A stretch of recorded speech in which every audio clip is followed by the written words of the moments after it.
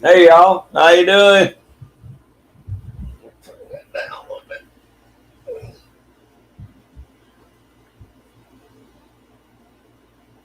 Hey Vanessa, hey NJ, Mike, Hobby's Hobo. I got old Stoney in here with me today.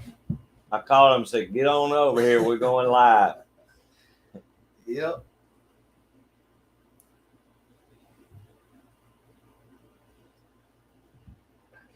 That's all right. I guess it's okay. It's fine. The light in here though, it goes on and off. I don't know what goes on with it. How come I didn't show you yet? No, we're live. There it is right there. Okay. It just popped up. All right.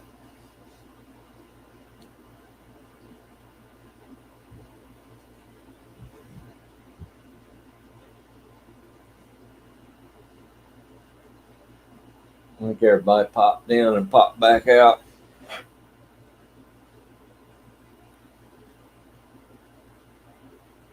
See how long that takes to hit. There we go. Didn't take long.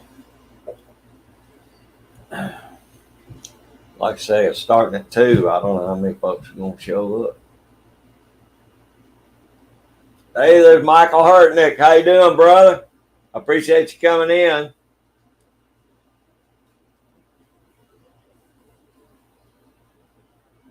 What are you up to today, Michael?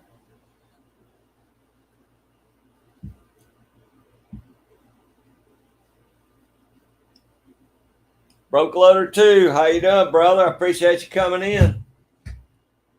What's everybody up to today? All right, man. I appreciate that. I didn't know if the side chat just wasn't moving or what was going on.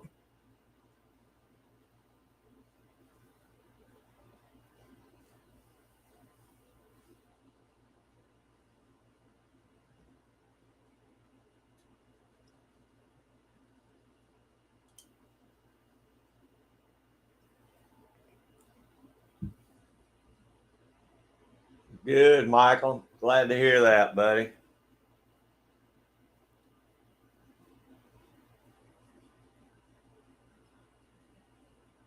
Say, join your channel. I picked your channel up.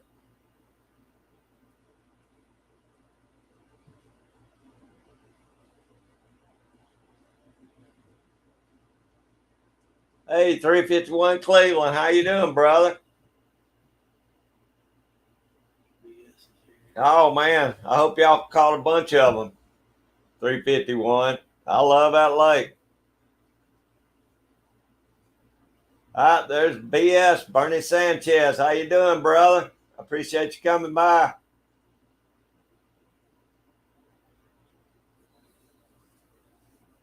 Good to see you, Bernie. I saw you this morning on Irene's live. Hey, I hear you, Michael. I tried to do the same, but it never works out that way.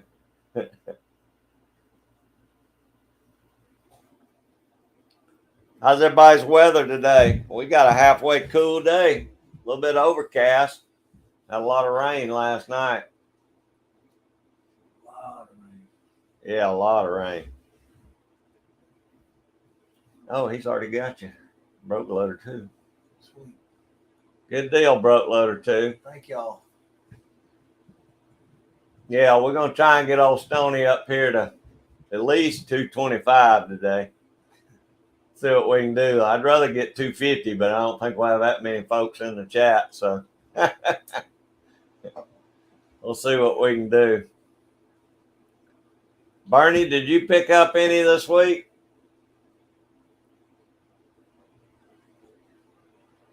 Hey, Vanessa, how you doing? I saw you in here earlier. I didn't know if you had stepped out or was still here. 208, is that what you are? Yeah, 208. Yeah, he's at 208. Let's see if we can get him up to 225.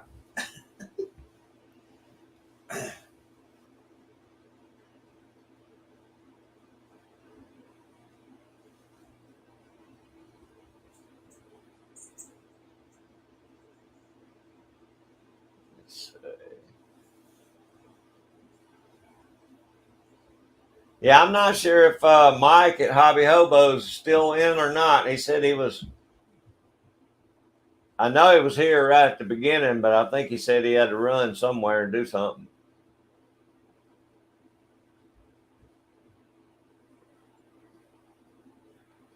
Is it mild, Bernie? That's kind of the way it is here today. A lot of rain, and the sun never really broke out very much today. So It came out for a minute. yeah, but it's staying a lot cooler.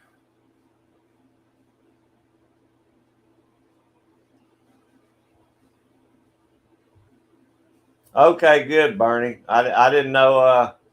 I had trouble getting the link on there for some reason.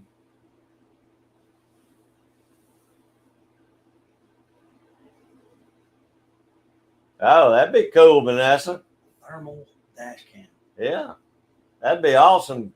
A lot of deer at night. Oh, thank you, Vanessa. She's running in link.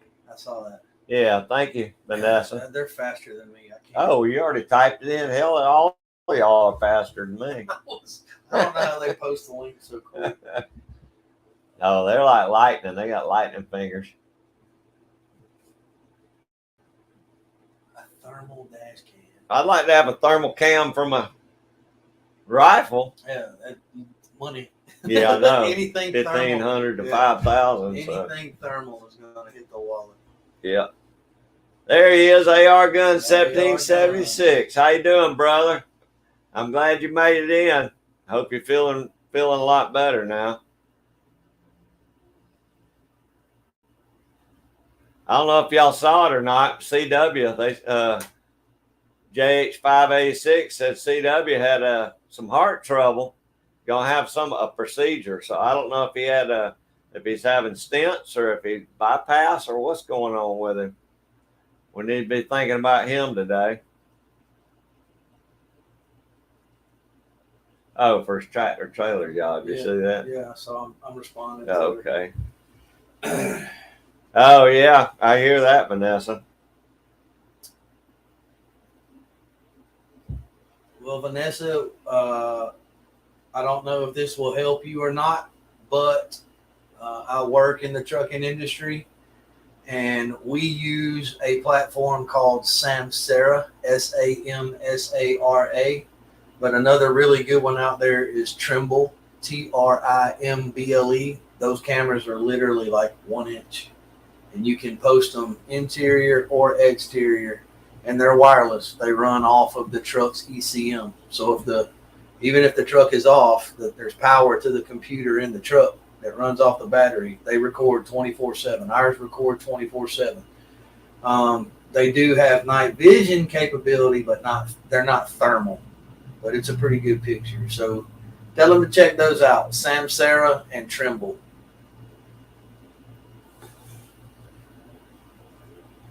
Good, AR Guns. Well, I hope the shots help, buddy.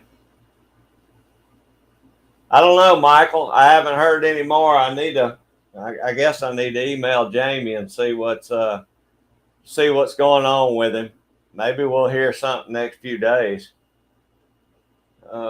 Triple bypass on Uncle Jim's client.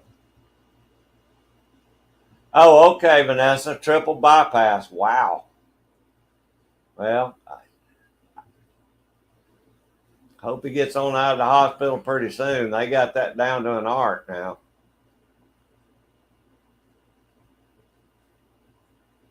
Yeah, appreciate it, AR.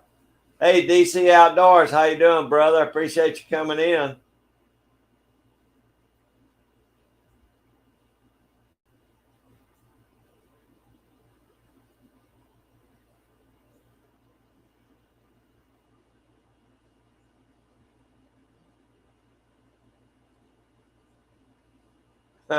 Yeah, I do too, Vanessa. Either my head's real clogged up or my hearing's just gone to crap. I don't know which it is yet. Okay, still in the hospital, Michael? All right, I'll try and check on him too with Jamie. Bro Loader said he talked to him this morning. Said his blood pressure is stabilized and he slept okay. Oh, good, Broke Loader, good. That's all good news. I didn't even know about it until I was watching their live stream the other night.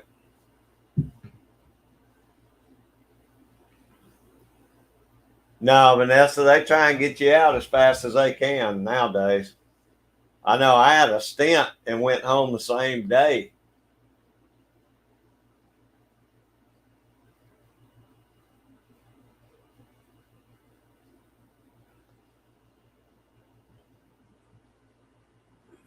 Awesome, AR.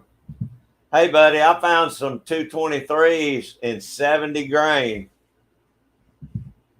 I can't remember who makes them. I'm going by there Tuesday and check them out. But I know they got them in stock. So that's kind of what I've been looking for is a 70 grain 223.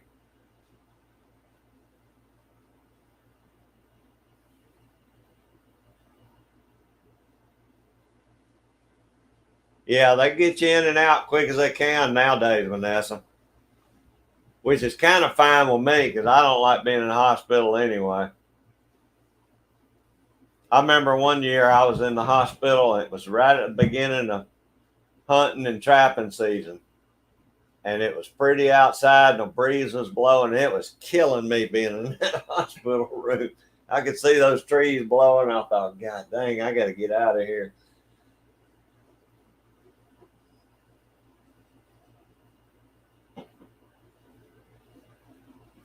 Yeah, that's what I was thinking, AR. Make a nice hunting round for sure.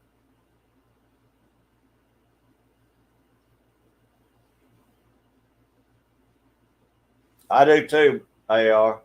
I can't stand being in the hospital. I can take it for a day or two, but when they keep you in there for a week or more, I go nuts.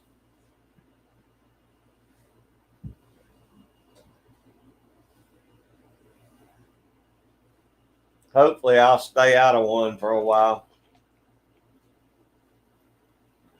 I'm gonna do my best anyway. Is anybody reloading anything besides AR?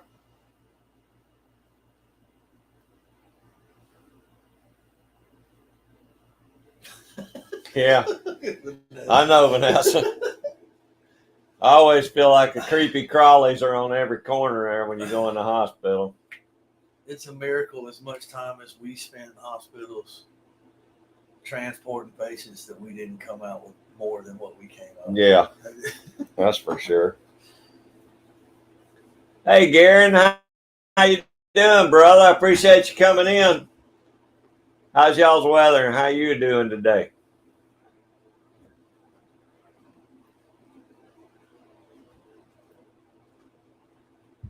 I missed Garen. I think Garen's in Florida. I don't know if I have. Yeah, let me go see.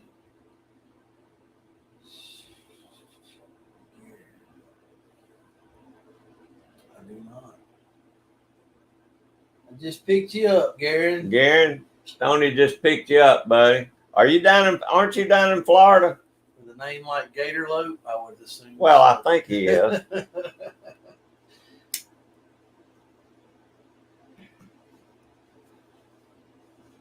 Good, Garen. That's good to hear, buddy.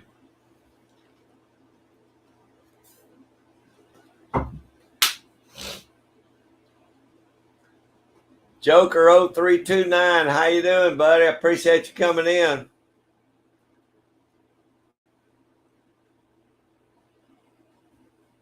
Scottish American, how you doing, brother? There he is. Appreciate you being in here. Oi, what's up, brother? I've had him for a while. Oh yeah, Scotsman, good dude. Yep. I like his lives. He's always got. I think first live I ever was in was Scotsman's live. There's HIPAA. How you doing, brother? Appreciate you being in. Anybody wants to run links, or if y'all got a wrench, I don't know who's got wrenches and who don't, but y'all run each other's links. Y'all pick each other up. Been in out of the hospital the past few years. Same. Oh, really, HIPAA? I've had my share of hospital. being in and out of hospital with heart stuff, but luckily it's been about 10 or 15 years since I had any bad trouble. I hate that for your daddy.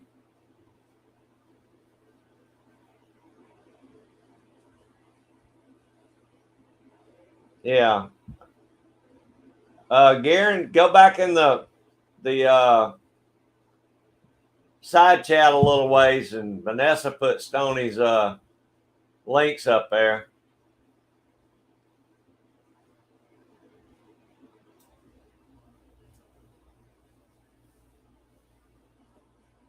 Hey, Scotsman, I hope you do, man. I wanted to meet up when Willie was still with us. And matter of fact, I think that trip they had planned, I was hoping to hook up with all y'all then. Hell yeah, that'd be awesome. Yeah, we'll meet wherever y'all want to. That'd be awesome. Just gotta give me a little bit of heads up with my job, because it's 24/7. It seems like here lately, but I can make it work.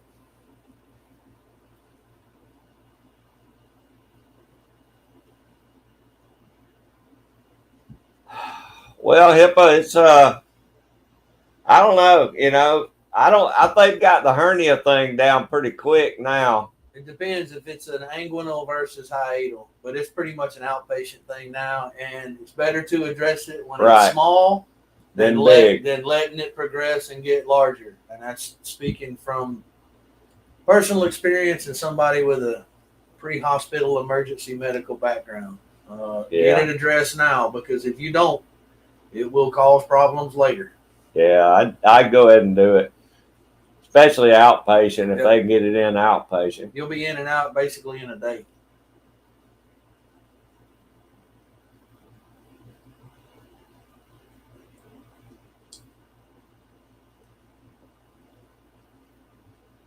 Thank you, Vanessa. Y'all know I don't know how to put links on here. They're too fast. I'm trying to do it. She's posting it before I can even get to it. Yeah, y'all gonna have to do it. Yeah, I know. I hated that about Willie. That was terrible. I just had got to meet with Willie and talk with him a few times, and then passed away. Hey, that sounds good, Scotsman. You'll send us his number. Oh yeah. Yeah, that'd be awesome, brother. I'll send him. Once you do that, we'll send you ours too. Yeah. Or just reach out to me. You can go to my page under my About tab, and my email's in there. Send me all your info, and I'll send you some of my channel stuff too, because I don't think I've sent you any. I got to make a run at the post office. I am way behind on a few mail calls that I've been meaning to send out here lately. I know I've got to send some to Ladybug, and I'll just throw you in the group. Appreciate that, Garen. You picked you up. Yeah, much appreciated. Thank you, bro. Yeah, HIPAA, I don't, it's always better to do something like that while something's small, because down the road, it always causes more trouble. I hate to give you that advice, but Well, you remember Steve at the fire station? Yeah. After you retired, when he had his stroke, they found out he had 3 he had never had taken care of. Yeah, I agree, Vanessa. Phil, the sheriff came by here looking for y'all. What? Look at Phil. The sheriff came by here. He's looking for y'all. Oh. All right, Phil. What's up today, buddy? Did you really, AR? I didn't know they could do anything without the mesh. What else do they do? Yeah, they can do it without the mesh. Oh, okay, good. Well, I'm glad they took care of it, AR. The mesh is when it's big. Well, they do sew it up if it's a small spot. Yeah. Okay. If it's just a small perforation, they can pretty much suture it from the inside. But once it gets larger, that's when they have to rebuild the wall. That's what the mesh is for. Phil, I'm going to tell him to come over to your house instead of my house. He's already there. If he came by there. Oh, yeah. So what does that tell you? He went to Phil's place first. Oh, that's right. Well, Hey, we ain't home here. I do want to know if you got your curtain up after we talked the other day, and if you were able to get it cooled down to 40. I'm curious about that. He got his beer cooler up. He told me he was out working in it yesterday. Yeah, he did a trial run to see if you got to get it below 40 to hang. Okay. And he could get it to like 40, 41, but not below it. Ooh. So he's trying to, but it's also 98 degrees outside. Wow, that's true. Dang, Vanessa, that was rough being 4 and 5 years old. Oh, wait a minute. Age 4 and 5. Woo. Hey, GGW Reloading. What's going on, brother? I appreciate you being in here. Come on in and talk to everybody.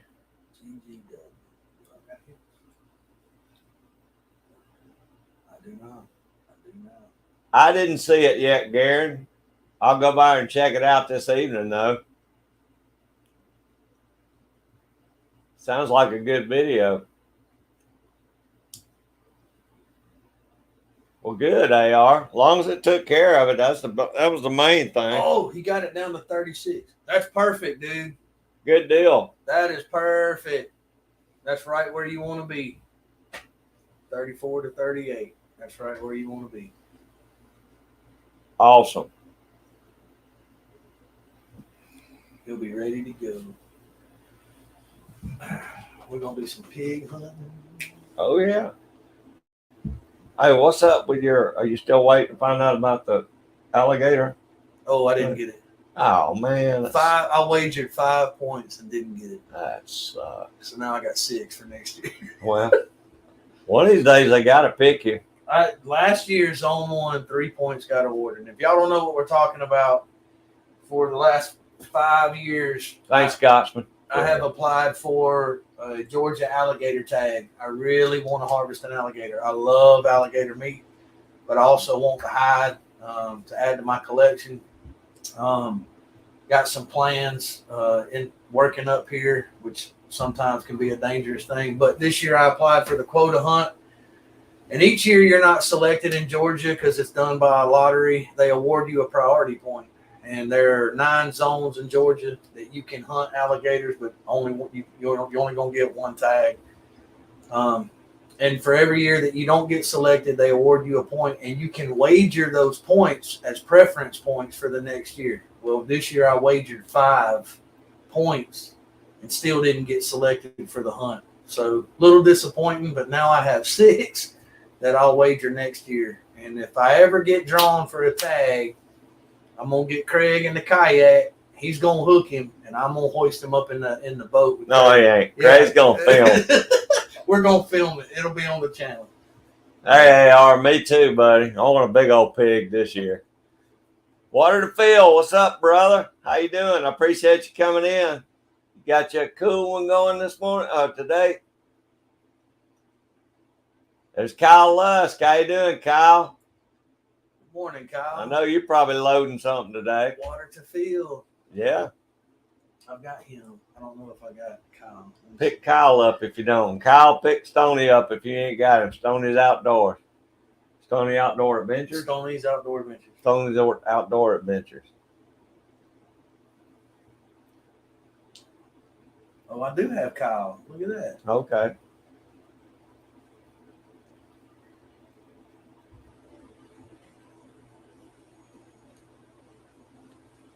Is it a K-bar, Vanessa? On a K-bar style frame? What are you talking about? They was talking about that Titan knife, combat knife. Vanessa said a K-bar knife. The Titan question. Well, there ain't but one K-bar. Yeah, I know that, but a lot of them are, some of them may be, if the patent's up, they might. Well, I don't even think they don't make the original. They don't make the original K-bar that we were issued anymore. I know it's a hybrid now, but I've still got mine from the Marine Corps. Shh, don't tell nobody. Me too, 351. But I'll have to check it out. He's saying it looks like a dagger. That's not in my opinion, that's a dagger's not a I fight thought knife. Cold Steel was making their knives now. Well, I don't know who's got. I have to call my son. He'll tell me who's got the contract now. I thought I saw the other day on Scab's channel. They said that Cold Steel was doing their knives now. I can't keep up with the knives as many as he was. That's right, Scotsman. If it ain't on video, it didn't happen. Yeah. All right, Garen, we'll check it out.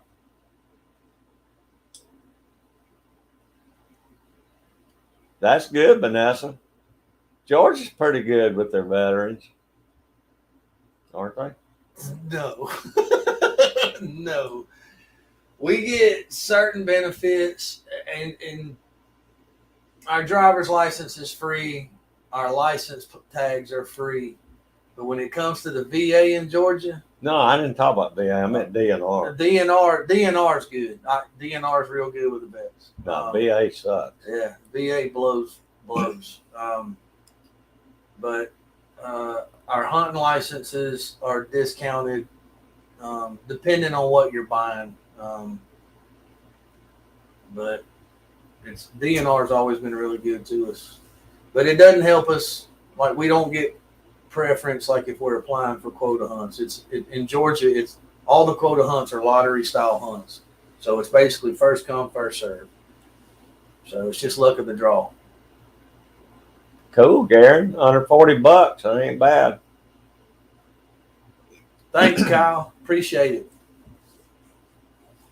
Yeah, Kyle's another Georgia boy, of course. North Georgia, but he's a Georgia boy. Where in North Georgia? Like above the Dahlonega? Like Jasper, LJ, up there? Thanks, GGW. That is super appreciated. Yeah, you're the man.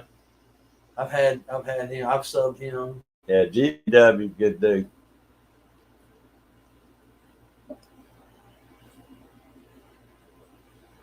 $82, Vanessa.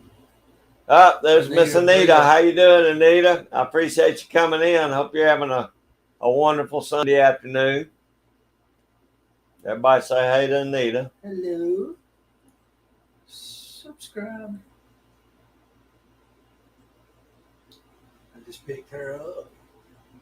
Well, Vanessa, I think each state the VA in each state is probably a little different. It just depends on who's running each VA, I would imagine. Oh, he said just a little north of Atlanta. Was he in Cobb County? No, he's not. Where are you at, Kyle? I forgot. He's north of us, I can tell you that. Everybody's north of us. He's in Atlanta, he's north of us. Yeah. Okay, Garen. I'm sorry. Go ahead. I don't go above 20 if I don't have to. Anything above 20 is north to me. Yeah, agreed. I like going north, but I go way around it. Yeah. Hey, there's Miss Pat. Miss Pat French Country Blessings. How you doing, Pat? Everybody say hey to Miss Pat too. Subscribe. Pat's another Georgia lady. Georgia Peach. That's right. Oh, he's in Bartow. Bartow. Okay. That's pretty north. Yeah, that's up there. That ain't just north of Atlanta. Well, I was going to say him and JH586, Jamie, they're all up there around the same area. Who was it that was South Georgia? One of our subscribers is South Georgia. Oh, Woody, South Georgia. Woody, South Georgia. But like Chico's in Gwinnett County, I think. And AR's in Gwinnett County. I don't leave Noonan except for emergencies. That's because that little bracelet on your ankle won't let you leave Noonan. That's right. Phil only goes out for bacon. I'm just kidding, brother. They don't let him out. They break glass in case of emergency. Oh, you're in Gwinnett too, Pat? Oh, okay. Yeah, you're out there with AR guns and Chico. She in the city. Chico Wise. Yeah, y'all check out Pat. She can decorate a house up. She's got a beautiful home. Yeah, Ella J's known for their apples, brother. That's where we go. They got some of the best cider in Georgia. Yep. And Vanessa's hubby is from Dalton. Yeah, I knew Vanessa was. Her husband was here. He said that's why the sheriff was here. Make sure he wasn't out. Okay, Phil. Hey, Gary, how you doing, buddy? Yeah. He jiggled the lock on the door and got in. Yes, there's still a Hooters in Noonan, GGW, right off Bullsboro. Same place it's always been. Sure is. That's right, GGW. Now, when did you go to Hooters in Noonan? When you visiting your daughter? That's good, Pat. I didn't know you were in Gwinnett. There's Ladybug. Hey, Tina Ladybug, how you doing? Everybody say hey to Tina. She's going to be like, Stoney, where's my fat wood? Yeah. Still hadn't mailed it. Yeah, Stoney's a little late mailing out his fatwood, Tina. It's hard for me to get to the post office before they close.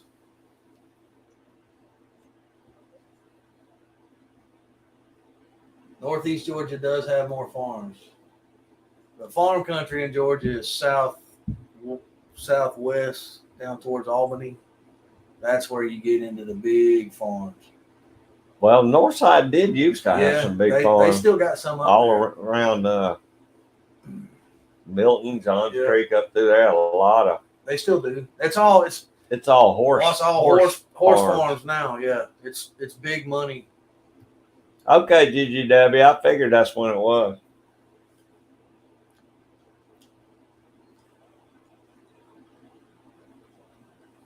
Is that right, Gary? About to start practicing flint and steel. Well, brother, I've got a gift for you. Since you don't want me to send you no fatwood, and I haven't put the video out yet because I haven't edited it. I already sent him some flint and steel. Well, I just made my first striker out of an old Nicholson carbon steel file, and I will gift you the very first striker that I made. So I will send that to you. And now that you're practicing flint and steel, you're going to have something to burn there, Mr. Meldrum. So I'm going to send you some fat wood anyway. So. Hey, Scotsman, I worry every time I send something in the post office. I guarantee you. If it wasn't so expensive, I'd send everything UPS. But, God, they went up on their rates, too.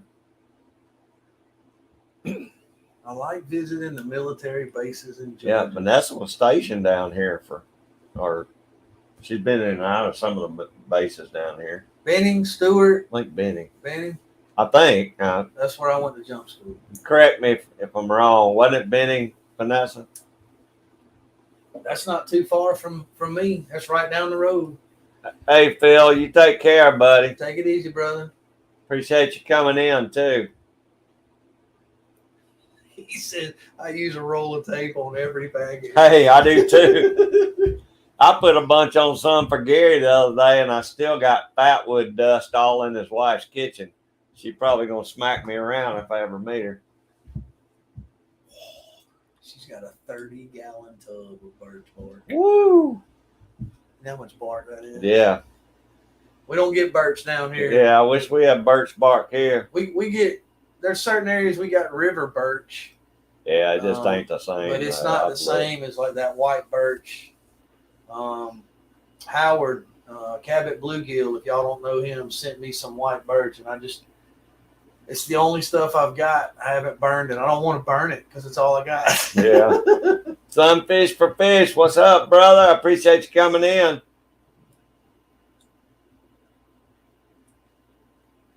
Retired U.S. Air Force Health Inspector. Well, okay, Vanessa. Probably an easy job because they had the best chow out of all the branches. We got to eat at an Air Force chow hall in L.A. at Tustin Air Force Base. We thought we had moved up in society coming from Camp Pendleton. Is that right, Gary? I don't know, man. I always have to film all my own stuff, too.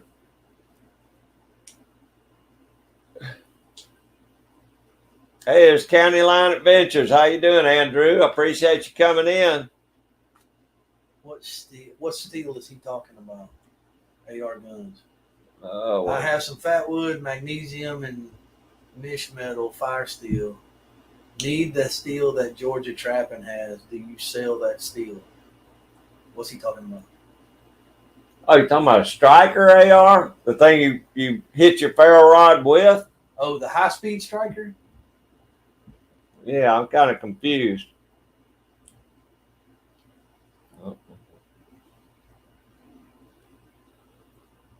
Sorry, Gary. I know. I'm trying to keep up. I haven't got behind. Hey, Vanessa, if you want to send some birch bark, we're always open for birch bark. Oh, yeah. And he said, yeah, the striker. I got my high speed strikers. One I got from Andy at Mad Dog Survival, and it's actually a ceramic striker, which I love. But my two high speed strikers, I got one from Jack, Redneck Renegade, and the other one I got from Nathan 4071. That's where I get my ferro rods from.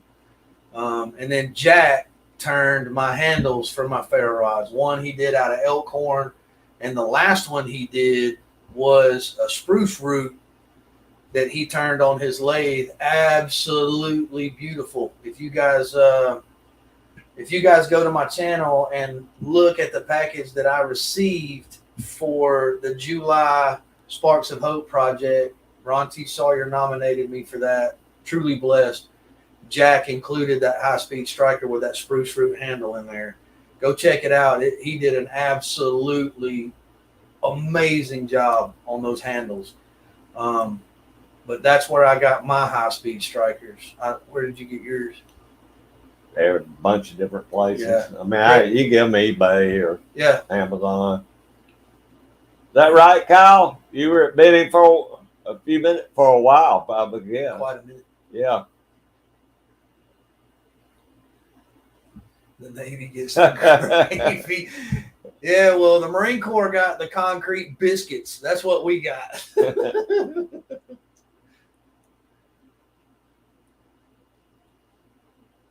Garrett, if you want to check out somebody that makes probably some of the best sheaths I've ever seen and does them out of a myriad of materials, go check out Mr. Wallace at Wallace Knife Works. He makes them out of gar skin. He makes them out of bark. He makes them out of catfish skin, leather. That guy is a craftsman. I've got several of his knives. Craig has several of his knives. That guy does some amazing work. And he used reclaimed steel to do a lot of it. He can make whatever you want. I know he's done some Damascus stuff too, but check out some of his sheath work. That one that he made he did a Bowie knife and made a gar skin case out of it. That thing was beautiful. AR, I'll get with you. I'll email you and we'll figure out what you need and we'll get it for you, buddy. It sounds like he needs a striker. That's what I'm thinking. That's right, Gary. We need to get Stoney Beaver number 2 this year. Yep, we're going to do that. Yeah, we're going to do that. There's Bluegrass Trappin. How you doing, brother? There he is. I'm glad y'all made it through all the floods. Okay.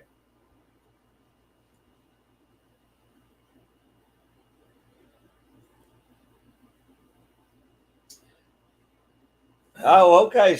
Vanessa, well, don't get in no trouble. If you can send us some, and I'll get Stoney his over there. But yeah, don't get in no trouble sending it. PA Trapping and Outdoors, how you doing, brother? I appreciate you coming in. Y'all all run your links if you want to, because I can't do it on here. You can, but he's slow. Oh, DAR? No, I don't even know how to do it. I ain't figured it out yet either.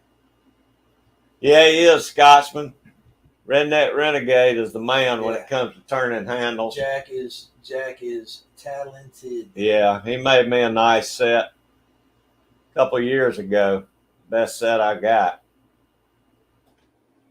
Yeah, he has. There's no telling how many handles he's turned for people. Beautiful work. All his work's good. Yeah. Oh, you talking to Gary? No, I just picked up sunfish Oh, for okay. fish. Gary said congratulations on your Sparks of Hope. Oh, Nice. thank you, man. It was awesome. Tommy over at Open Air Fish Market handmade me a plaque. You guys are going to check the video out. It actually teared me up seeing some of my old unit patches. He hand painted that. He put a video out on how he made it. Thanks, Scotsman. See you tonight. Man, I was blown away by what the community did. I was not expecting that. Of course, I don't ever seek any recognition for that. I served because it was something that I'd wanted to do since I was 8 years old. I knew I wanted to be a Marine. So would have stayed for 20, but had my boys and they took priority. So thank you, Pat. That's fine. Just work right along.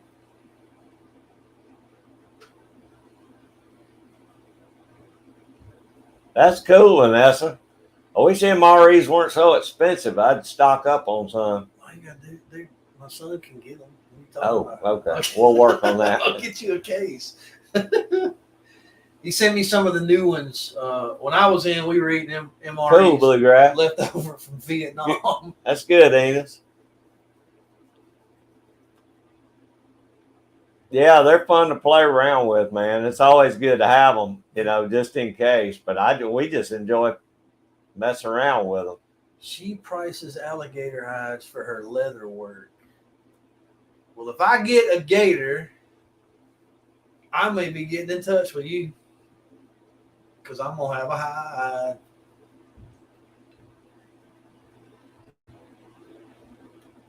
Oh, really, GGW? I've never looked for it. But, I mean, I've had a couple of people send me a little bit over the years, but of course it don't last long. But I never thought about buying it online.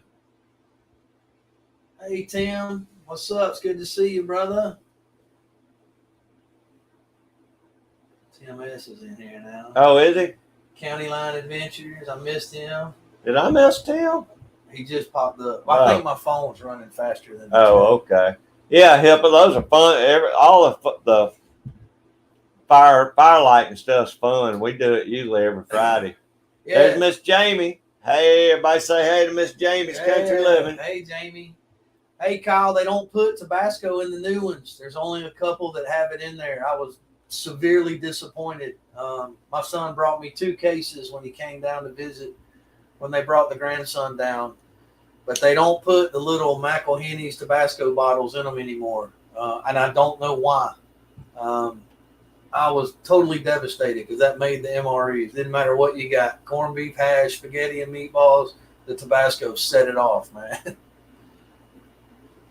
Yeah, I'm glad, Enos, man. I'm so glad y'all didn't get flooded out up there in your part. Vanessa's going to send you MREs. Oh, goodness gracious. She said MREs and birch bark in September. Man, I'm going to have to, I hope they let me back in the post office after what Charles did to me.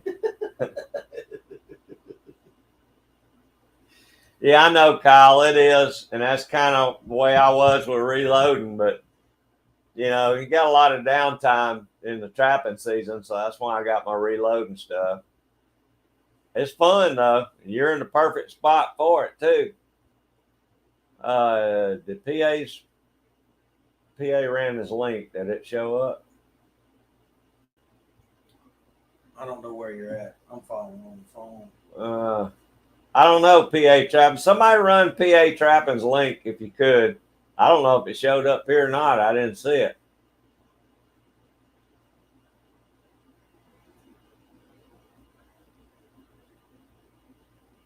Plus, I think I'm behind on the chat or something. Yeah. You are. You're way up there. Okay. They're way down. I just picked up PA Trappin. I can probably learn something off of that. Oh, I know, Vanessa. I know y'all been bad dry. AR Guns is going to run his link again. Did he, Pat? I figured he did. I figured he was a military man, though.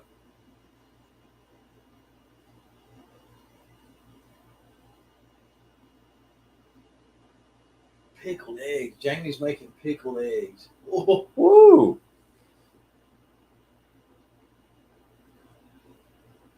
All right, y'all quit talking a second. Hey, Tim S., I got to catch up on this chat. I appreciate you being in here, Tim.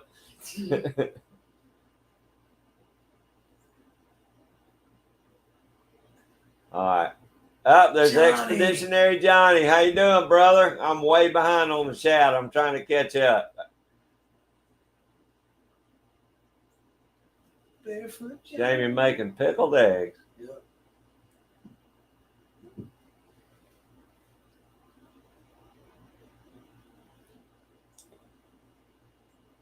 Really, Garen?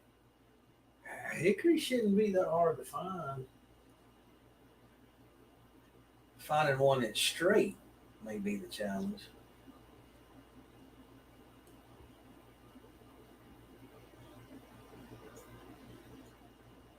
Huh. That's good. You can get them there, Tim S.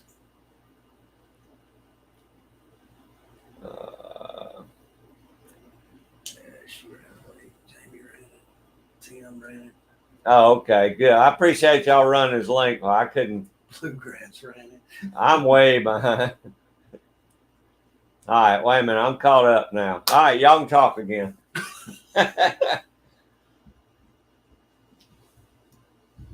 Tim said, damn it got posted 5 times like rapid fire. Well, I know Tim's usually real fast, and so is G23. G23. They get it out before I can even get it out of my mouth. Yeah. At home again. Oh, no, that's okay, AR. Y'all throw them out there. I just got to. Hey, I Jen. just got behind. Oh, is Miss Jen here? There she is. Everybody say hey to Jen. Everybody say hey to Jamie. I might have already said that, but. Yeah, now I can start talking again, Jamie. Y'all can too.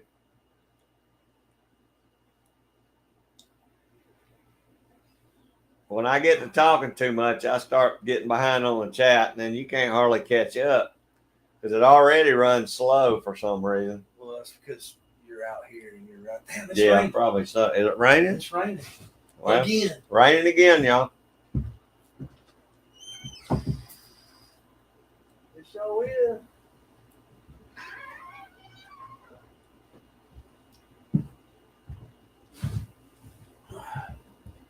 Good deal. All of you pick each other up. That's why we're in here.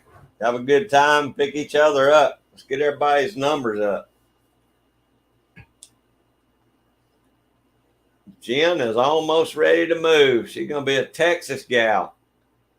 Oh, what part of Texas? Stoney used to live there. She's getting out of California and moving to Texas. Well, that's not a bad idea. I lived in West Texas, Sonora, Ozona, worked in the oil field out there for a while, Midland, Odessa. Sunfish. Got to start making some wax dirt. Now, that is something that I have pondered down here in Georgia. We don't need that crap. We don't. Well, here's why. Peat moss. Here's why. Let's talk about this for a second, because it's something that I've been interested in learning how to do, and I'll tell you why. Most of you that have followed me for a while know last year was my first season, and I had the opportunity to go trap. Doing redneck things off grid. How you doing, buddy? I appreciate y'all stopping. A timberland piece of property that had been clear cut, and it was all red clay. For those of y'all that don't know, we have red clay down here in Georgia, and when it gets wet, it gets hard like a rock.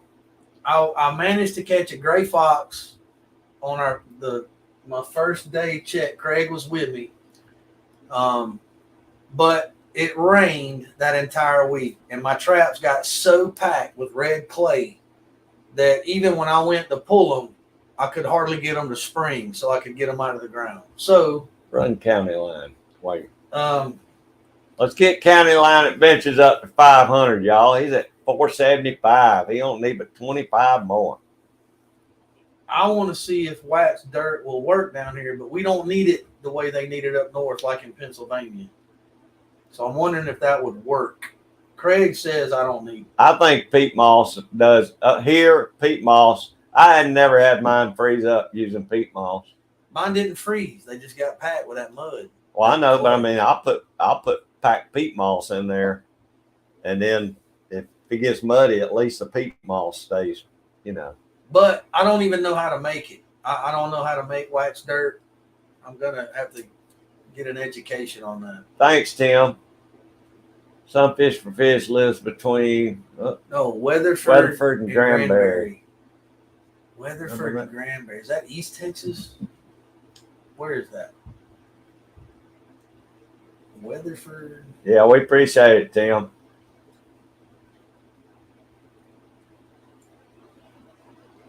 I ain't never heard of that. Weatherford and Granbury.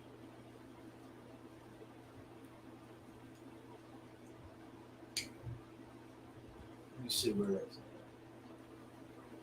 Yeah, PA Trappin. Most of there has been one or two times where it got really super cold. What it was, we got a lot of rain, then it got cold, and I did have one or two of my traps freeze.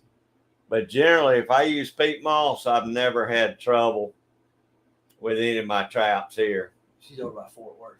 Oh, okay. That's where Weatherford and Granbury is. Because a bad year for us is if it gets, 25, 28 degrees for 2 or 3 days. Lately, yeah. But it's usually very dry. But we don't get snow. What happens is exactly what he described. It rains, and then it drops temp, and then it freezes. We get ice. We get ice. That's what we get. And it's just nasty, wet ice. It's hard to describe. Thank you, Jamie.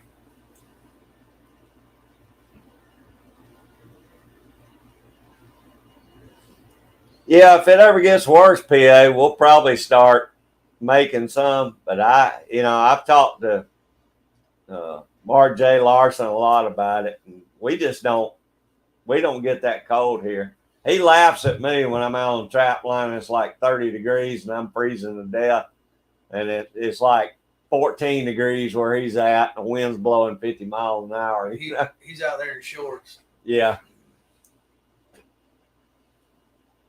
But Craig gets cold when it's 75. That's true. I'm on blood thinners. I freeze to death. Wax sand and peat moss in West Virginia. Wax sand is easy to make. Oh, that's cool, Andrew. I never heard. I didn't know you can mix those two. But hey, whatever works too. Is it? Can we use like trap wax, or is it a different wax? I don't know. It may be the same stuff. I honestly don't know. You can buy it already shaved, though, and you don't have to go through that part of the process.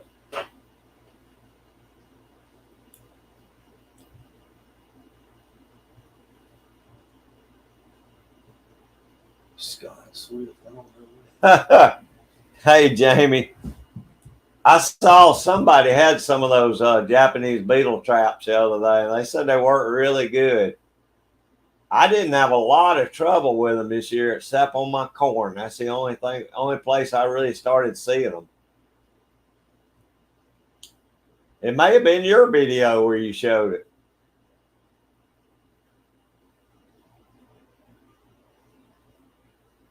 Thank you, Jen. I hope you get everything packed up. I'm excited for y'all's move.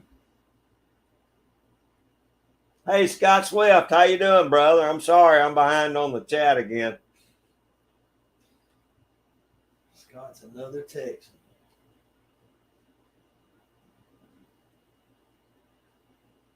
Yeah, I agree, Enos. I don't like that either. I usually try and mix a little bit of dirt with mine, but I just don't like how it makes the trap bed real soft. But a lot of times I'll use the peat on the bottom, put a thin layer of peat on top, and then cover it with dirt. And it makes it a little better, but I still think a fox would probably dig around in it. I don't think the coyotes, it bothers them so much.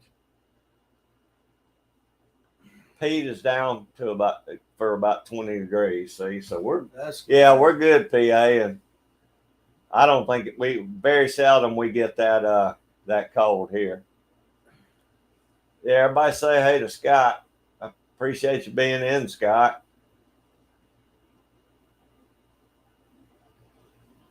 peat moss used in mass growing mushrooms. I don't do mushrooms. I don't know enough about them. I don't trust them.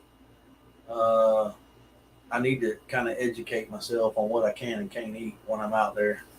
I tend to stay away from the shrooms altogether.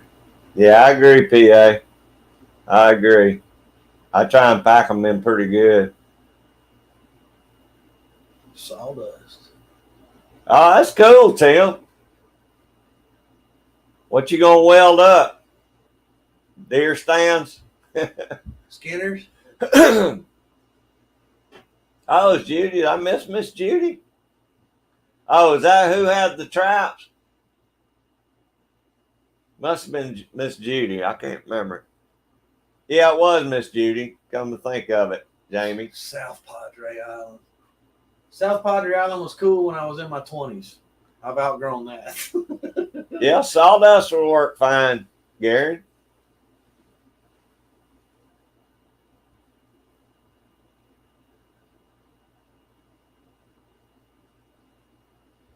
South Padre. He said, if I was down there, I'd find good dry dirt under a bridge. Hey, I have seen that. No, what's it?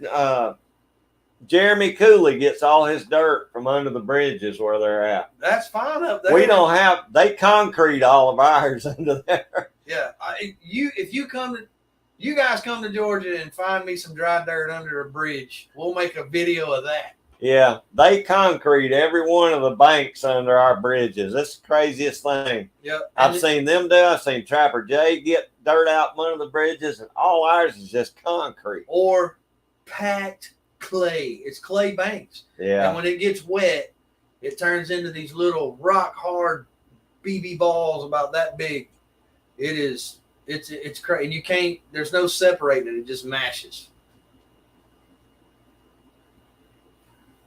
Yeah, I don't know what it is about peat moss, but them dang coons will dig in it every time. I got last year where every time I set a coyote trap out, I'd put a dog proof out about 10 foot from it. And I finally just started catching all coons around there before I catch a coyote. Tactical Fud, what's up, brother? I appreciate you coming in. Yes, sir. Hope you're doing all right today. G23. Really, Vanessa? Where is Jim? There he is. Yeah. He said, you started early. It was 1:59. It was 1 minute. Yeah, sorry, Dan. I went live at 2:00 today. I'm trying it out. I may start doing it at 2 instead of 3. Yeah, I like that part about it, PA. It's definitely lighter and easier to carry. Now, you can pack a lot of it in a 5-gallon bucket, too. If, like on my 4-wheeler, I'll pack it in there. Yeah, I can cover most of my traps with it. Hey, Boxcar Jerry. Good to see you, man. I ain't seen him in a minute. Oh, really, Vanessa? Where's that? See, I'm Boxcar. way up here. Yeah. Hey, Jerry. How you doing, buddy? I enjoyed your lives yesterday, both of them.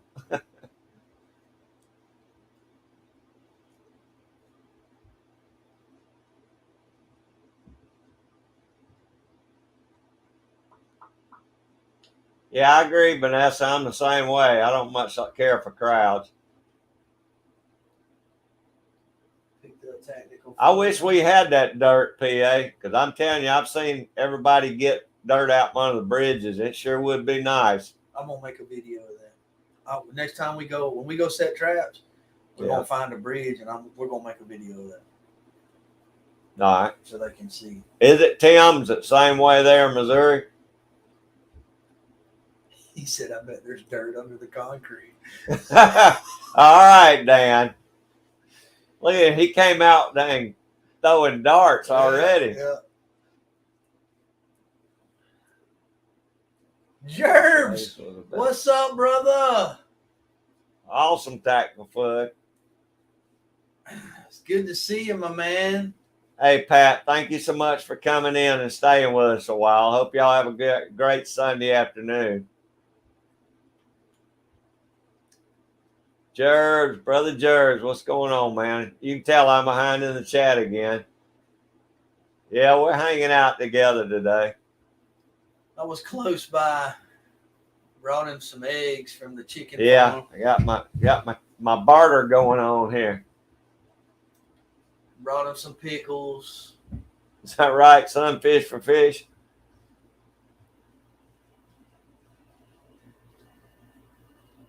Is that right, Vanessa?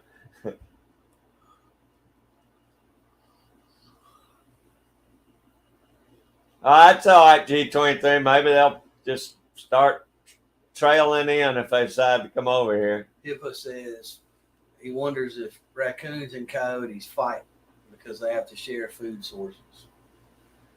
You know, I don't know, Hippo. If a coyote ran up on a coon that was on a food source, they might. Yeah. But there's one thing, if you've never been around raccoons, you need to understand they are vicious when they're cornered, and their claws are razor freaking sharp. A coyote may bite off more than he can chew, and coyotes are nomadic. They run.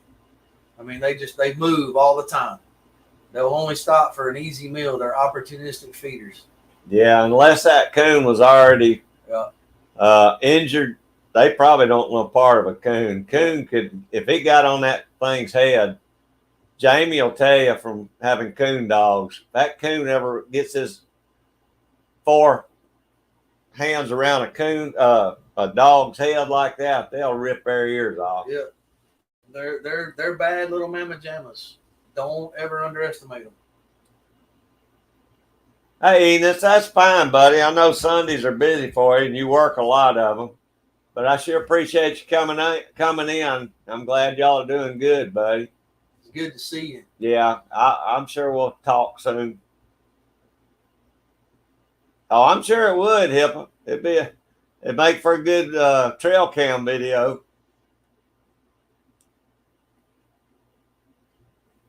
Thank you, Pat. Gary's talking about Jer's been putting out some videos lately. He has been. He's been cranking. Yeah, I haven't been able to keep up with all of them. That's good, though, Jerbs. Keep pumping them out. Yeah. We're all right, Jerbs. We're hanging in there, man. I came up to Craig's today, had some eggs to bring him and some pickles that we made with cucumbers out of his garden. So made some garlic dills and some kosher dills for him out of cucumbers that he grew. And, of course, brought him 3 dozen eggs from the chickens. Good, Jerbs. Just decided to stay and go live with him. Yeah, we're doing good, Jerbs. Yeah, they are, Dan. They're mean little animals. Pound for pound, probably one of the meanest things you can tangle with. Yeah, they look cute.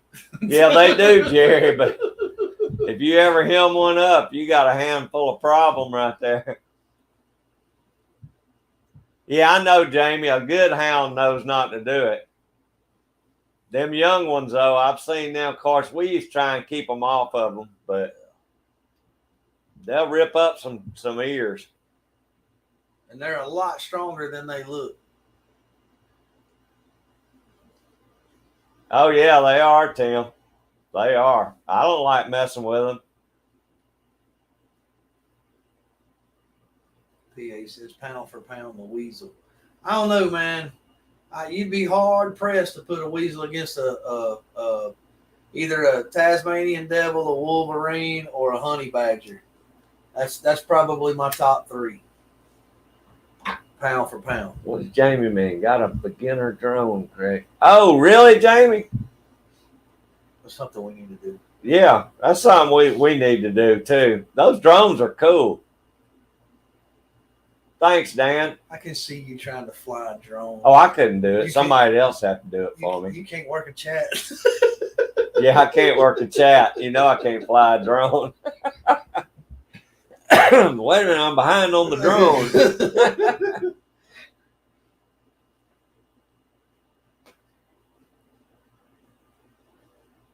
Yeah, HIPAA, they're pretty bad. I don't think there's nothing much in the woods that does mess with coons. Plus, I mean, they'll hit a tree and they'll be up off the ground. Yeah. But they ain't gonna stay and fight if they ain't got to. I mean, I've seen trail cams that have coons and coyotes and deer and everything else eating at the same time. So I guess they just, as long as there's a food source, they don't compete over it. But and they're scavengers, man. If it ain't easy, they'll hang out for a minute and try to figure it out. They're smart though. I actually had one last year on the trap line. You can watch the short.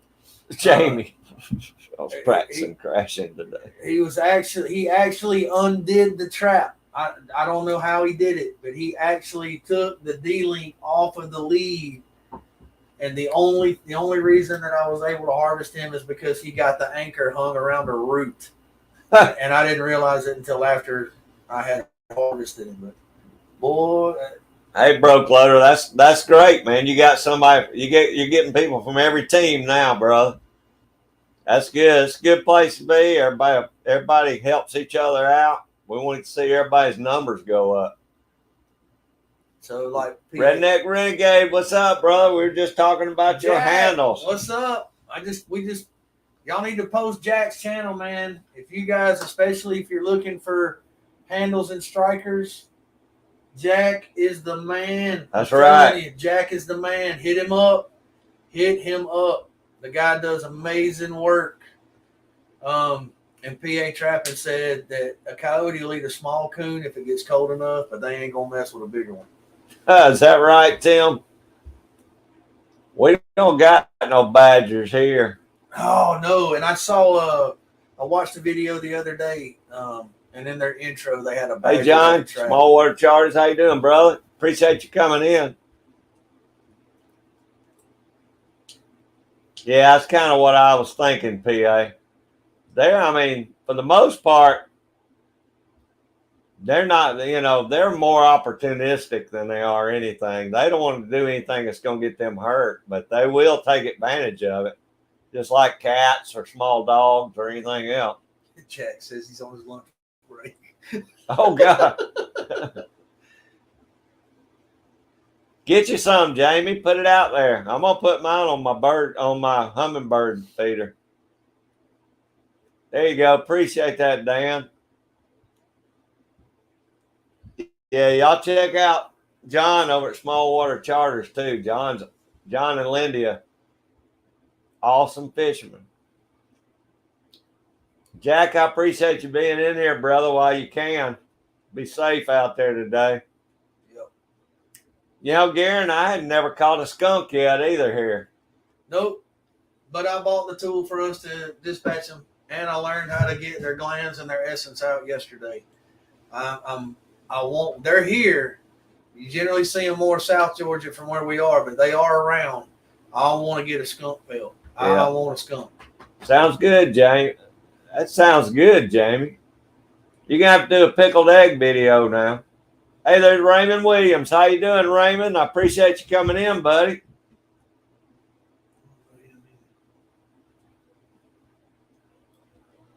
What's going on today, Raymond? I am subscribed. Duck eggs, huh, Vanessa?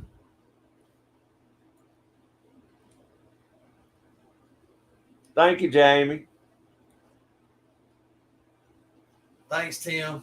You guys, if you hadn't checked out Jack's work over at Redneck Renegade, go check him out. Tim just posted his link. Thank you, Tim. Is that right, PA? We just don't, I've seen them north of us and south of us. For some reason, we just don't got. I'm sure we got some, but they're just few and far between around here. Oh, y'all are good, John. Y'all are real good. I've never seen anybody catch fish like y'all.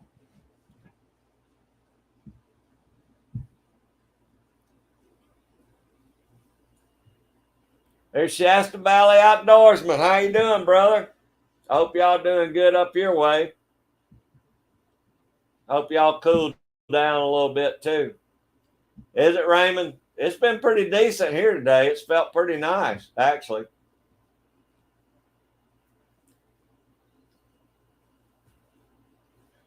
We've actually been a little bit cooler the last 2 or 3 days with this rain. Hope y'all are getting some rain too, Shasta.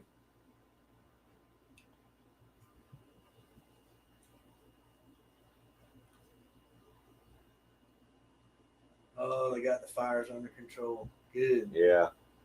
What are they saying for some? He's saying for some old time traps, survival poaching by Ragnar Benson. Oh, okay, cool, Garen. I know Barefoot Johnny's talking about doing some primitive trapping pretty soon. I can't wait to see those videos. Well, I'm glad, Shasta. Oh, me, Raymond, that's too hot today. Yeah, my daughter said it was about in the high 90s there and where she's at.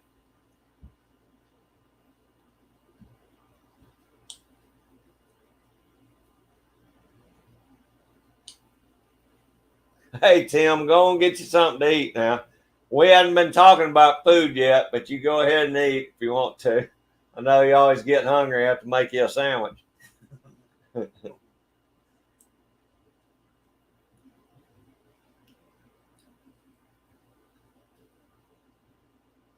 Wow, I had 100. I know my daughter said it was like 98 there yesterday. She's in California.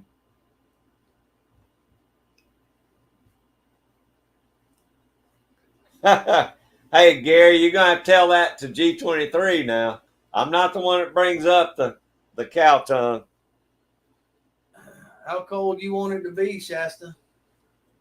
If you want cold, Minnesota or Maine, that's cold. Yeah, but Shasta's like me. He wants cold weather now. It don't matter. He gets good in cold weather. Yeah, Minnesota, Maine. If you want cold in the lower 48, that's got to be the 2 coldest states I've ever been in. Minnesota's probably worse. Yeah, just don't come to Georgia, Shasta, because it don't get cold here. No.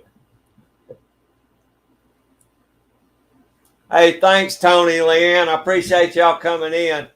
Cow tongue is delicious. Be careful out there. Lingua that's all. Oh, my gosh. All right, now we got a point counterpoint. What? I ain't eating that stuff. Have you ever had it? No.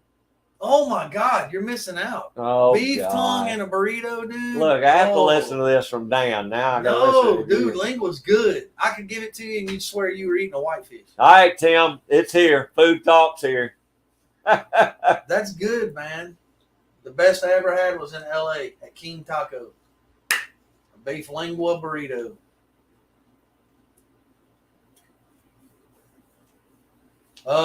Been to Michigan, Gary. Fort Ord. No, thank you. Winter warfare survival training. I had all the 40 below I could handle. And then in Pohang, South Korea for Team Spirit in 93 was even worse. Always wanted to live in Montana. Always wanted to live up there. Yeah, see, I like the cold weather up there, but I don't like the stuff that'll eat you up there. Yeah, I like being pretty close to the top of the food chain here in Georgia. You ain't at the top of the food chain in Montana. No, that's what I'm saying. Nothing's going to eat me up there. All right, you can have the Rocky Mountain oysters, PA Trappin. Yeah, I'm out on that too. I'm out on that.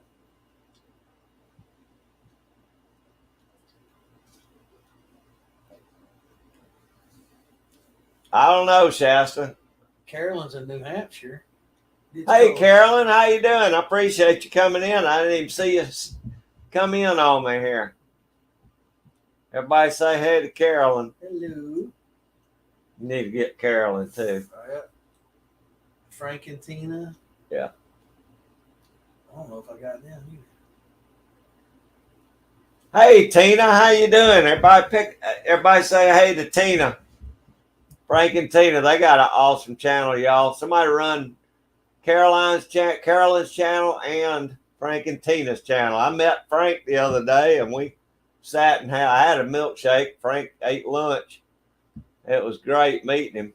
We tried to video it, but it didn't turn out too good. So, He's got 4 ounces. Tina, I appreciate you being in here, though.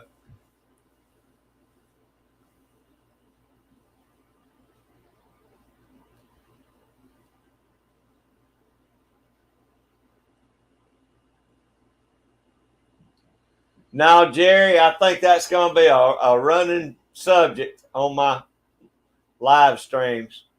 To eat cow tongue or not to eat cow tongue? That's the question. He'll eat it. I'll get him some. I ain't going to eat it. You won't even know. I'm going to bring it to you in a burrito. You ain't going to know. I'm going to say, eat this burrito.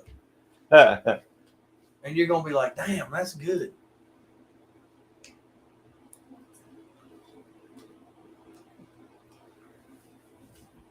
Yeah, Dan wants me to meet up with him and Bernie in the middle somewhere and go eat cow tongue somewhere. Let's do it. All right. Let's do it. We're working on it. And he loves roast. Loves it. I love roast, but Exactly. roast ain't tongue roast. It's you can't tell the difference. Yeah, I know, Dan. I know. I've heard that and heard it. Language. I don't think so. It's sorry, Gary. It always goes back to cow tongue on there. I need to just start calling this cow tongue chat or something. He won't eat that, but he wants to do a catch, clean, and cook on a beaver. Yeah. I don't know. I'm not eating the beaver tongue though.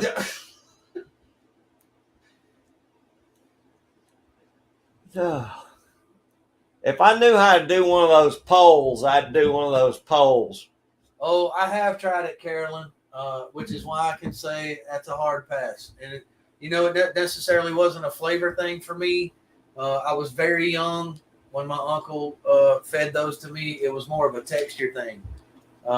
Maybe I need to revisit that now that I'm a little older. But I remember not liking them. So. Yeah, I'm sorry, Caroline. I'm not. Even if I do go with the cow tongue, I'm not going that far with the Rocky Mountain oysters. Shasta said, "Ain't no oysters of no critter on earth going in my mouth." Right on, brother. I'm with you. I like raw oysters. I will eat raw oysters. Ain't no oysters of no critter. No, I'm sorry. I can't do it. I don't. I may have to revisit that. Now, I do like oysters out of the ocean. Yeah, raw oysters. Yeah, raw oysters as far as I'm going with oysters. Yeah. Feels like my air conditioner quit blowing. You're in safe mode. Safe mode. All right, talk to everybody. Let's see what the hell that means.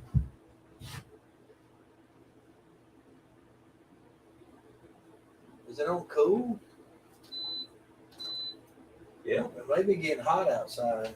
I don't know. Maybe. Sorry, y'all. We're having air conditioner issues. Maybe heating the old fur shed up. See if we missed anything. You're past No. that. I think we're still good. Yeah. Ooh, she had a bear. Carolyn had a bear come in last night.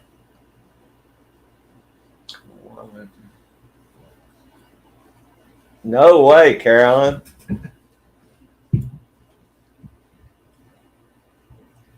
See, that's what we got bears in North Georgia. We ain't got none much. There'll be one every once in a blue moon he come through here. And it makes daggone state news because it's usually running down a highway. Yeah, but that ain't something I got to worry about when I'm out trapping. Oh yeah, Dan, I love some real oysters. That's the first thing I do is when I hit the beach is go down and get me a dozen oysters. Yeah, he's right though. It's too warm right now. Wow, Carolyn, I bet that was kind of spooky. I'm assuming Black Bear, where she's at. Oh, really, Gary? You're having trouble too? What's that? I'm assuming Black Bear's she says Shasta's saying there's places up there where they have to fight the bears for their trash cans. But she said she came out and the bear was sleeping off her feast from her trash can. Wow. Oh, okay. Hey, John, Unpaved Explorer. How you doing, brother? I appreciate you being in here, John. John saw a bear here just a little while back himself.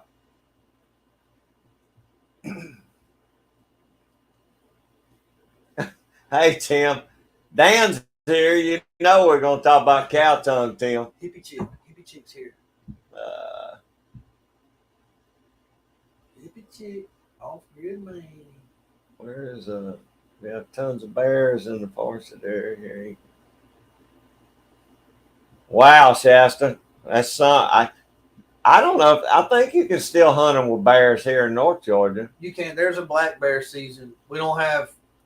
I don't think we don't have browns. We ain't got grizzlies. Yeah. So. Good, John. That's good to hear. I agree, Raymond. Right out of the ice cold salt water, fresh. Hey, hippie chick. Everybody say hey to hippie chick. Sorry, I heard you say that, but I just now got reading it on here. Y'all need to check out Hippie Chick too. Now she has got one heck of a channel. If somebody wants to run her link, or if she wants to run her link, y'all can run her link.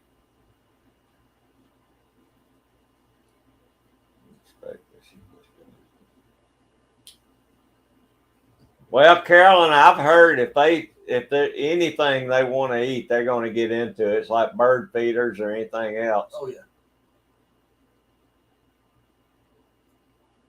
Yeah, they are, Raymond. That's one of my favorite things.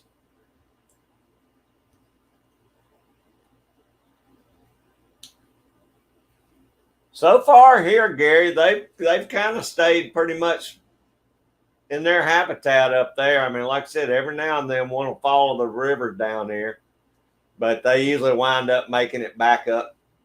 You know, I don't know if it's younger males or what it is. Black bear protected in Ohio. They'll protect them until the population gets out of control, just like they did in Georgia.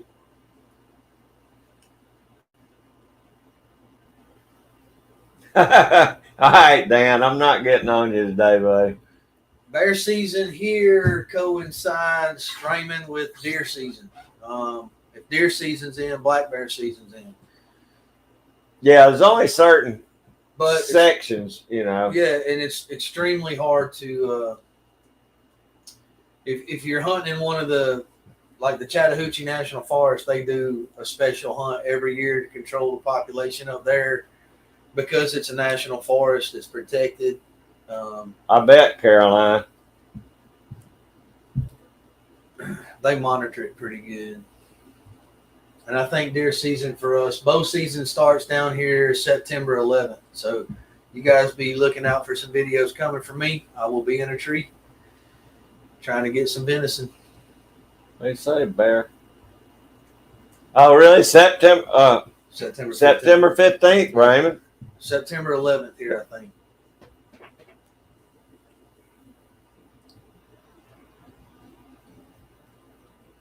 Woo! You better be making a video, Jamie, so I can see how you make them pickled eggs. Yeah, y'all want to see some good cooking too. Y'all watch Jamie's channel. See, y'all every time I watch her videos, I have to go in there and raid the refrigerator. She does cook. Yeah, cook some good food.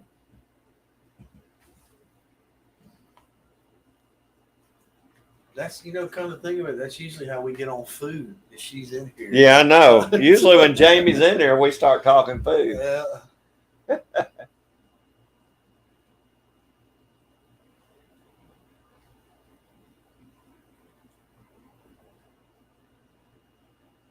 Hell yeah, Gary. Get them out there, man. Yeah.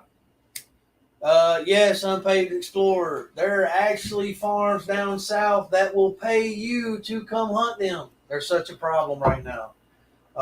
And we just found out on our hunting property down south of us, we've got hogs now.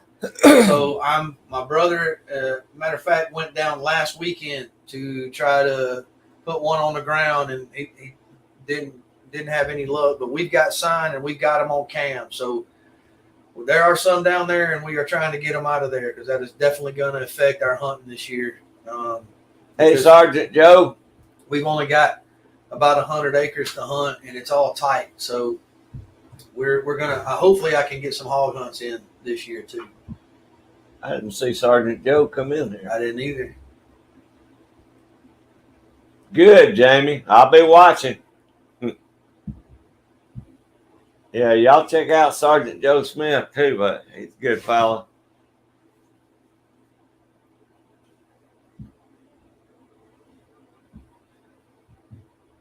Yeah, y'all try and catch some of these folks' lives too. G23 and Boxcar Jerry and anybody else in here that has lives. I try and watch all of them. They got good live stream. I tell you what, Dan, I ain't never laughed so hard. Last night, your live stream, y'all had me cracking up all night. Boxcar wants to know. Boxcar wants to know if you've done any fishing lately. No, Jerry, I still hadn't got out. It's been crazy around here. We lost a good friend of ours this week, and I've been tied up with that all week, and I'm trying to hang out with her husband and spend some time with him. Maybe in the next 2 or 3 weeks we'll get the boat out because he owns half the boat, so maybe me and him will get the boat out. Joe. Yeah, it would, John. Couple of hogs to fill a freezer. We actually talked about going in halves or a quarter. Have them slaughter a hog this year for us.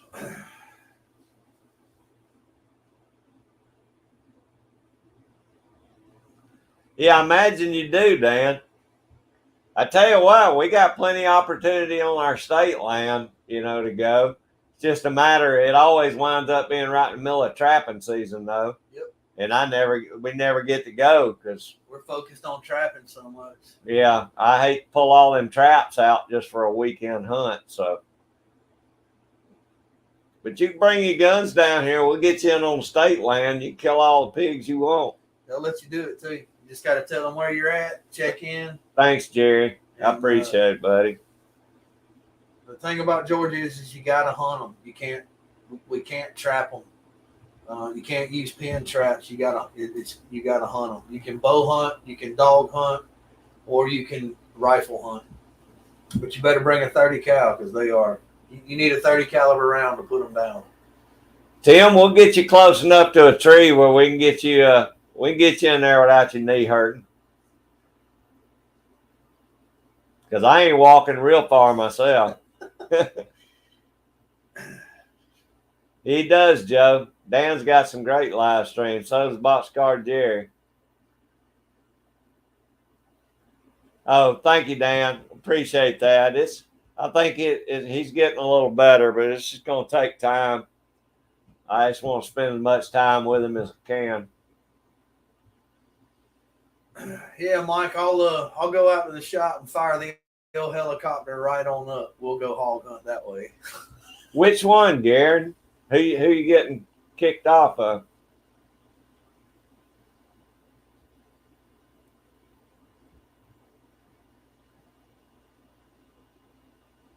Who's he clicking on? I don't know. That's what. Tell me who you're clicking on, Garen. Carolyn, I just bought 6 50-pound bags at the feed store for the feeder down at the deer property and paid $83. So right about $14 for a 50-pound bag of whole corn. Yeah, I don't know. We grew our own this year, Carolyn. I hadn't bought any corn this year. Yeah, we grew. Craig grew. Was that Silver Queen? Yeah, Silver Queen sweet corn. I thought she was talking about like whole corn for trapping and feeding. Hey, Michael, that'd be a whole lot easier on your knees, wouldn't it?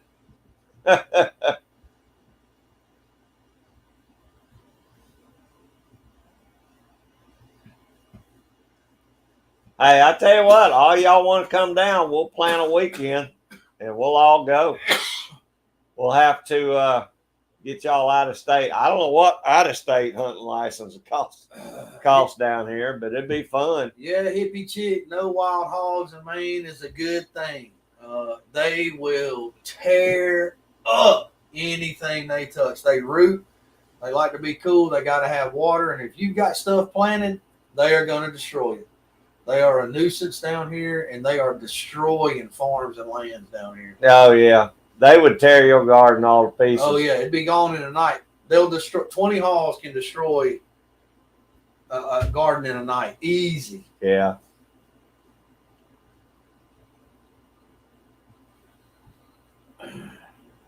Now, that's something I would do, Michael. Yeah. I would do it from a helicopter. That would be awesome. And I was being sarcastic. We don't have that opportunity in Georgia. It's so thick down here with the canopy, you'd never be able to shoot through it and see them. I know out in Texas, especially in West Texas where I used to live, it's all wide open, flat plains land down in the Permian Basin. That's where I was. But yeah, our stuff is as deep a swamp.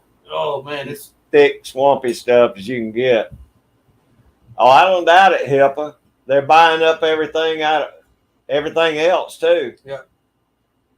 They're probably buying a lot more wheat than we are too. Feed corn, Carolyn, we're paying $14 for a 50-pound bag.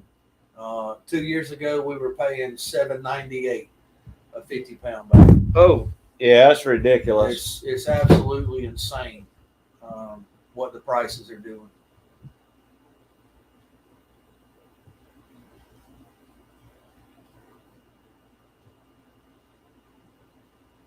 I don't doubt that either, Hippa. I don't doubt that a bit. Well, Shasta, wild hog is not like a pig you buy in a store. No fat. Yeah, you need to think. Yeah, there's no fat. You need to think more like roasts. The shoulders are good for pulled pork and barbecue. You can get the roast out of the hindquarters, and then we grind the rest. We don't make bacon. There's bacon in them, but you got to cure it, and it takes too long. Most processors down here won't do the bacon. They'll ground it. They'll cut the roast out, and they'll cut the front shoulders off, and you can do pulled pork out of that. And then of course you got the ribs, but there ain't a whole lot of meat on a wild hog's ribs like you get at the store.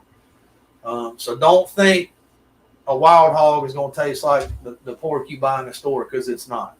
Yeah. But it is tasty, and if you season it right and you cook it low and slow, it can be real tender and real good. Yeah, they are, Gary. They're real good. I tell you what, the best thing to do to me would be put it on put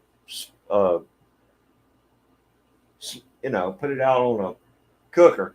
Yeah, like a pit. Yeah. Pit cook a whole hog, just cook them all at once. There's another way to do it. My daughter-in-law, for those of you that don't know, is from the Philippines, and she does the whole hog. She wraps it in banana leaves and she buries it in a pit and covers it, and it cooks overnight. And that is really good. It's a lot of labor and it's a lot of time involved to do it that way. Appreciate you coming back, Bernie. Yeah, Carolyn, it's kind of a lot of trouble. That's why I say putting them on a pit just in a big old cooker would be the way to go. Because there ain't enough fat on one to do it out like you would pork. No. Regular pork. They're muscular, and they are hard to bring down anything less than a 30 cal round. All right, John. What is skunk pig in Texas? I don't know what that is, John. I don't either. Never heard of that.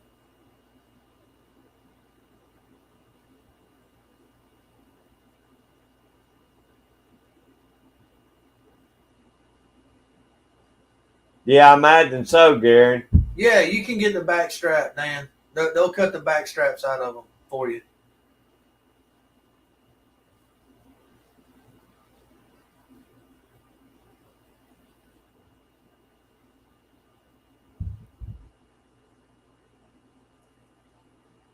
I think Bernie them's got a good many pigs down there. Don't y'all have a lot of pigs down there where you hunt, Gary, Bernie? Do comment shit. It's because you're I thought I was already at the bottom.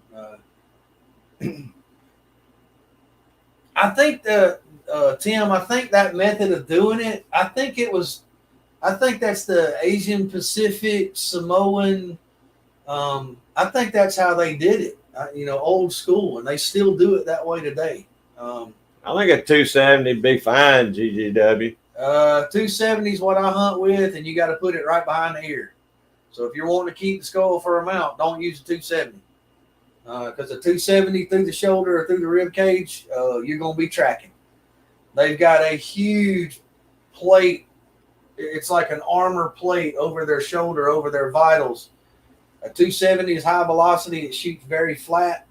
Mine's juicing about 2,800 feet a second with the loads that I'm running right now with a boat tail ballistic tip. And they're hard to bring down. Oh, with there one you shot. go. Bernie had a good one. Crackling would be good to make out of them, Bernie. Yeah. Yeah, I can see that. That would be good. 308, 30-06, whether it's just behind the front shoulder or behind the ear, we'll drop them where they stand. Huh, John, I never heard of that. I don't know. The ones I shot here didn't stink, so I guess we ain't got them. I've shot little ones and big ones. Yes, hippie chick, wild hog is a dark meat. It's not a white meat like you buy in the store. Yeah, it's all more like a. It's like a roast. It's like roast. Like a butt roast, Yeah. or think pork butt or bottom round. That's what you're looking at. yeah. I think that's the way to go, Dan. I think that's the best way to cook them. Either on a pit or I like Bernie's idea about making cracklings with them. I don't know how to do that. It's like, I bought them in the store. You Well, just cut them up in little squares. Yeah, but how do you fry them? What do you fry them in? Cracklings are fried. Yeah, but like we've had them. I don't know if they're boiled or how they do it, but then you just put them in cornbread. And they're not real crunchy. They're more like. Never tried it with a wild hog. I like to mount skull. I like to do my own Euro mounts. That's why I try to save the skulls. But if I'm hunting for meat, I ain't worried about the skull either, GGW. But a 270 will do it behind the ear. Yeah. No doubt. I'll agree with that, Bernie. I've shot some big ones, and they weren't near as good as the small one. Yeah. Under 100 pounds is about what I like to get to eat. Yeah. But if he's got big old teefies on him, I like to shoot the big ones for the tusks. 300 black. Now they do hunt them with 5.56, like I think it was Michael talking about in Texas. They hunt them from helicopters. I have seen people hunt them with 5.56, but headshots. They're shooting them in the head. I use my 35 Remington just because it's so thick in there where I'm at. I ain't gonna shoot very far anyway. And BS is right. The bigger the hog, the worse they taste. Yeah. And they're tough. They're tough. Yeah. One thing I hate is skinning. We don't scrape them enough. We always skin them out. And I tell you what, you go through 2 or 3 knives skinning out a big old hog. And that's the toughest hair you ever tried to cut through in your life. It's like Brillo. Yeah, deep fried pork skins. Kind of make them like pork skins, yeah. There you go. 7.62 by 39 will do the trick. Yeah. You're validating what I'm trying to impart here is the 7.62 is a 30 cal round, for all intents and purposes.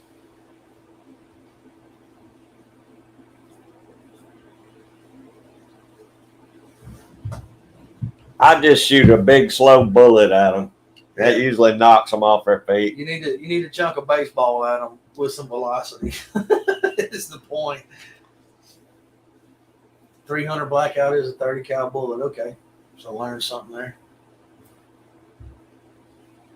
I don't have a 300 blackout. Everything I've got is 5.56, 270, which is that's a 30 shade down. But on my wish list is a 308 or a 30-06, and I'm kind of leaning towards the 308.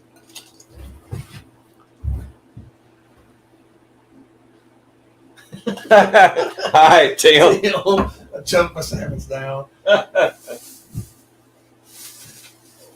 45.70, yeah. That's on my wish list too. I want a Henry 4570. I just don't have the wallet for one right now. Yeah, so. that'd be an awesome gun Yeah. to hunt with. That's one of my dream. That's one of my dream rifles to own before I depart this earth. It's a 4570. I just think the bigger and slower bullet, the better for pig hunting. And I got a buddy in Texas, an old Marine Corps buddy of mine. He hunts his with a Smith & Wesson 500. He pistol hunts hogs. Now he's running dogs when he does it. So personally, I think he's crazy. I ain't hunting no hog with no pistol. You got to be too close. Yeah, I sure appreciate you being in here, hippie chick. Yeah. It's always nice when you come in.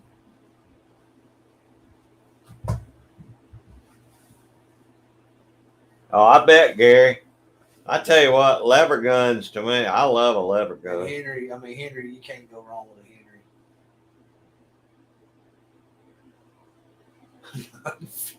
Henry. Damn. There wouldn't be nothing left.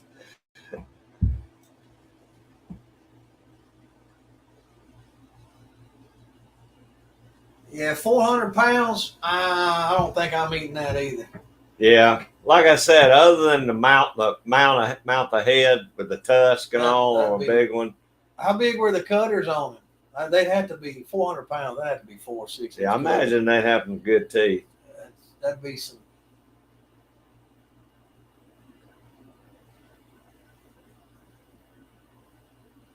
Oh man, Hip! I bet that is a beautiful gun. 1886. Yeah, I bet that's a beautiful gun.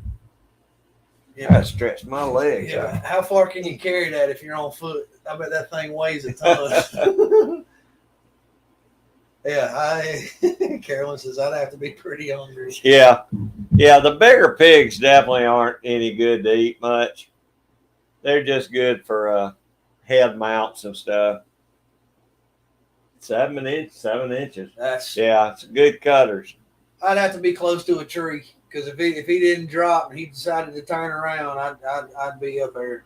I know my buddy Sean. He was treed by one. He was up there for about 3.5 hours. It's only 9 pounds. The bullet's probably a pound. Yeah. Yeah, they would. They would, Dan. Yeah. Yeah, I mean, y'all welcome. We could always have a get together and go hunt. Y'all just have to buy that out of state license. I don't have a clue what that would cost.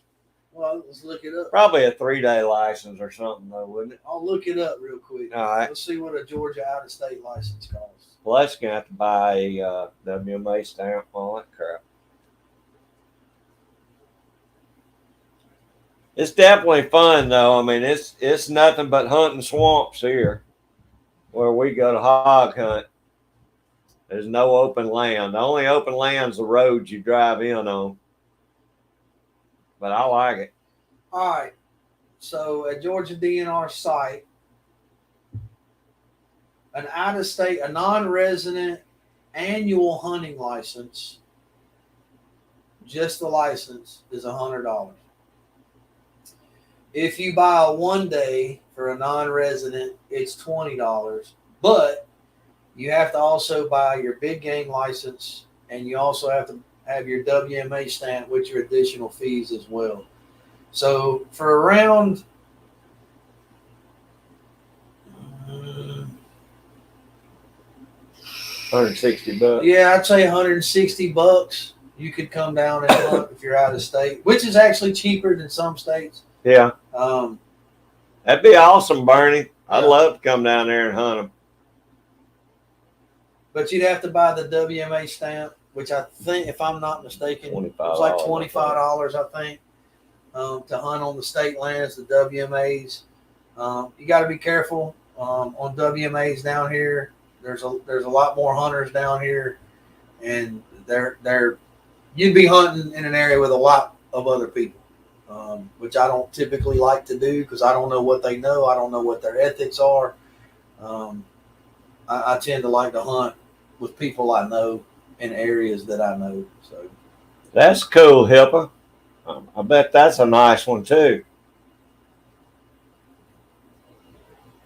Another 4570. might be Dan. That would have to be something we'd have to research. I don't know how they do that as far as donating meat, what they'll take, because there are food safety regulations and stuff that you'd have to adhere by. Yeah, they're real weird about hog meat. Yeah, wild hog meat. Yeah, I think the reason that they open it up the way that they do is more for nuisance and pest control and helping the farmers out is what they're geared for. Carolyn, I sure appreciate you being in here. We enjoyed having you here.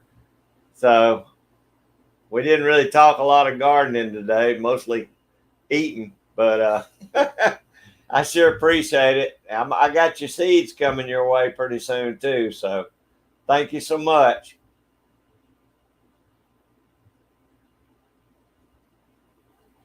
Hey, Tim, if you could do it, we can work something out, buddy. We just need to all talk and plan it one day. Yeah. We'll have to look up what weekends the hunts are on. Just figure whatever, because your travel's obviously going to cost. Just add another $150 to $200 on that for your licenses. Well, Hippa, that's a good reason to take it in the swamp. It wouldn't you wouldn't worry as much about scratching it up. Yeah, you got to figure out the lodging. Yeah, I'm sure there's hotels somewhat close by there. I mean, it's not that far from Macon, Georgia. So there ought to be hotels around there. And most of those hunts, if you bought the big game license and all that for hog hunting, it's usually at the same time as deer season. So you're allowed to shoot a deer or a hog. So if nothing else, if you didn't see a hog, you might come out of there with a good deer. So a 50 cal would take it down. A 50 cal, but you'd have to put it on the mark. Of course, some of the new black powder guns are just as accurate as rifles. I don't know what kind of black powder you're talking about using. Yeah, Tim. Where I'm talking about going, last time I was there, it wasn't too bad. There wasn't a whole lot of people in there, but some of the WMAs here, the state land, it gets pretty crazy with weekend warriors like that.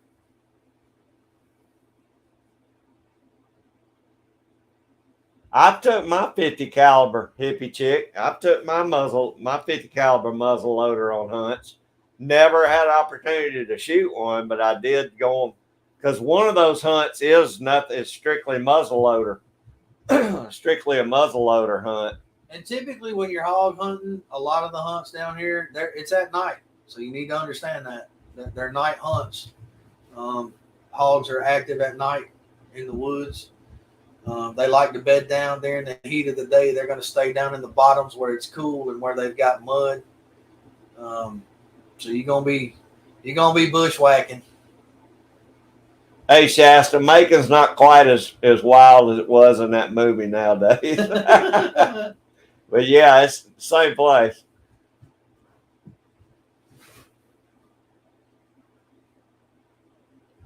BS is right. There's not a license specifically for hogs, but you still have to have a hunting license regardless. But you would have the shot at getting a deer or a pig the same weekend. So, yeah. You may, like I said, at least you may come away with some meat. Either way. Oh, thank you, Jamie. I appreciate you always listening while you're working. After 5 outdoors. I know I've got them. Yeah, that's right, Bernie. They are. You don't want to get fined for any kind of DNR infractions here. And I will tell you, most of our game wardens, I know the one in our area. He's pretty cool. Willing to help you out, but they do not. Ignorance of the law is not an excuse when it comes to Georgia DNR. They do not play that. Hey, Cody, I hope your shift's going good. Are you off or are you just taking a break? I appreciate you being in here, buddy. Y'all need to go over and check out After 5 Outdoors, too. Cody's a good fella. He's got a great channel, too. And now he's an outdoorsman. What's that? Read what Shasta read. Talking about making. Remember Cool Hand Luke? Yes, Shasta. Yeah, What? things have got a little better in making now. What we've got here is a failure to communicate. Yeah, you don't want to come down here and get a day in a box. No.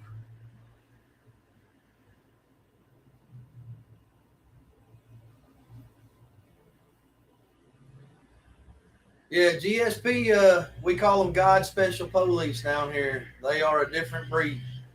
And you are right, After 5. They do not write warnings. I will tell you that.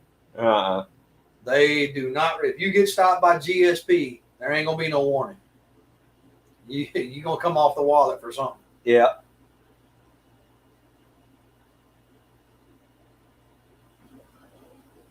All right, Gary. Well, we appreciate you being in here, brother. Yes, I hope sir. it goes good.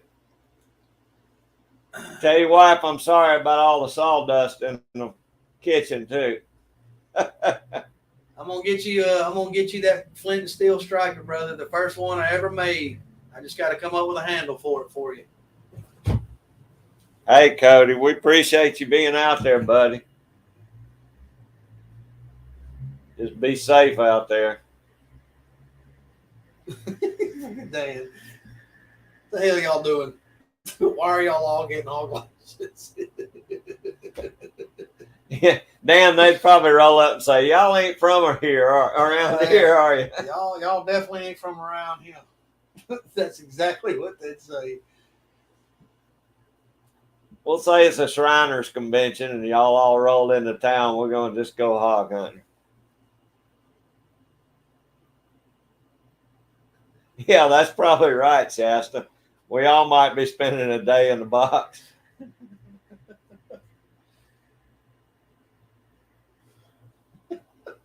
Hey, Tim, you need to do that. Make us up some videos, buddy. We could probably come up with some flint for you if you ain't got none.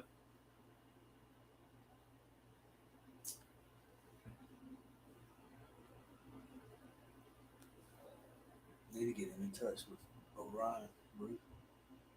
Yeah. Because he can tell you. If you don't follow Orion, Tim, follow Orion. That dude is a rock hound. He'll tell you what rocks will and won't work. Everything from quartzite to chert to he knows. I don't know. He's like a pocket geologist. Hell, he may be a geologist. I don't know. Yeah, he's king of flint and steel. That's for sure. Yeah.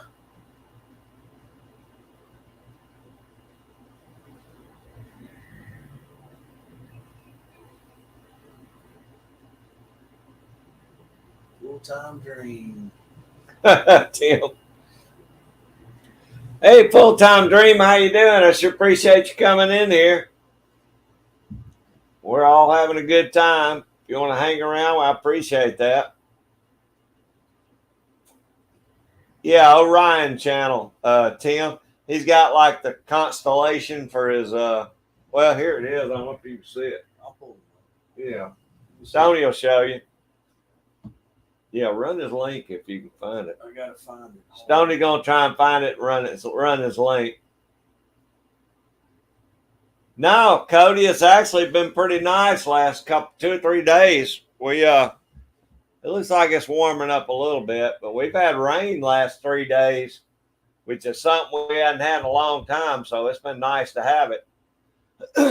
But we're also, I'd say we're in the low 90s this week anyway. We're probably in the 80s. In the 80s? We're in the 80s, Steve said. How y'all doing up there?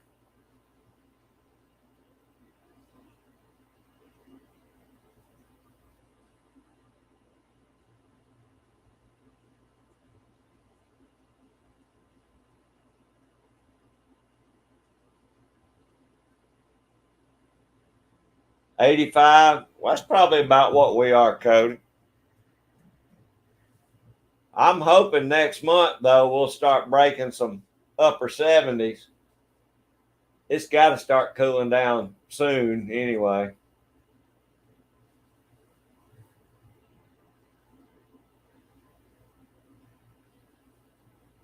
Y'all still aren't getting any rain, Shasta? That's terrible. I know Texas is terrible hot and they hadn't had much rain. Well, Bernie said they got a little rain the other day, I think, but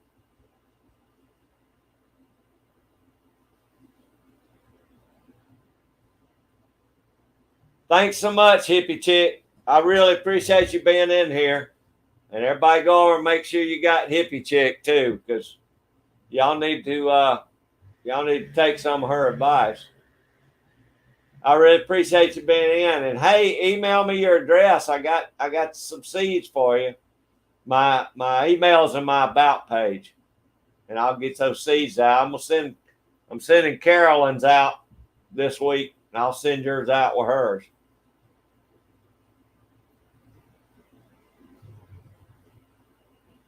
$92, and it's 1 p.m. Woo! There's Orion's channel. Okay. Stoney put Orion's channel out there, so any of y'all want to check Tim, if you want to check out Orion's channel. If you are interested in everybody, yeah. If you're interested in flint and steel, he is the man.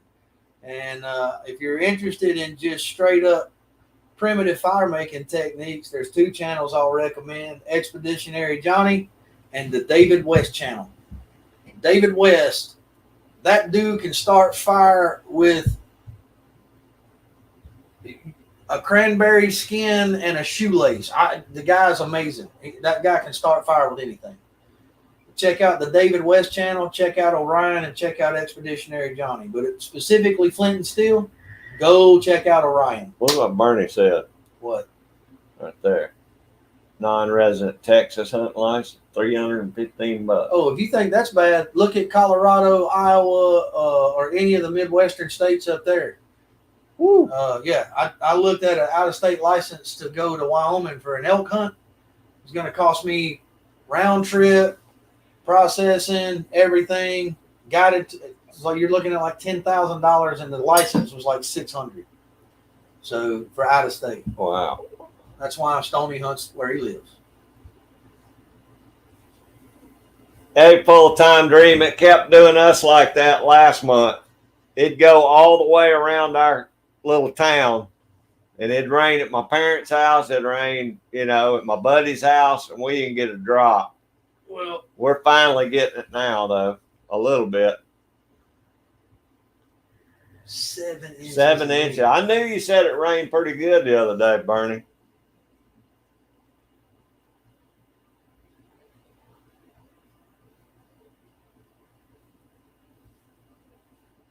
Appreciate that, Tim. You'll enjoy his channel. He got a heck of a channel. He is awesome with flint and steel, too. Yes. Matter of fact, he sent us a little bit of Aussie flint. He sent us some Australian flint. We sent him some Georgia flint and Georgia chert. Yeah. He made me a striker, my favorite striker of all time. I know he's made Craig a striker or 2. The guy is awesome, and he puts out a flint and steel video just about every Saturday.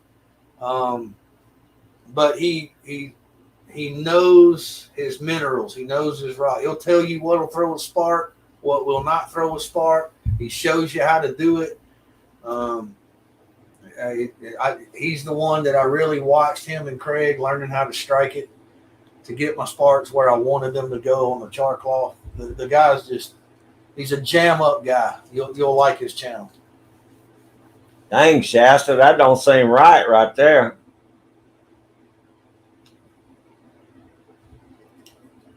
You ain't alone, Tim. That's why Stoney ain't never done an elk hunt. Yeah, I'm out on that kind of money. I don't have that kind of money. The 2 hunts that after 5, my 2 coveted dream hunts of all time. I want a bull moose and I want an elk. Those are my 2. Don't know that I'll ever be blessed enough to have that kind of opportunity, but man, oh my Lord. Hey, Cody, I'm saving up for my ice fishing trip with you. You are going to go ice fishing. Yeah. Can you put a wood stove on the ice, because you're going to need it? It looks pretty toasty in that little tent. You get cold when it's 77. You I don't ain't care. going on no ice fishing. I'll rent one of them damn ice fishing cabins with holes in the floor, and I'll stay in that. Yeah. I want to see that video. This is what I see. All right. Cody fishing and Craig doing this. Wait, let me get where they can see it. You catch anything yet? That's what I see coming.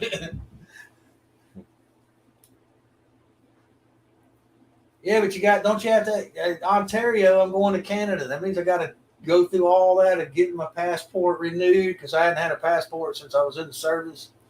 Tim, I got a video on it, but just send me your address in my about page, and I'll send you some char cloth.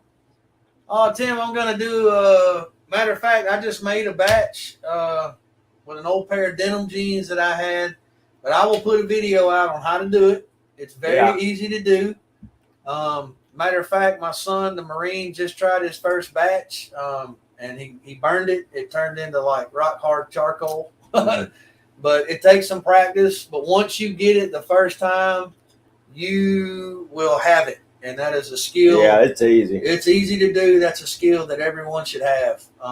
Matter of fact, I will do a video on how to do it, and I will post it. And it's very easy to do.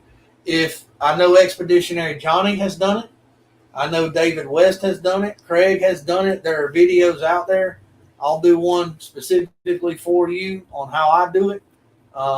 In my personal opinion, denim makes the best char cloth. Yeah, I agree. But anything that you can have that's 100% cotton will make char cloth. No blends, no polyester, no nothing.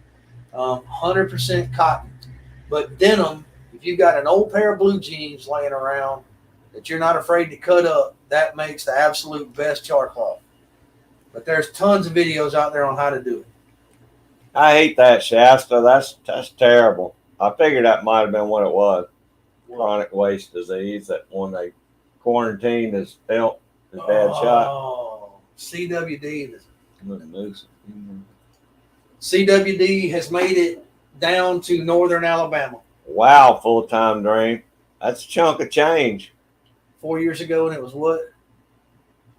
Yeah. See, that's what I'm saying. 10,000. They're making it to where you can't. It's not you.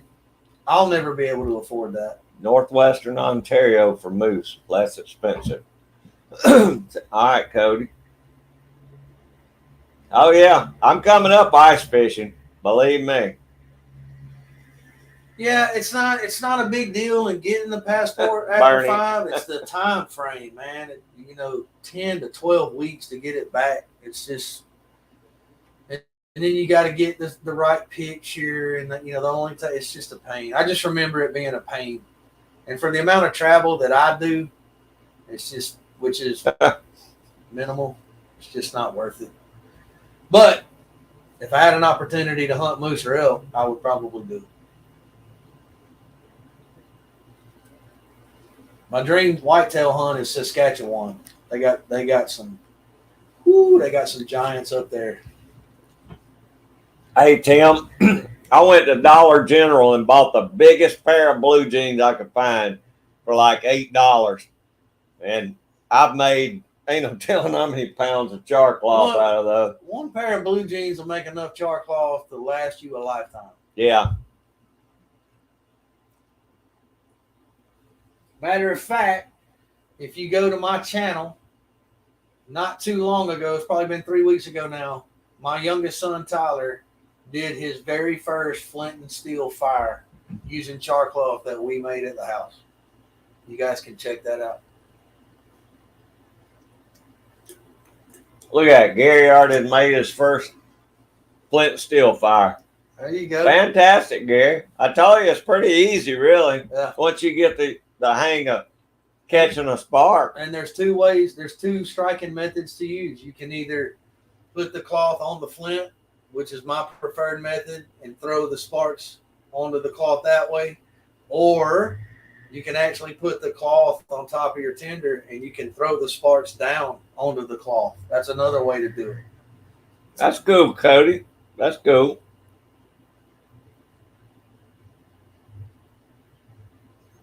Could be G23. You know, ours, we got that enhanced driver's license now.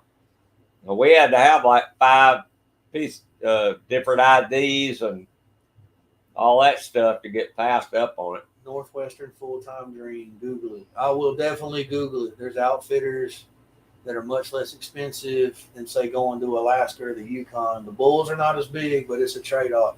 All right, dude, I'm not looking for no, 400 score elk, man. I want elk. I love elk meat. I had the opportunity to eat it. We sell it where I work. I bought some, and by far, my personal opinion, the best meat in the deer family. But I would love to put an elk on the wall. That would make it right there. And then moose, I've had moose before. I just thought that would always be great to go harvest a bull moose. Okay, Cody, that's good to know, buddy.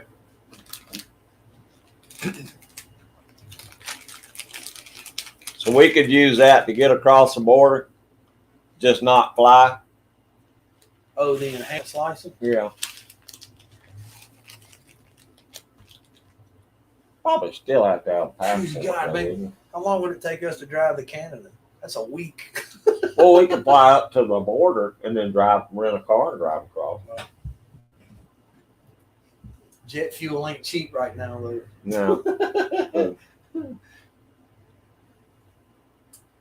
Is he riding a 4-wheeler around there? Yeah, that's that damn guy down there. Does it every Sunday.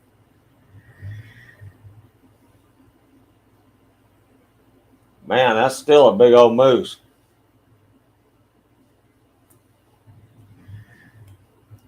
All right, take you a break, Jamie. Sitting here and yap. Let's talk food. What do you want to cook? She said she's taking a break, man. I know, from making her pickled eggs.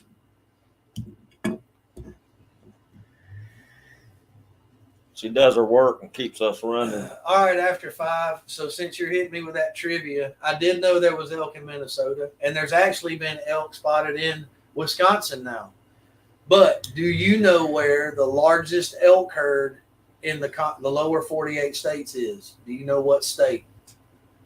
And I'm betting, you might know, but I'm betting I might be able to surprise you if you don't.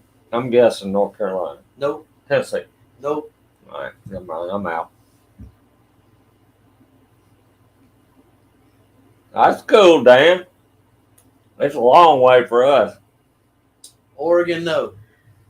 I'll give you a hint. It's on the East Coast. Largest elk population herd in the lower 48. All right, Gary, we'll do it, buddy. That's awesome, man. I can't wait to see you.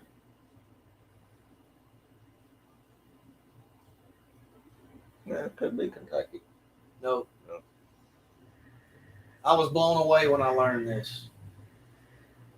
When y'all are ready for the answer, let me know.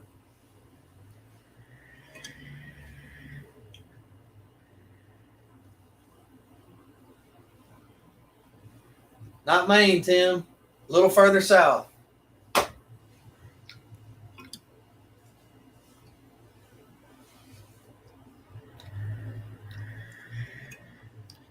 There you go. Full-time dream got the answer. Pennsylvania. Said Pennsylvania has the largest elk herd in the lower 48 states. They're actually in the Poconos.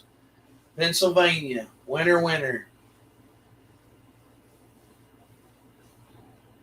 I did not know that. That was as of 2000, I think 17 is when 2017, they had the largest elk population in the lower 48. Yeah, it was shocking. I was blown away when I learned that because I can be in Pennsylvania in 8 hours. But like you said, it's a trade-off. The bulls aren't as big. I mean, you're not going to get those big Western bulls. But Bernie. winter elk dinner. I do not know that. After 5, I do not know which subspecies they are. Y'all know Miss Judy and Yeah, Spirit. Judy and Spirit. She got a moose draw this year, and her son is He's a guide. He's a guide, and I think he's got like some of the record moose. Yeah, and they used to do taxidermy. They did it all. Matter of fact, Judy sent for a gift. I got. I got one. Yeah, Craig got it too. The guide to Maine trapping and hunting, and her son actually has a chapter in that book. Yeah, he wrote a chapter in that book. And they have shot some monster moose already. I hope she gets a good one this year. Every other one of those sunflowers has been rotten. How long have they been in your shed? They've been in my truck for about a year.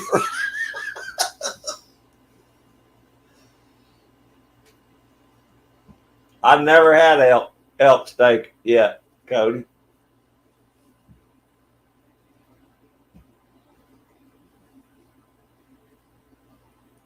Is it Shasta?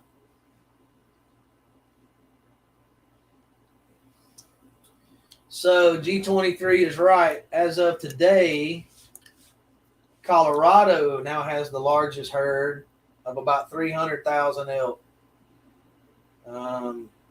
Like I said, that was years ago when I learned that. Let me see where Pennsylvania is now. Because at the time that I learned that, it was PA. Really, Bernie? You know, the deer in Florida are a different species than Georgia. We got whitetail. They got what they call key deer. And they're only like half the size of a whitetail.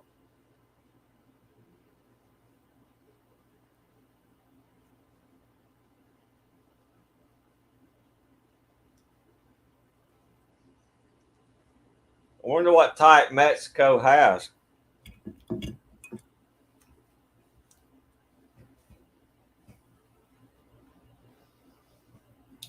I hope you get another bear this year, Cody. I'd like to see that. You got some good footage. You got one good bear I saw. Wow, they've gone down, man. So Pennsylvania is near the bottom of the list now as of 2022. That sounds good, Cody. What? They're down to their elk herd is now at like 1,300 and 1,500 is what they estimated. Somebody must be poaching. Well, you know, they opened hunting because the herd got so big. So, yeah, that'd be good, Cody. I'll get up there. Believe me, it may take me a while, but I'll get up there.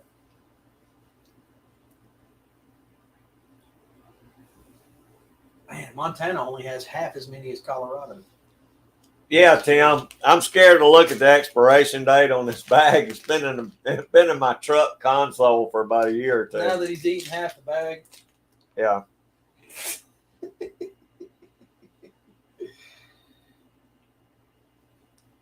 No, it just says April of 2022. 22, so they're supposed to still be good. It's August, man. Oh. Well, they're a little old, I guess. I was trying not to smoke so much, but I'm going to die of food poisoning. What's that to say? Coos deer? Oh, coos deer. Okay. Yeah, little bitty deer. Well, that's kind of like a key deer. Or like Texas has the axis deer. They keep do their they have spot. axis deer? Yo, yeah. Are you Well, that's kidding what me? Bernie was talking about, the deer in Texas. West Texas has axis. Mexico has a different. They got axis deer. They keep their spots their whole life. They're smaller. Oh, okay. You could see them when I lived in Sonora. They'd be walking down the street. But they've also got desert muleys down there too. That are Jamie, mine didn't either. None of them grew this year.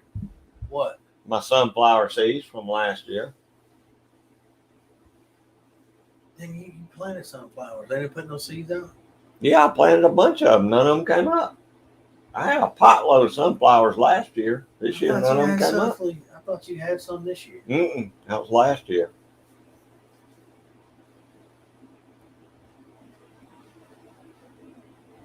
Oh, good, Jamie. All right. Well, I'm going to watch the video for sure. Oregon is tied with Montana and Idaho.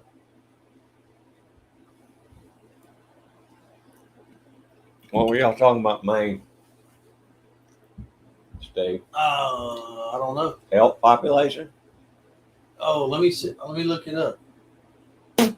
Hang on, Jamie. He's looking up again.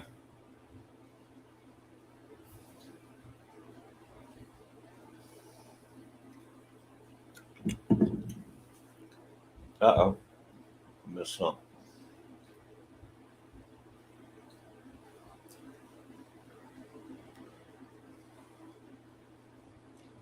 Oh, no, Cody. I hate that, buddy. Maine has no elk. No elk, Jamie. Sorry. You got to keep coon hunting. I find that hard to believe.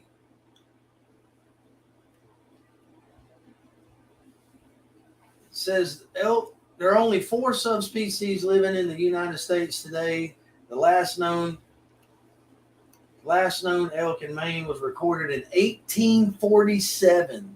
Probably the same time Georgia's got extinct. Says Maine extirpated. Last recorded elk 1847. Is that right, Shasta? I don't know what happened to mine. They just didn't come up. And they were fresh seeds from last year. I kept them cool.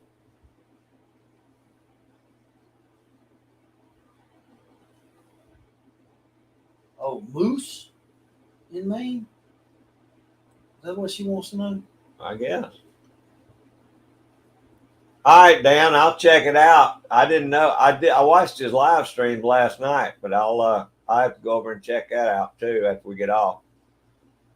As of 2022, the estimated moose population in Maine is 60 to 70,000.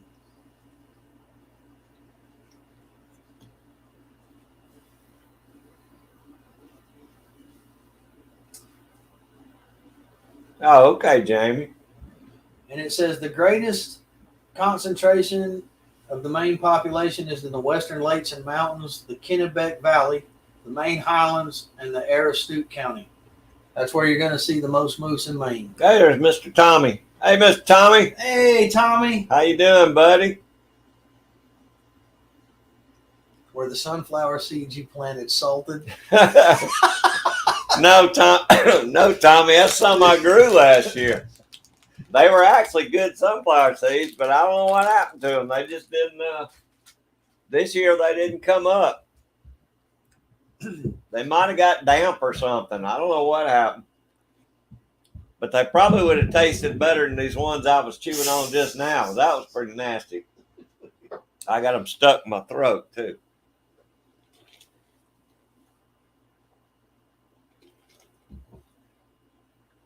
My eyes are getting where I can't see. I can see now. So you just had surgery. They better be working. Well, they dry out. This dry barn. It's probably. Scroll down. Oh, crap. I'm way behind. 4 years ago, a caribou was spotted, photographed near my cabin. Wow, Cody, that's pretty cool. Moose is awesome. Think Caribou. caribou's real red, real dark meat. Moose meat, some of the best meat I've ever eaten. Think 100% ground beef, the cleanest, purest, zero fat. We had to add oil to cook it. My stepfather went to Canada on a moose hunt. He paid and went many, many, many years ago. This was probably in the 80s. And got I think he shot a cow. I think it was a female moose. But she was right at 1,000 pounds. He donated over half and he brought a couple of 100 pounds home. Great meat. Yeah, Jamie, I hope Judy shoots a big one this year. Yeah, I'd like to try some too, Barney. I've never had any. It's good. Hey, Tommy, I'm glad you're doing good, buddy. You been able to get out and fish any lately? Jamie said her seeds came up and died. Could have been squirrels eating Jamie's in. Huh. I don't know why mine didn't even come up, but hers came up and died.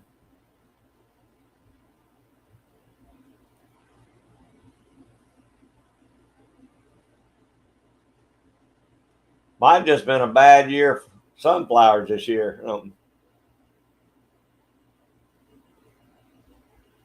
Thank you, Dan. Yeah, y'all pick up Tommy at Oakmare Fish Market if you get on here.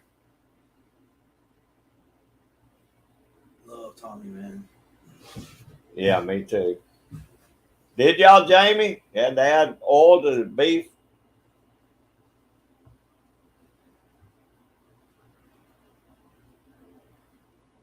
Yeah, mine too, Cody. I just stick with the GoPros.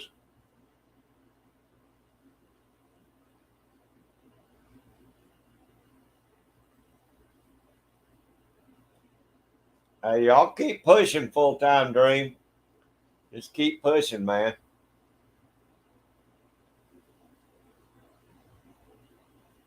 I've never done a review. I get stuff all the time. I turn down a lot of them.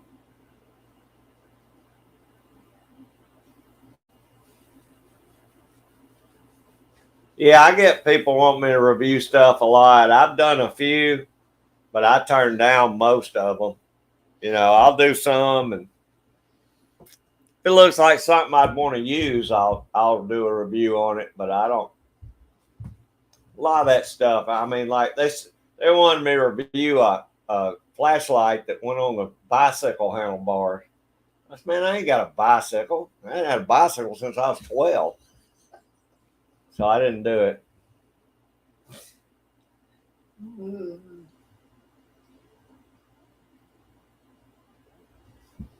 Are they, Jamie? I notice ours has been pretty active too. That's what's making me think maybe it'll start cooling off finally. It ain't even bow season. It's 90 in bow season. I don't care. If the squirrels start gathering this early, maybe it's going to be a good winter.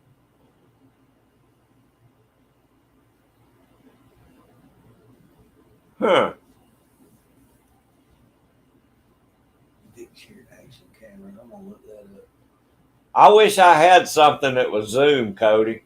That's the only thing I don't like about the GoPros. You can't zoom with them. Picture. Okay, Jamie. Keep on cooking. We like to hear that. Picture action cameras. That's what I'm looking up. I think I saw the review on that, Shasta. That was a pretty dang good little camera. It took good pictures if that's the one I'm thinking about you reviewed that day.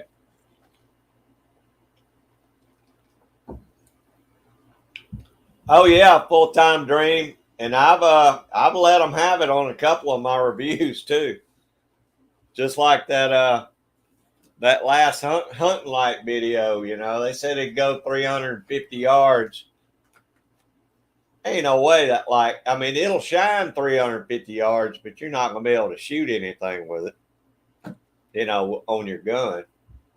I tell the truth on them. If it's a good product, I tell them. If it's not a good product, I'll tell them.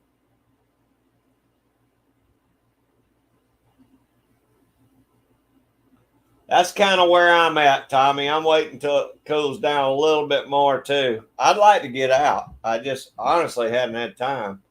But I like it when it's a little bit cooler. How do you zoom a GoPro? He says you can zoom a GoPro, but the picture gets poor when you zoom it. Ooh. After 5. I ain't figured out how to zoom that thing yet. Yeah, I ain't seen any way to. I've never seen any way to zoom a GoPro, Cody. I got the Hero 9, I think is what I got. I got an 8 or a 7 and an 8. I couldn't get them to zoom.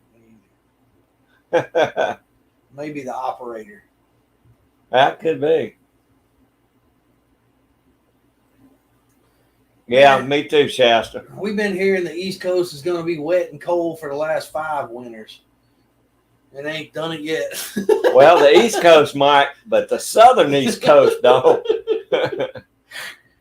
Oh, I was bow hunting in shorts last year. Man, it got so, I mean, there was so much snow and ice just above Georgia last year. North Carolina, South Carolina, all the way up the East Coast got slammed. We couldn't buy any snow down here. None. It was like, I got a eight, like 8 and a 7, Cody. He says he's got a 9. I got the Hero 9.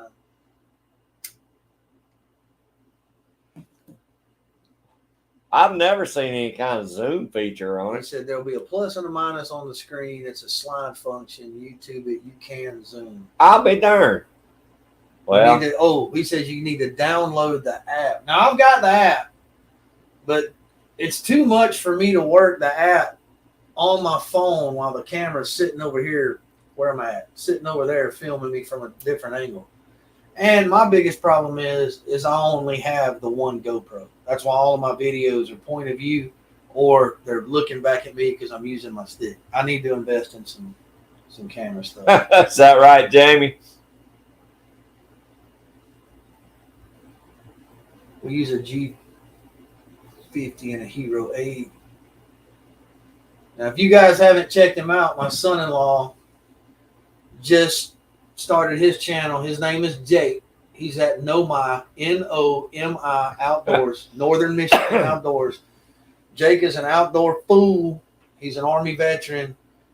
But that kid can edit videos, and he uses two different cameras, and I don't know what he's got, but he's also got some higher-end software. I just use Filmora for mine. But I agree, Gary. check him out if you guys haven't had him, and look at his cameras. I need to get in touch with him. That's my daughter's husband. But I don't know what he's using, but his cameras take some awesome footage. Okay, I got the app. I'll have to go in there and look at it then. The app, but I still film. I just film on the camera. Where's my GoPro at? Yeah, I'll get on my app and check it out. I didn't know you could do that. I didn't either. Oh, GoPro Quick. This is it right here. Yeah, Tim, I'm the same way. I ain't getting out until it gets cool. When the bugs go in and the ticks and chiggers and all that are gone, that's when I go out there. I'll let Stoney pick up all the ticks. Yeah. See, it says, I got a Hero 9, but I got to repair it to the app. I tell you what, Cody, I've never had the first day of trouble out of my 8. I've got the 7, but I usually use it like a still camera. But the 8 has always worked good for me. Matter of fact, if I buy another one, I'm probably just going to go back and buy another 8. Yes, BS. Same thing. I was bow hunting. I kid you not. I was bow hunting in shorts and a t-shirt. It was so hot last year. And I got a feeling it's going to be the same this year. Because we're just about 4 weeks out, about a month out down here in Georgia. I think September 11th it opens this year. Hey, Shasta, I'm the same way, buddy. I'm just amazed when I can come back from doing something and actually have some footage. I usually either forget to cut it on, or I got it in hyper mode, or something's going on. It'll take one picture and then I won't have anything else. Well, the phones are made to take more stable footage. It is easier to use, but my issue comes holding it. Getting it from my phone to my YouTube so I can edit. I don't know how to edit on the phone. Hey, Full Time Dream, I appreciate y'all coming in now. Y'all have a good week. I really appreciate it. We enjoyed having you in here.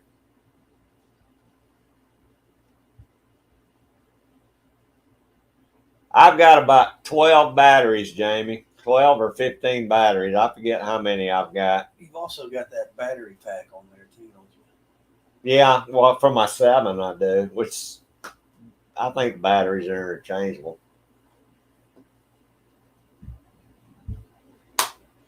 Yeah, Bernie, that's too hot for me.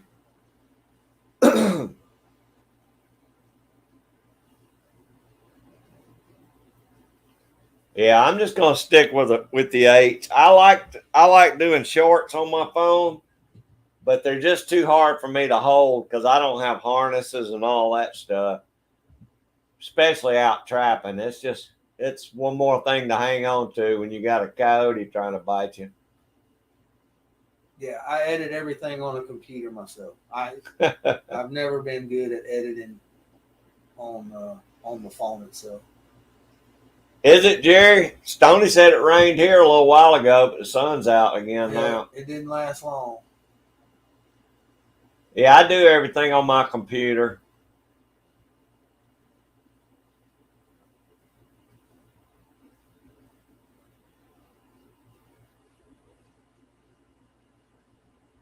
I've got Power Director, and I use it when I take footage on my phone.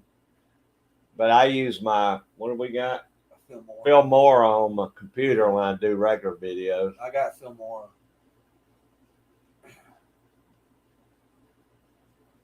I think I got Filmora 11 or something like that.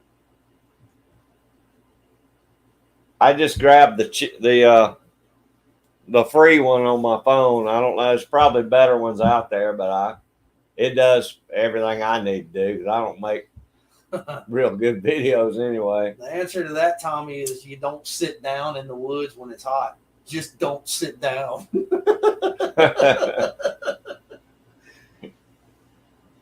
But I will tell you guys this, what I have found, because I've been in the woods all my life as a Georgia boy. The best way I have found to combat chiggers and ticks, it's expensive, but man, does the stuff work. It's stay on the couch at home. No, if you're going to be out there, Sawyer's, Sawyer's permethrin spray. Spray your clothes the night before you go. It's odorless. You can literally watch a tick crawl up your pant leg and fall off.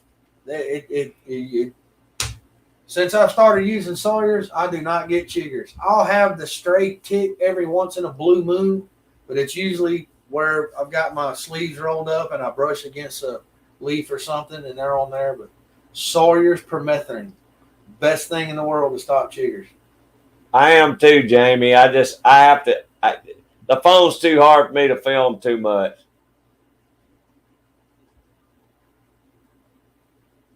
Now, Cody, I tell you one thing I did learn. GoPros do not like sun. No. When I go fishing, my batteries the camera will cut off on me in a heartbeat. They get hot quick. That's right, Tim. Bacon grease helps everything, especially ticks. What? It's too slick. They can't climb up your arms. Go hunting smelling like bacon? Why not? I smell like cigarettes and everything else. That's why I don't deer hunt. All right. Coyotes don't. What is it like? Elk don't know how many legs a horse has got. I ain't smearing myself down with no bacon grease. SD cards and get them down. Yeah, Sawyer's is the stuff, man. That's the best stuff I have found, Shasta. Like I said. Okay, Dan. It's not cheap, but it works. Hey, Bernie, I guess that's good. I mean, we're showing rain every day this week, but by the time it gets here, it goes from 75% down to about 15% every day.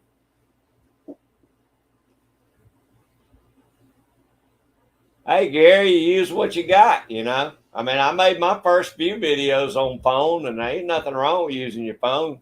Jamie makes all hers on a phone. She's got great videos. I just don't like I said, I just have to have a harness where I can keep my hands free. Aqua Velva. I have flashbacks with Aqua Velva. Exactly, Shasta.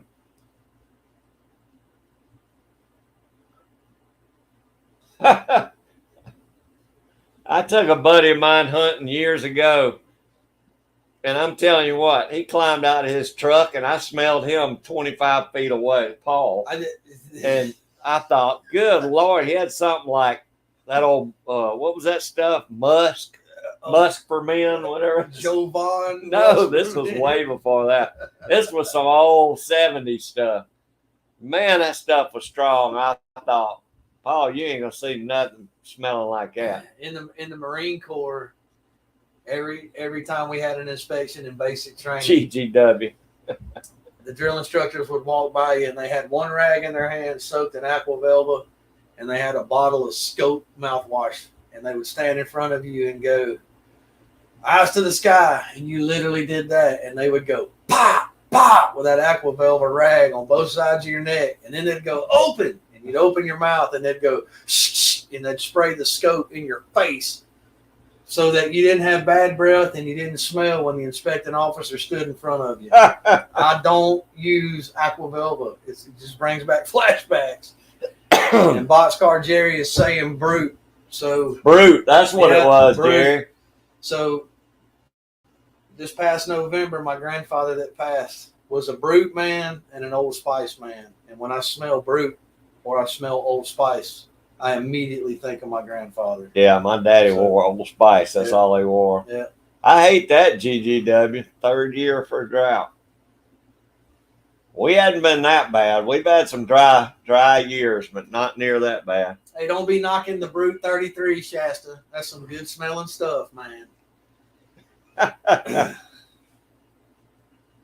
He said his brother was a straight up dork for Brute 33. The green bottle. Look, Tommy, I hated to use a payphone that smelled like cheap cologne. So, hey, we're probably the only ones old enough that use payphones. Yeah, I was about to say, half of these cats probably don't even know what a payphone is, Tommy. I still remember when they were a dime, and when they went to a quarter, we about had a conniption fit. Yeah. Hey, Reloading More. How you doing, brother? I appreciate you coming in. He put out another good video. I watched it yesterday or day before yesterday. You need to make sure you got him. Everybody make sure y'all got Reloading More. He's got an awesome channel. Good data man right there. When it comes to reloading, he has some awesome data videos.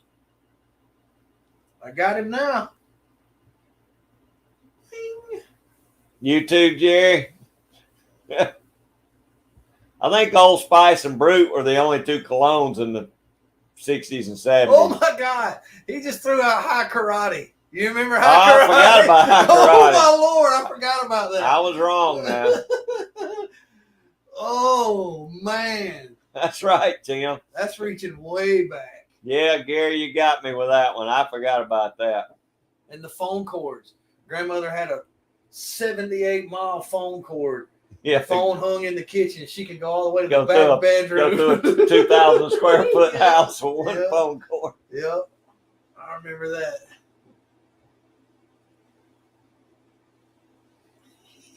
Really, Tim?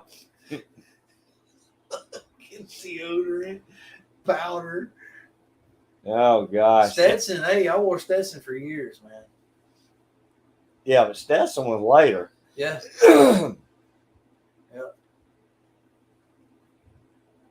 Yeah, Stetson was a little bit later than. I just remember back when I was a kid, there was only two or three. There was two colognes. You had Brute and you had Old Spice. And then in the 70s, the more hip stuff came, like Stetson and Joe Bond, and High Karate. High Karate.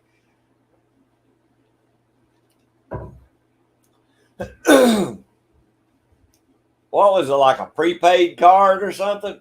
The phone card? Oh, phone cord. Does that say cord? Yeah, sorry, guys, I can't see.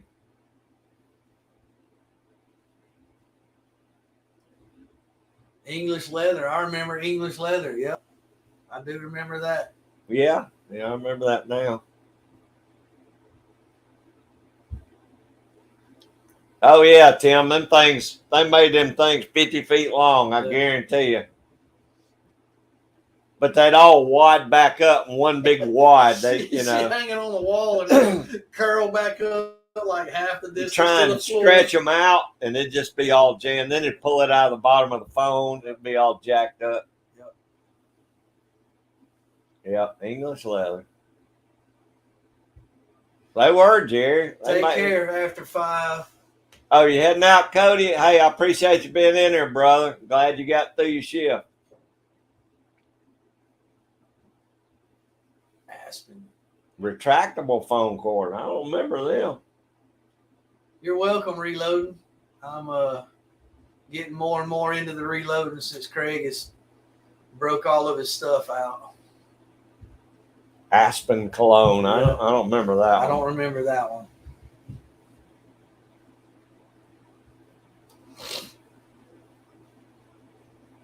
Yeah, I remember that was a big thing too, Tim. All the bottles were all like, collector bottles and all. They'd have some that looked like cars, and some of them were ships and all that stuff.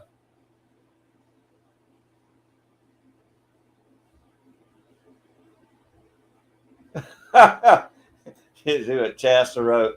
You gave me PTSD from my childhood, and my mom was an Avon lady. Hey, now I tell you what, for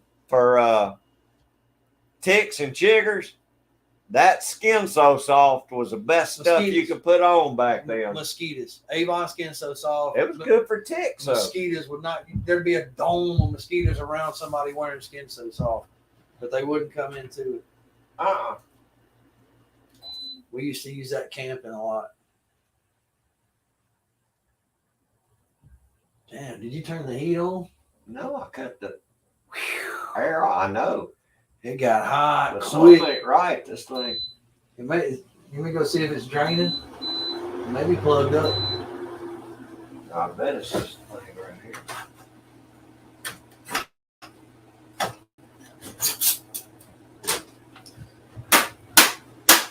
Let me go see if the condensate's draining. I'll be talking to everybody while I'm doing this. I'm going to go check, make sure it's draining, because I'm not going to sweat out here with you. I love you. All right. All right, guys, we're having air conditioner problems. Hey, Chris. Hey, Tactical Fud. Let me see. I done got behind on my chat.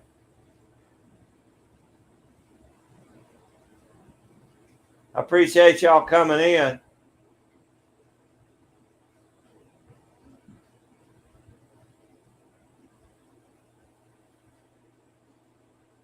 Oh, we used to use that Skin So Soft all the time. That's all we wore during hunting season. Only thing was, it stunk real bad.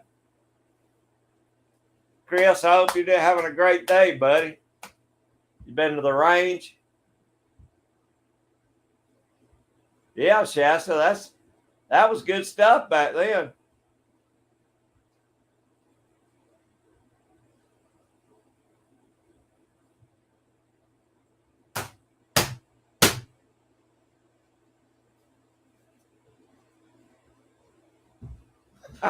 Shasta. Is it draining? It's like full of water, but it ain't like running out. But you don't have like a plug in that one. Does it just run out the back? Yeah, it just runs out the back. Well, it's making water, so it's pulling moisture. All right, you watch the chat while I stick this back in there. I need my vacuum, but that's cleaner than it was. It ain't never done this before. Tim said Avon Skin So Soft took tar off his legs. It did do a lot. Hey, Mark. Chris from the 740. Do we eat boiled peanuts? Actually, hell yeah. I like the Cajun ones myself. Craig don't do a lot of spicy stuff. You eat boiled peanuts? I will eat the Cajun boiled peanut. Yeah. Who asked that? Boxcar Jerry. Oh yeah, Jerry. Boiled peanuts, parched peanuts. Granddaddy used to do his own in the oven. Oh yeah, we used to do it before the football games on Friday nights. Where the hell did my pointer go? There we go.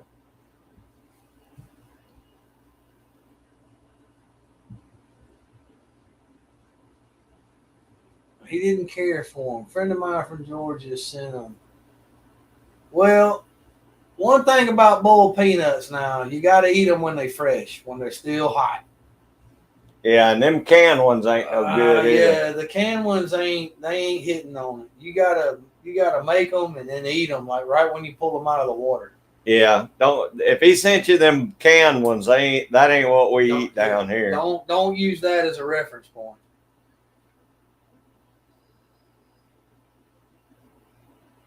We usually boil up about a 25 or 30 pound bag every year when we go to races.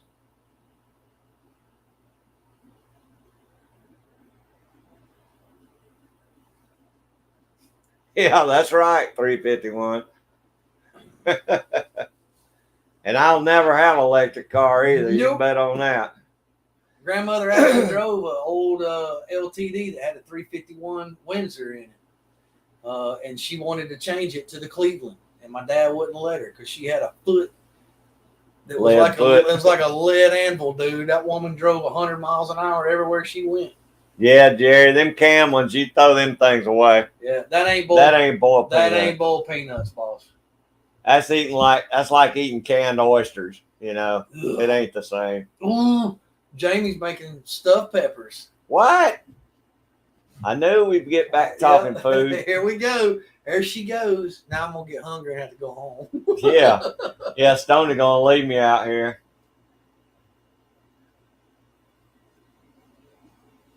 There's Mark Thomas. How you doing, brother? Best leather man on the show right here. Yep.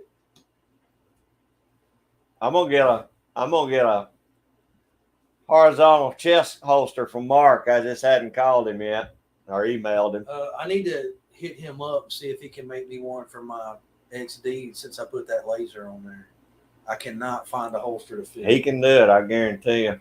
I'm gonna get him to make one for my TX22 for trapping season this year. I just picked up your channel, Mark. Is your email on there? Let me see.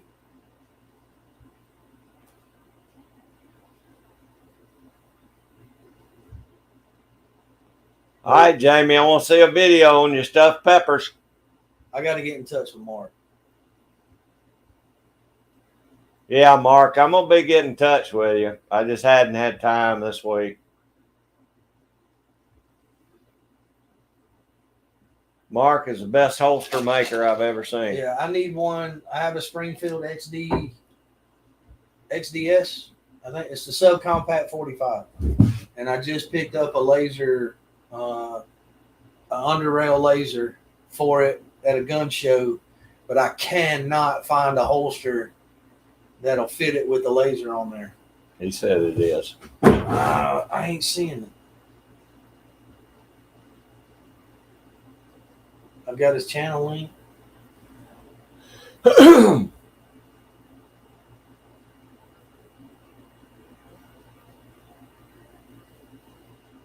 Hey, Reloading More, I sure appreciate you staying in here, buddy. I hope you're doing great, and y'all have a great week over there.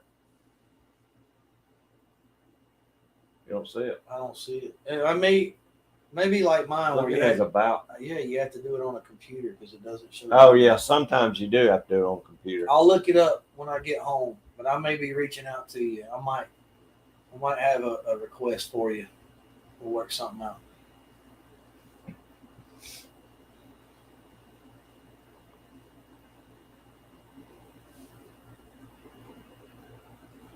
Yeah, that was a cool looking. He's got a holster that he made for his gun. It'll keep it about right here, just from a waders. You know, it'll be perfect where I can. I need that for the trap line. That's what I'm getting them made for the 22 shoulder harness. We got the holds same it right there. No, I'm gonna have it made for my TX22. I want to get one for my revolver. Yeah. So I might have two holsters. I need you to make. We're gonna keep you busy, Mark.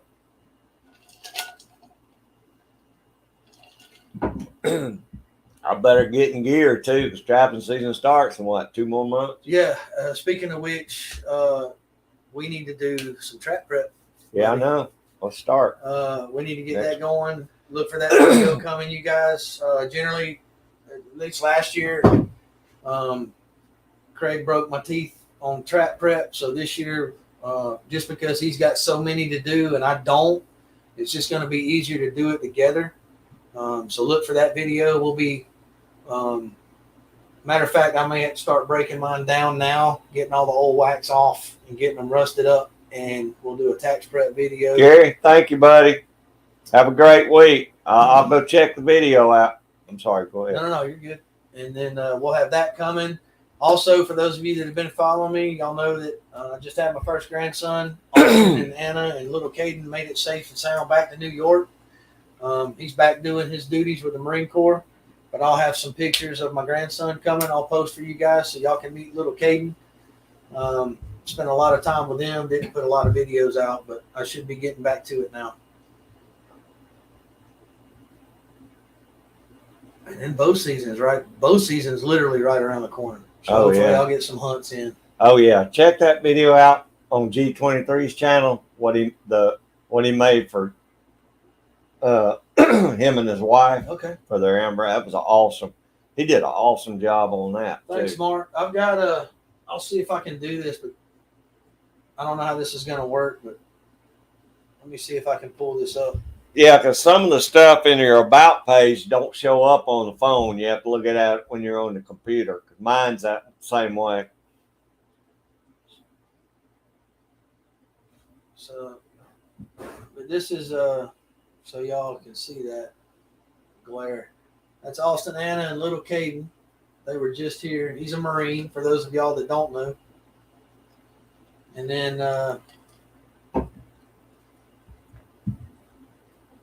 hold on a second.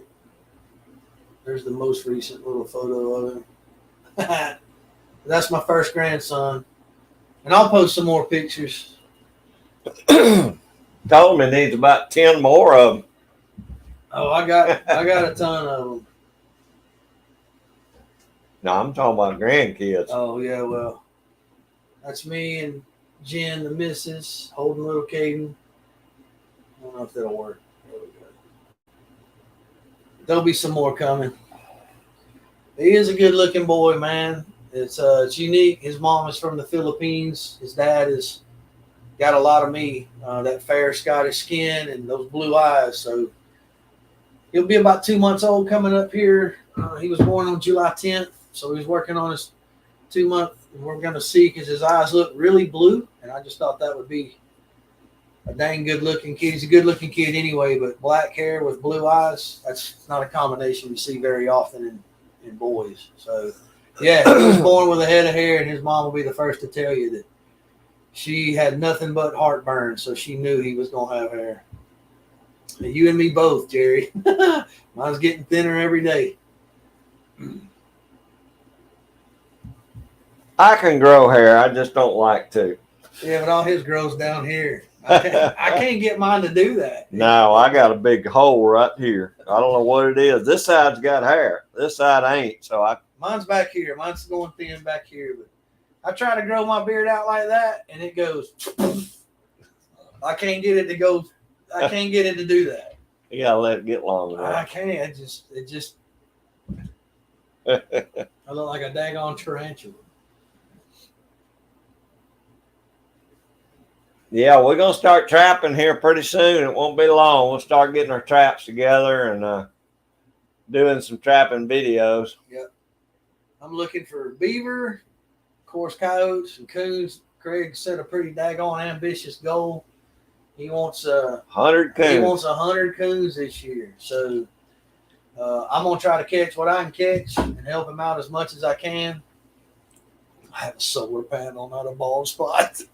Do I? Mark, he said I don't have a bald spot. I have a solar panel. Hey, Mark, if my head wasn't so lopsided, I'd just shave it completely. Start shaving it, with a razor. But my head, it looks like I got more dents in my head than a golf ball. I got a comb head. It goes through a No, mine's rough. I think they dropped me on my head when I was a kid or something. Just because I've never had the opportunity to do it, Tommy. I spent 10 years in the Marine Corps. We had to shave. I spent 20 years in the fire service. We had to shave. Yeah. Where I work now, this is actually 3 days of growth. I've got to shave all this off back down to my goatee before I go back. And I don't know why, but every profession I've ever had, I've had to wear a face piece or a mask, and it doesn't allow for the seal, so I'm not allowed to have that. Well, but 30 years on the fire department, them telling me how to cut my hair, how to shave and all that. When I told them, I said, when I walk out the door, I'm throwing my razor in the dumpster. And I did pretty much. And I said that too. Craig had 30 years. I had 20 years. And I said, I ain't never shaving again. No. And then I'm still too young to draw my pension, so I've got to work. And I walked right into a job dealing with anhydrous ammonia every day that I have to wear a mask. So there's Miss Judy. Everybody say hey to Judy. Yes, ma'am. We're doing fine. We're talking about you and your moose hunt. Yep. We're waiting to see. We want you to bag a big old bull moose. Yeah. That's everybody's cheering for you, hoping you'll get a big one. Yep. That's my dream hunt of a lifetime. And it'll be awesome to see. And we will see you when we can. I understand you got to go, but thanks for popping in. Yeah, thank you, Judy. I sure appreciate it. Hope you have a wonderful Sunday. Yeah, that's right, Tim. I can grow it on the bottom. I just can't grow it on top.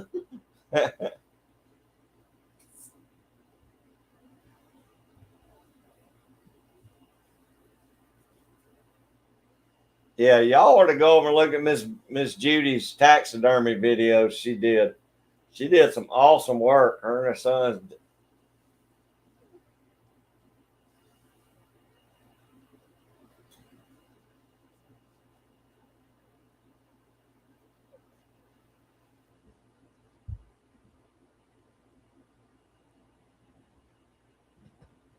Yeah, we're all looking forward to that moose hunt.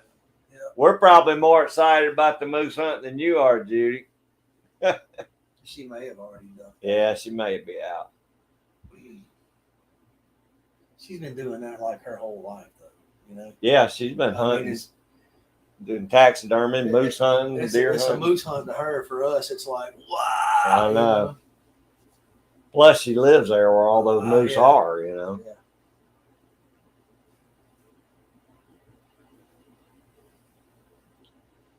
I got one more. The wife and I said we've probably got one more move in us, but we want to let Tyler get out of college, and then we're going to decide where we're going to go. It's going to be somewhere I can do that kind of stuff. You know what I mean? I'm going to Florida. I figured you go. What are you going to trap in Florida? Beavers, alligators. You ain't trapping no damn alligator. I trap beaver, muskrat, stuff like that.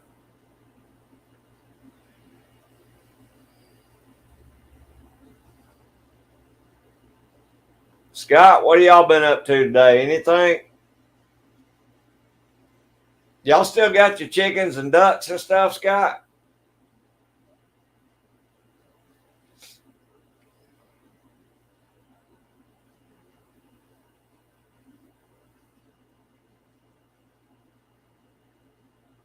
Yeah, snakes. Snakes, yeah.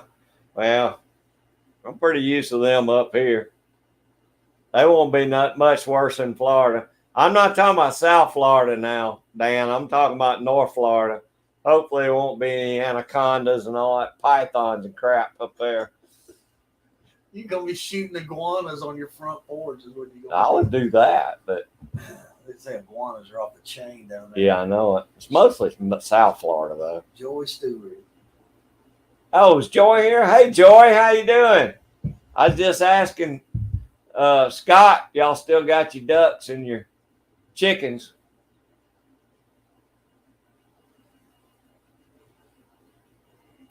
They've got those hunts, Shasta. If you, I mean, you have to get, I don't know if they have a draw in Louisiana or not. Oh, Judy said she's going to try and get the hunt filmed, and she'll put it on YouTube. Oh, yeah. We're all waiting for that, Judy. I'll buy tickets for that.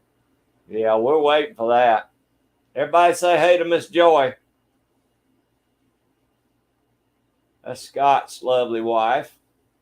He said, Craig's going to trap all the sugar mamas in Florida. Nah, Tim, I think them days are about gone for me. Ain't too many women lined up. Oh, Tommy's only 2 away from 400. All right. Anybody that don't have Tommy at Open Air Fish Market, go sub Tommy. Yeah. One of the greatest guys on the face of the planet, a true American patriot. Go sub Tommy, Coast Guard vet. Yeah, somebody run this link right quick to make sure we get Tommy 2 more people. He needs 2 more guys. Come on. Get the word out.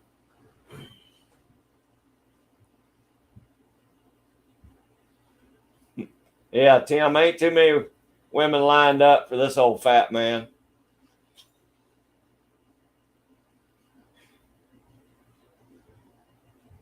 Oh, I'm way behind again.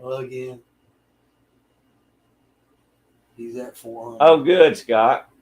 There's Carlos. How you doing, Carlos? We appreciate you being in here, buddy. I hope you're having a wonderful Sunday afternoon and you're not working.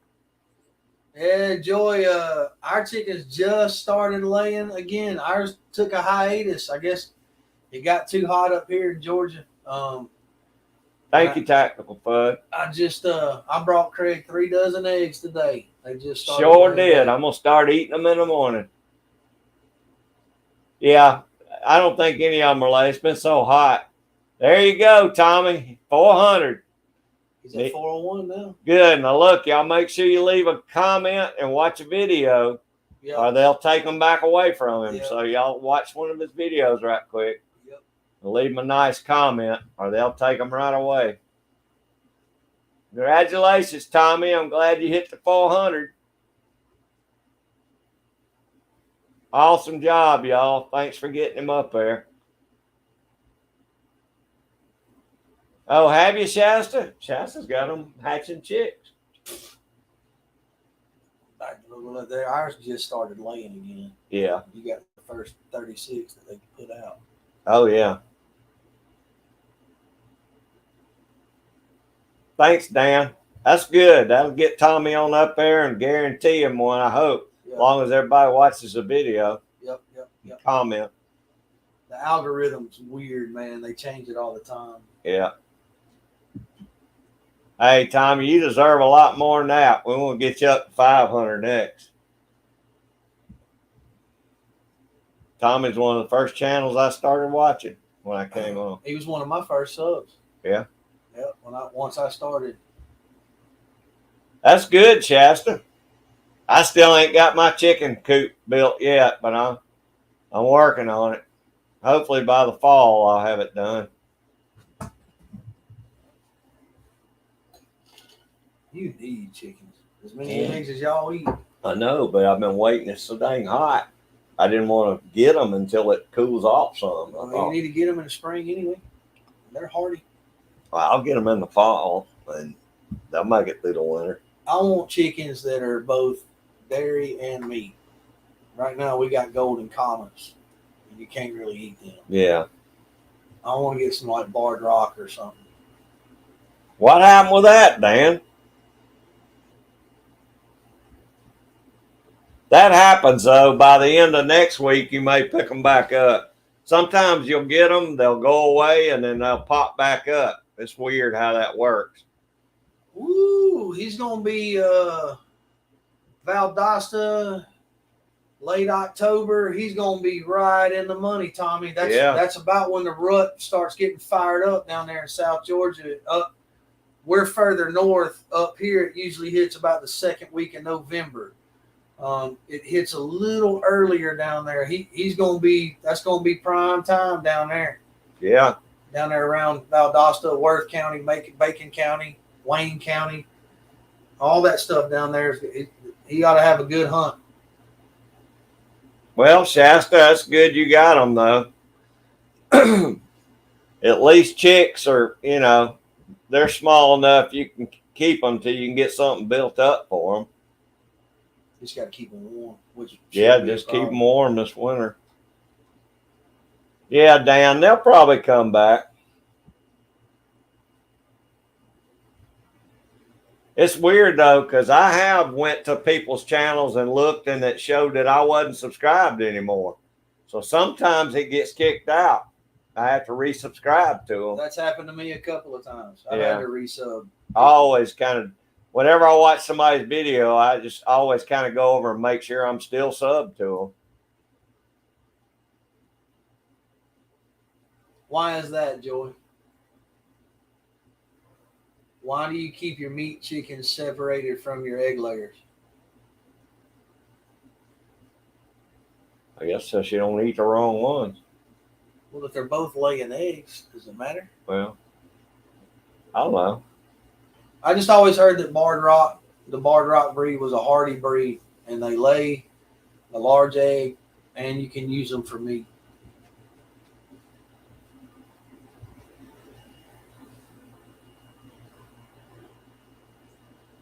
Good deal, Tim. I'm glad you stayed there. But like I said, now sometimes you will lose a few and then they'll come back. I have that happen to me all the time. I know when I did my 1,000 subscriber giveaway, I hit 1,000 and then got ready for the giveaway and I dropped back down to like 960 or something. I'm like, what the crap? But I wound up getting them back and then I went ahead and did the giveaway anyway. I think they do it on purpose because once you hit that 1,000 mark and your watch hours get up, it's like it's got to be something to do with monetizing. Like It may be. And I think they go through and they'll take some away until they verify them and then they'll put them back on there or something. Yeah, I don't know. Got a suppressed TX22 video coming up. Awesome, Chris. I'm looking forward to that, buddy. How much was the suppressor for it?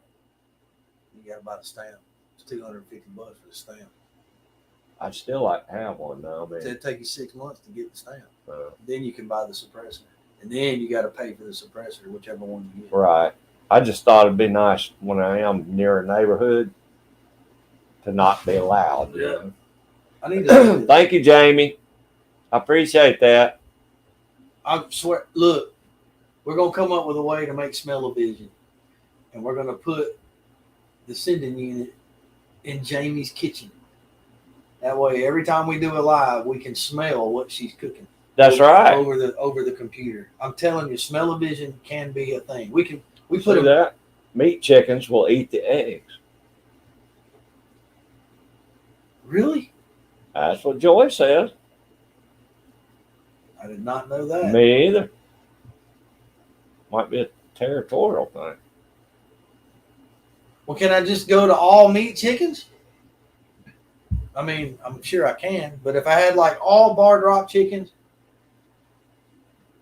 Yeah, Mark, I think everybody has. And like I said, it fluctuates, but most of the time you'll get them back. Unless they don't leave. Now, sometimes it's because people don't leave a comment and watch a video. Then those are gone. They'll take those away. Yeah, I can't wait to see that video, Chris. I like anything to do with the TX22. I never did do an unboxing on mine because everybody else has done one. So,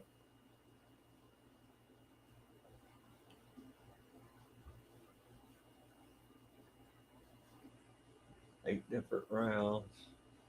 We used a Rebel. Okay. Rebel 22 suppressor. All right. Well, I'll be looking out for it, Chris. I can't wait to see that.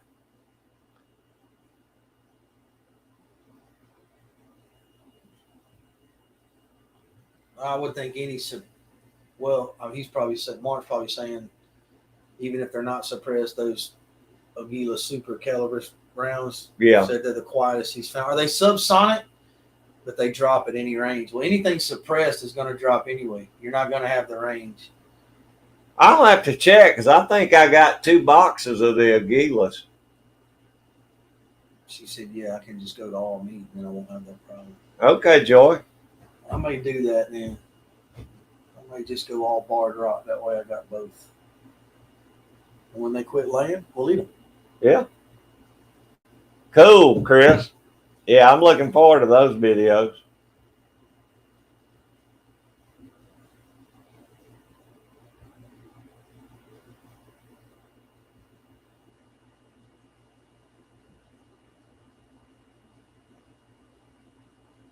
Yeah, Mark, I'm pretty sure I got 2 boxes of those Aguilas I bought. I saw them a while back and picked them up.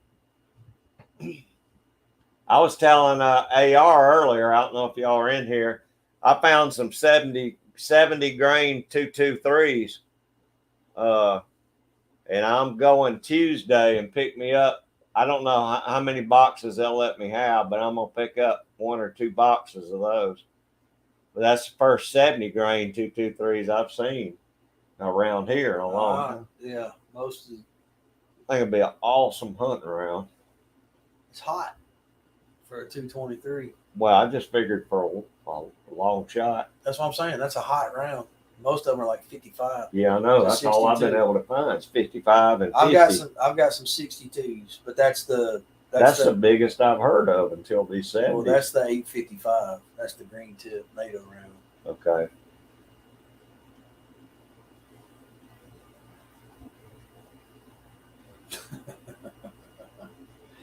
Chickens see eggs as competition for food. A compilation for food. Compilation. Well, like we give them the shells because of the calcium, right? But I never knew that you couldn't. I never knew that you couldn't house them together like that. And I've got some friends. Theirs are like free range. You know, they put them in a pen at night just because of the predators that are around. We have a lot of coyotes and we got foxes and stuff like that. And I've got a friend that's got some Rhode Island Reds. He's got some barred rock. But he said that coyote can't catch a barred rock. He said they are fast. And they're hardy birds. I mean, they can live a long time, but they lay a large egg and you can use them as meat. That's why I was like, well, maybe I bought the wrong breed. So yeah, Mark says he shot them in the garage with no ear protection. From the Heritage. Yeah. That's a 6-inch barrel though. Or is it you got a 6 or a 4 3/4 inch barrel? Mine's a 4 3/4, my Heritage. That's right, Tim. Well, I mean, those Heritages are great, Scott. You can't beat them for the money. I've got mine. I got the Heritage. I got the Rough Rider that I use on my trap line. You know, and of course it came with the 22 mag cylinder and the LR cylinder. And I think I paid at the time when I bought mine. They're higher now, but when I bought mine, it was $99. No, that's a lot shorter barrel than 6 inches. So, but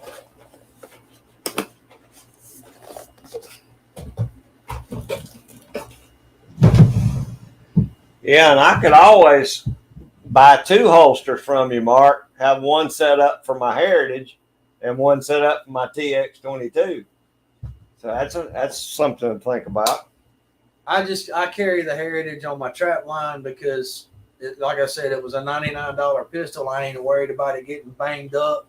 It's a wheel gun, so I don't have to worry about, jams or anything like that. If anything, a misfire, but it hasn't failed me yet. Well, I always carry my Heritage on trap line, but I thought this year if it's got extra rounds in it, I might carry the TX22, but I may set it up for the Heritage. I don't know, because I always carry the Heritage. Well, I've got that holster that I got from Tony U that I carry. Yeah. But it's a waist holster, it's a belt loop holster. I need something where I can get to. I may do that. I may swap and go with the Heritage holster instead of I may get 2 holsters. So he's got a 4. He's got a 6. He's got 6 Heritages. Scott said he's got 3. Mark's got 6. But then Tim's saying his is a 4. He's got a 4 3/4 like we got. Black grips for it. You can get grips, man, all day long for those things. Yeah, my grips are all banged up. Mine are too. I've got the we got the Coco Bolo. Yeah, ours are Coco Bolo. Mine are so scratched up that they're terrible looking. 3 Heritage ones you need.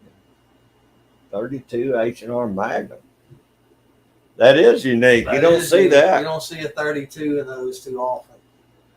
And he does. Mark said Mark's got 6 inch. He's got a 6-inch barrel. Oh, okay. So Ours are 4 1/4. Ours are 4 3, 4.75. All right. So the Heritage is unique. Why you would ever want to buy it, I have no idea. I don't know if it was a gimmick thing they did, but for those that track it, they've got the 16-inch barrel. Oh, That looks so. I don't know any practical purpose for that. Then they've got the 6-inch, and then they got the 4 3/4. Now I went with the 4 3/4 because I was buying it straight for the trap line. But with the shorter barrel, you're going to have more ambient noise when you fire it. So he was talking about firing them in the garage with tequilas. With a 6-inch barrel makes a difference. Yeah. I'd be curious to see what the difference between the 4-inch and the 6-inch is. Yeah. Ambient noise wise, without a can, and then put a can on it. Yeah.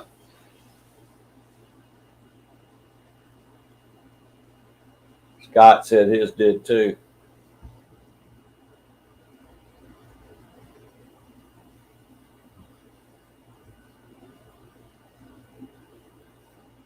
You can get grits for those things, Tim. They're all over the place. Amazon would be a great place to look.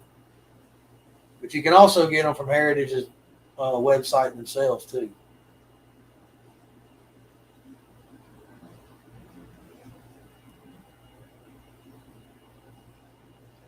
I wouldn't mind getting some rubber grips for it just because when we're out there, our hands are wet. I don't know.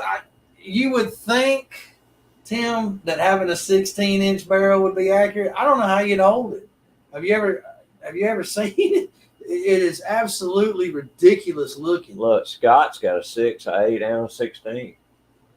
I don't know how you'd hold it. How is it holding that 16, Scott? Yeah, it would be like top heavy, man.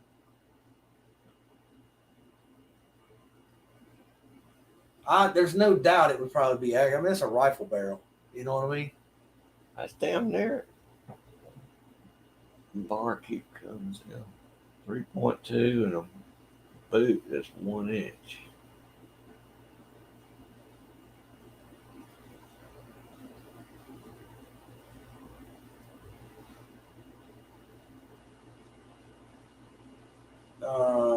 I know it does, Joy. It's a cool looking gun, but it just seems like it'd be barrel heavy.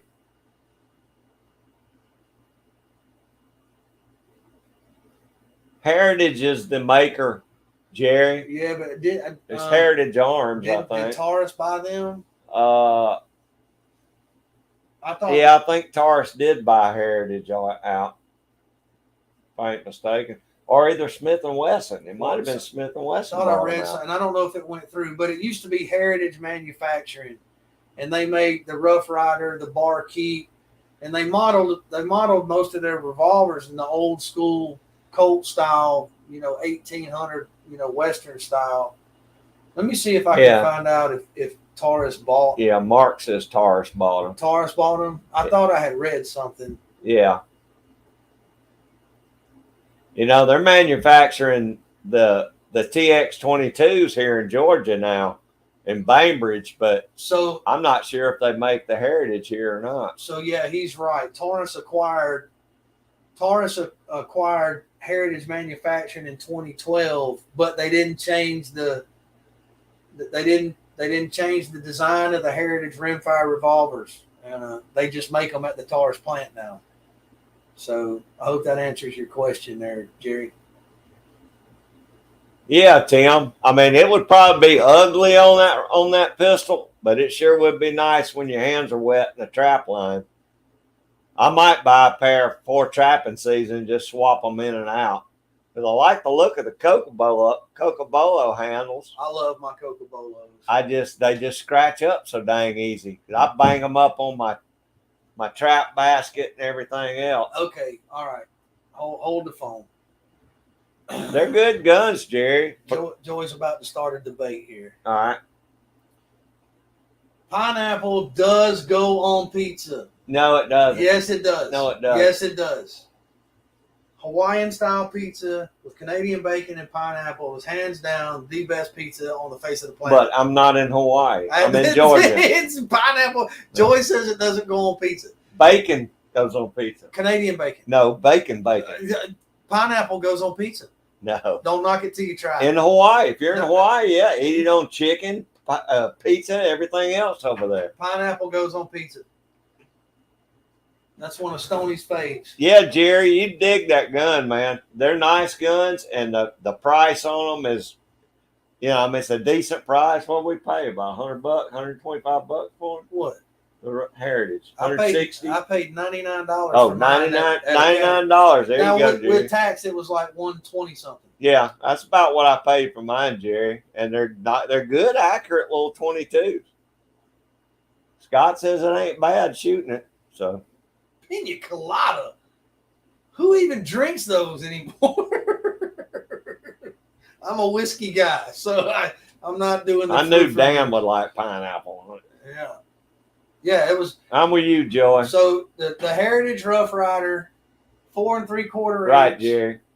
Came with the 22 LR cylinder, and it comes with the 22 Magnum cylinder. They're interchangeable. I got mine at Academy Sports for $99, brand new in the box.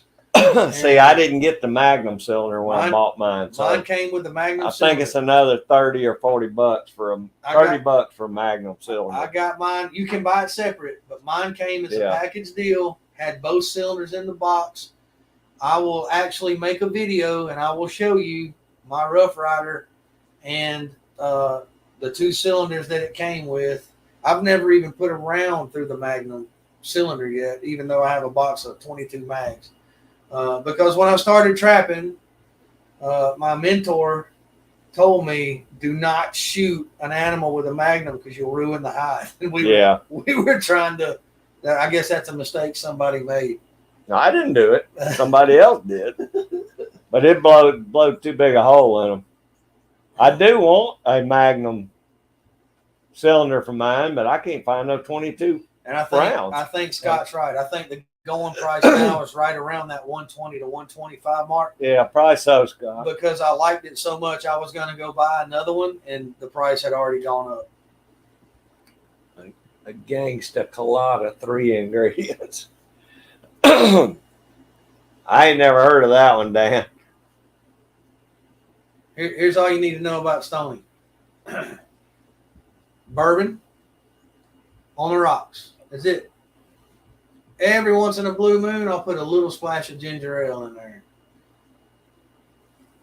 See, Tim, I guess I got screwed on my deal. I didn't get the Magnum cylinder. Mine came with it. It was a package. Well, Tim said his did too. Yeah. I imagine Scott's did. I don't know why I didn't get it. But I saw they had a 16-inch barrel one in the store when I picked it up, and I was like, oh my God. What would be the practical application of that? Yeah. Let's see. Tennessee coconut rum, Bacardi 151 and Sprite. Well, that's is it coconut rum 151? Yeah. You throw 151 up there, I immediately think Bacardi. I shoot every armadillo I see. I shoot every one I see. Yeah, 351. We went out and tried to get some the other night. We couldn't find them for nothing with 22s. And my buddy's son came out about 2 hours later and shot 2 right off the bat. But a regular old 22 will take them. I've shot him on my regular 22 long rifle and killed him.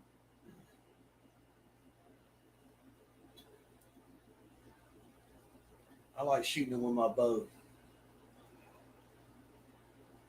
We are overloaded with armadillos here now. They are everywhere.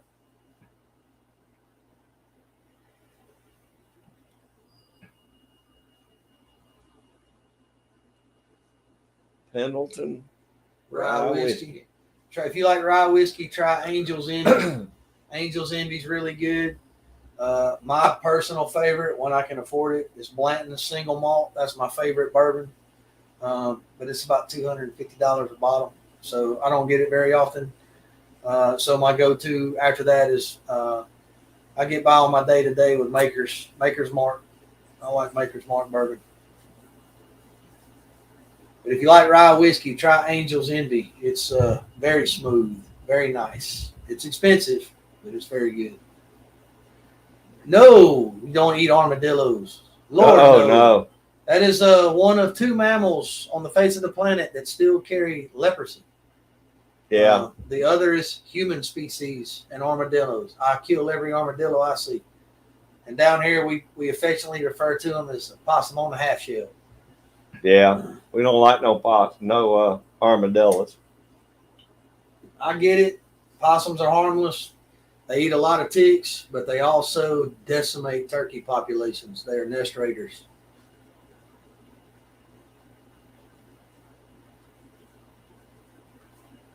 When you skin them, they all look like tree rats. They all look the same.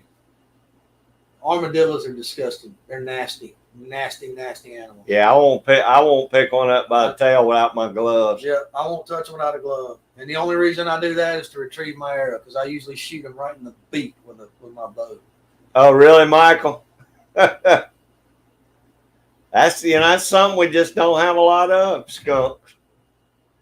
I've smelled them going down I-85 south headed to Florida, but it's south of us. Where's he at? Where are you at, Michael? I can't remember. I'll have to try the Pendleton. I'll have to try it. Never had it. Yeah, Jerry, them things are nasty. Don't get around them. You can shoot them, but don't if you shoot one, get you some gloves to throw it over the fence or something. People like to protect possums because, He's talking about armadillos. I know for 2 reasons, but I'm making the segue here because we call them possums on the half shell. Yeah. A possum will eat about 5,000 ticks in its lifetime. They don't get rabies. Their core body temperature is too low to house the virus that causes rabies. And they are North America's only marsupial. But they will decimate a turkey nest and eat all the eggs. That's why the turkey population in Georgia is so low right now, because of the raccoons and the possums. Yeah, we are trying to help that out. The armadillo, though, is one of 2 mammals that can and does carry leprosy. And I don't know of anything that they do ecologically that benefits society other than dig up your yard for grubs. They'll keep grubs out of your grass from killing your grass if you have Bermuda, but that's about it. Yeah, the state says armadillo has no redeeming feature. You can't trap them and sell them for nothing. You can't eat the meat. There's nothing useful off of them. Carrot. Be right back, y'all. I shoot every one I see. And I'm more of an archery guy. I like doing archery stuff. So anytime I get to use my bow and practice, I do. Yeah, you do, Tim. They will tear your yard up. They have dug my front yard up. I've kind of got them under control now. When I first moved in where I live now, my yard looked like, 75 pro golfers went out there and practiced their backspin from 100 yards away. I just had divots all in my yard where they dig. But I've started, taking care of that. They are not thick down here in Georgia. I think our poll count this year actually averaged like 1.3. And their talks, DNR is monitoring it real close. You're able to harvest 3 birds in a turkey season down here, and they're talking about dropping that to 2. And you can't shoot any hens. Not supposed to shoot jakes. They only want you taking gobblers. But Scott, don't. If you're referring to the armadillos, don't touch it. They are disgusting.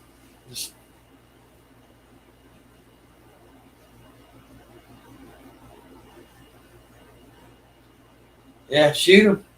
And the good thing about armadillos is they're blind as a bat. They'll walk right up to you and bump into you. They're nocturnal. They move around at night. I can sit on my front porch, and as soon as I see them come across my yard, I sling arrows at them.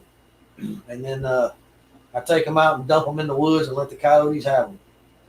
So, and then it benefits me because come coyote season, I can go set a trap back there, and I'm usually good for 1 or 2 a season right off that pile.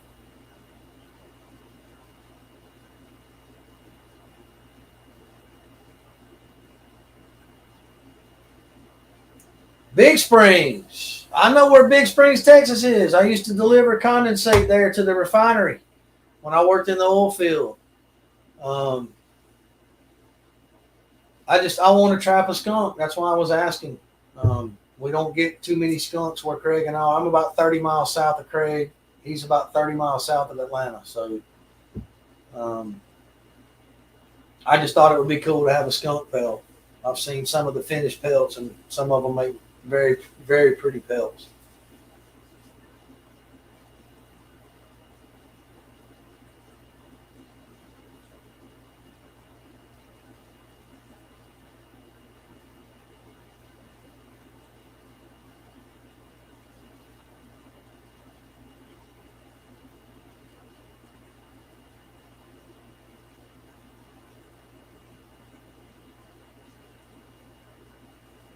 Coyotes move 351. They're nomadic. There's a way to dispatch a skunk so that he doesn't spray G23. Acetone does the trick, but you got to get close enough to inject it. But we have a pole that we use.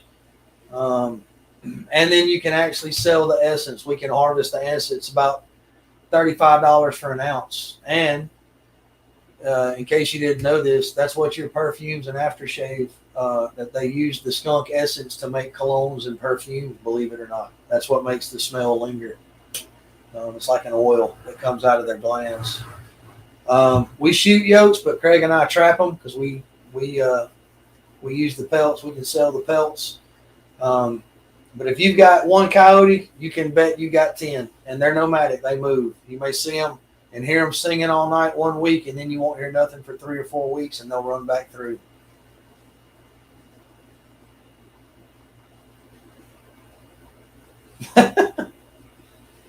I got sprayed, Michael, when I was a kid, and I was in Boy Scouts. We were on a camping trip, and I got too close to one that I didn't know was there, and I stunk for a week. I had to throw all my clothes away. No, skunks have very poor eyesight, and if you move very slowly and you don't stay loud, you can get really close. I've got a 12-foot telescoping pole that's got a syringe on the end, and once I get him facing me, I just put it right above his shoulder and just inject the acetone, and basically it freezes their lungs and they go to sleep. They use the essence to make cologne and fragrances. You can research it and look it up, Tim. That's why it's so valuable. And a lot of trappers that trap, especially in the Midwest and up north where they have good skunk populations, they will harvest the essence. They got 2 big glands right at the side of the base of their vent.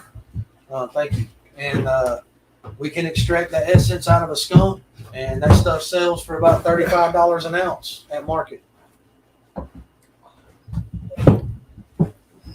Yep, skunks will. They will walk right up to you. They're curious animals. They won't spray if they don't feel threatened, but you always keep them facing you. And there is a way to dispatch them without them spraying, and we have the tools to do it. If you shoot them, most times often, they are going to spray, and that's when you get in a mess. You can get, generally speaking, out of each gland, Jerry, it takes them so long to make the essence that they use to defend themselves. Generally speaking, a full gland, you can pull about an ounce to an ounce and a half out of each one.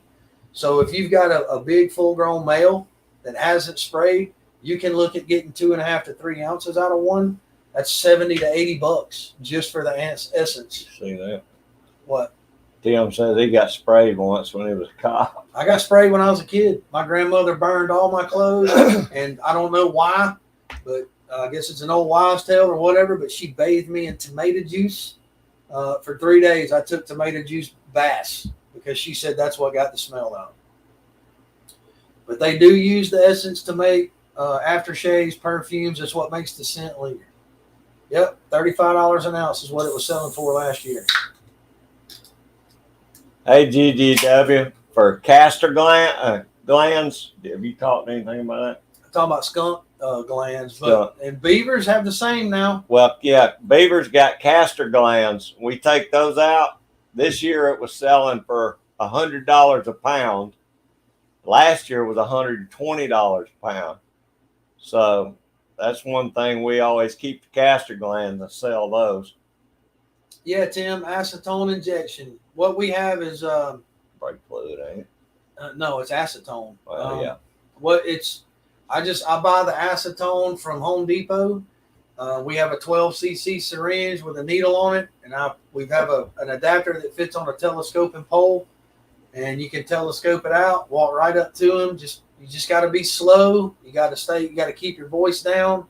Don't alert him in any way. And when he faces you, you just push it in, and it goes straight into their lungs, and they just go to sleep. It doesn't hurt them. They just go to sleep. I don't know what a skunk hide sold for this year because we didn't have any. They were pretty high. But they were higher than the raccoons and the coyotes. I think coyotes were going, what, $25, $35 a pelt, and the skunk's higher than that. Hey, Michael, the post office does not like skunk. No, they do not like skunk. Our skunk lures that we order, 2 of mine wound up in the dumpster down in Atlanta somewhere. And I know because I caught them doing it. Yeah. So that's why we prefer to order and have our stuff shipped UPS because UPS will ship it. Hey, Georgia boy, how's it going? What's up, brother? You, Pastor, how you doing? But Craig and I ordered some lure, and they sent it USPS, and we never got it. And he started doing some research, and he found out that when it hit the dock, they threw it in the dumpster. Well, what they didn't realize is that was several $100s worth of material that we had ordered, and they got in a little trouble for that. Yeah. So. Yeah, 351. I think High Karate had a little bit of that in it. Oh yeah, that's what they use it for. Look it up. Yeah. Oh, castor gland. They use castor gland in women's perfume. They use it in vanilla flavoring. All kinds of different stuff. Hey, Mark, I sure appreciate you hanging in here with us, buddy. And I'll be getting with you soon. I just got to decide which holster I want to add to that now. Yeah, and I'll definitely be reaching out to you because I know which 2 holsters I need. Thanks a bunch for being in here, buddy. Yes, sir. Georgia boy, what you been up to this week, buddy? You better be getting ready for trapping season.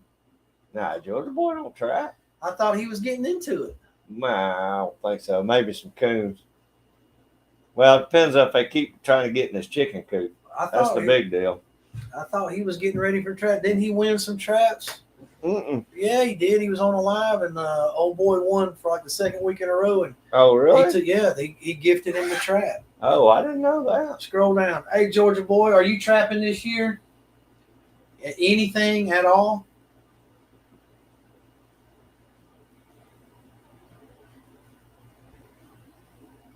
Oh, Tim S says you can.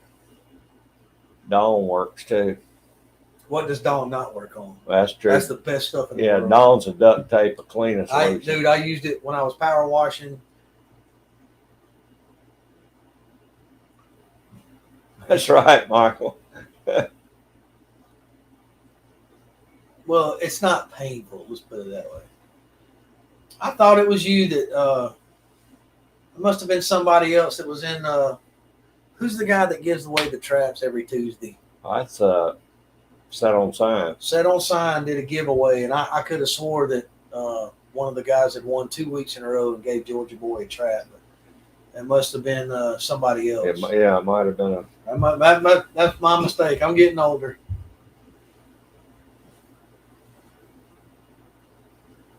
I hear you, Georgia boy.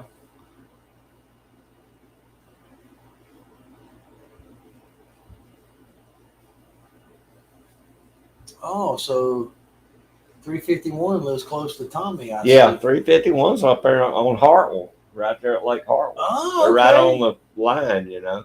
And Tommy's in South Carolina, like right across the line. Yeah, he's right across the line. Well, actually, Tommy's close to my kinfolk. My family's from Wagner and Windsor. Yeah, they're all right up there together. I mean, not Hartwell, Clark Hill. And Georgia boys on Hartwell. There you go. He getting ready for bow season. That's right, sunfish. There you go. I'm doing the same thing, Georgia boy. I can't wait. I'm ready. I'm sighted in. I'm ready for bow season to get here. Hey, that ain't true, Georgia boy. You won a ticket to the best show on earth right here. There it is. I forgot who that was. He was just getting into trapping. And you know what? Now that I think of it, I think he was in Alabama. That could have been. Yeah, Georgia boy's got his hunting loads down.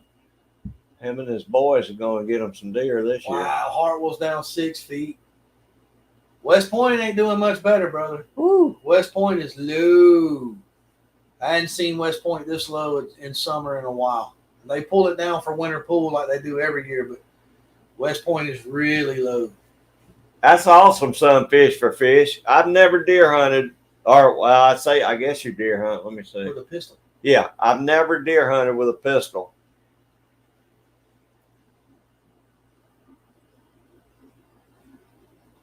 I've seen a lot of good videos on it, but I just never did try it. What pistol are you planning on going with? I'm interested in the caliber. 9mm. 50 yards with a 9mm that's a tall order, man. That's A 9mm? Yeah, I mean it'll shoot 50, but getting a tight group at 50 that's kind of hard to do. We qualled when I was in the Marine Corps. We qualled at 25, and that was on a B-mod target. You know, like half a silhouette, different style shooting. But 9mm is a high velocity round. It'll go 50. 351. If we get to camp out that way next year, I'm gonna get with you. Maybe me and you and Tommy and some of us, we can meet up out there and go fishing at Clark Hill. We've been talking about taking the camper and camping out there next year.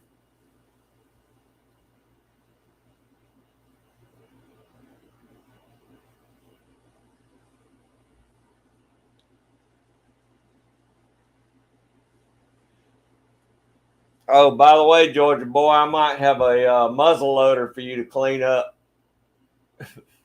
after deer season this year.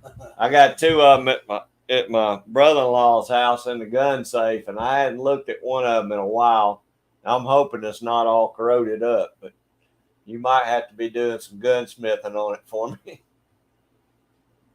Oh, he's using those 150 grain quantity critical duty. That's what my wife carries in her everyday carries, the critical duty 9mm. So that's a lot of expansion on that round. That'll do the trick. You just got to put it in the box, man.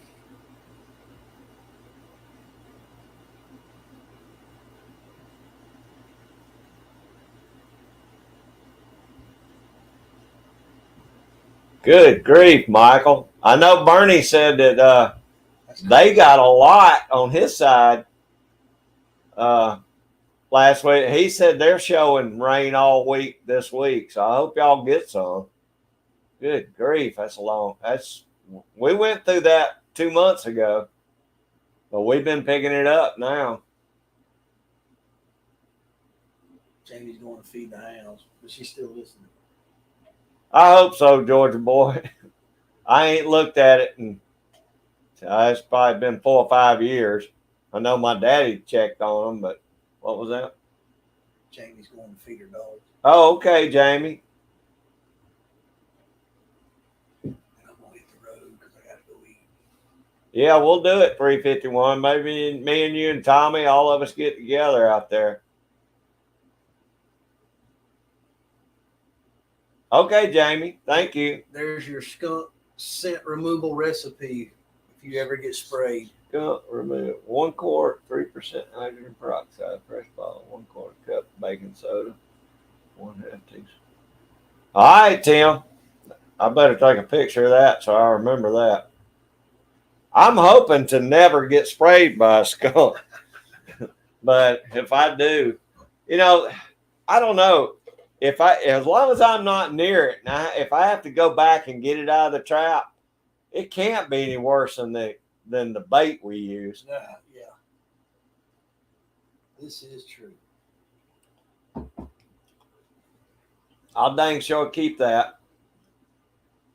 Hey, Irene. There's Irene, the field guide. Everybody say hey to Irene. Hope you had a good day, Irene. I enjoyed your live stream this morning.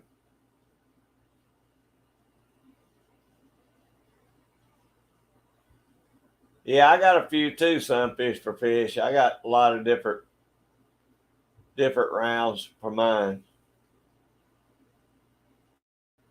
Is that right, Tim? Oh yeah, from when you were the policeman. Yeah, y'all make sure you check out Irene, the field guide. She has got an awesome channel too.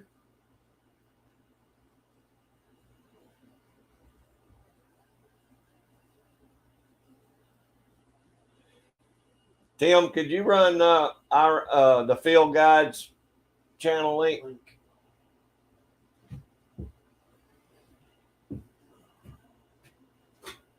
Stone Man got to hit the road. Yeah, I got a 30-mile ride, brother. All right.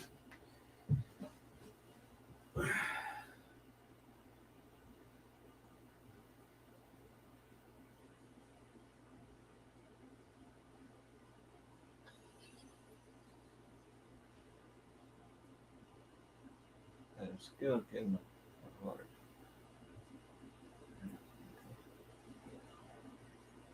Hey, I don't blame you, Irene. That's the way to do it. There ain't no good way to be around a skunk. That's all there is to it. Thank you, Tim. Y'all make sure you got the field guide. Well, guys, I'm going to check out. I got a little ways to go home. But if Craig's still running when I get back to the house, I'll jump back in here. It was good to see everybody. Thank you, everybody that picked up the channel. It's much appreciated. I subbed a lot of you guys as well that I didn't have. And I'll be dropping in on your channels, and y'all feel free to do the same. So, thanks for coming, old Stoney. Yeah, no worries, brother. Enjoy them eggs. Let me know what you think about them pickles. Oh, I will. If there's any. Says this, yeah, my daughter will eat them all. All right, we'll see y'all. All right, brother. All right, I'll see you. Be careful, buddy. I gotta get the keys, man. Don't worry about the keys. I'll see you later. Yep, Give me a call this evening. All right, man. All right, thanks.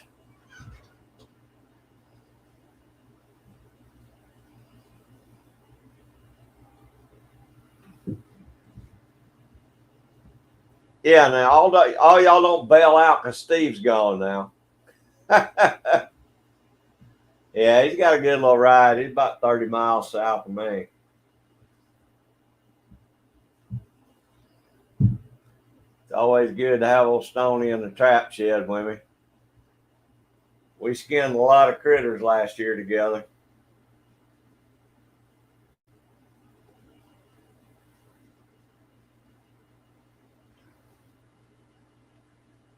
Oh, yeah. One of y'all run Stoney's link again. Jerry needs a link for Stoney.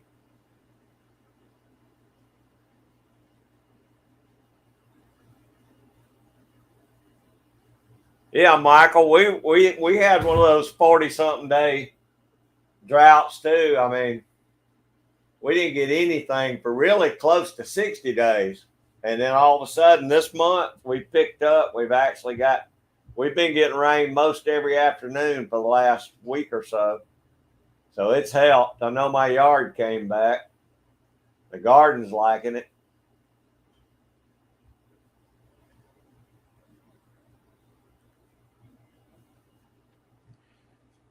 But it was rough for a while. The dang yard was brown. Oh, thank you, Tommy. There you go, Jerry. Tommy put the link up there.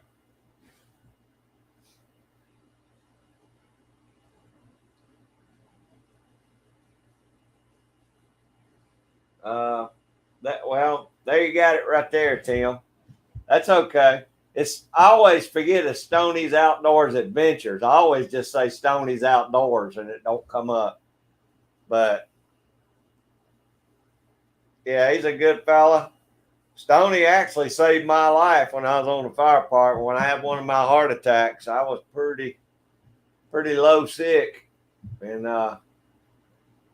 he kept the ambulance guy from killing me.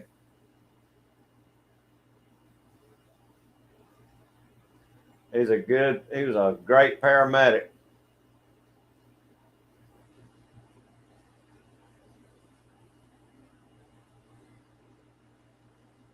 Hopefully we'll be getting a lot of trapping videos out here coming up.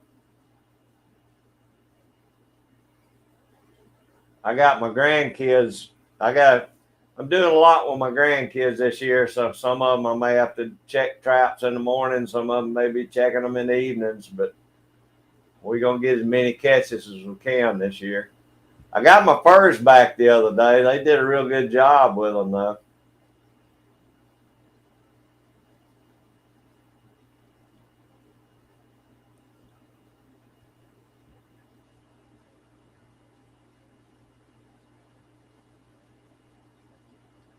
Hey, Jen.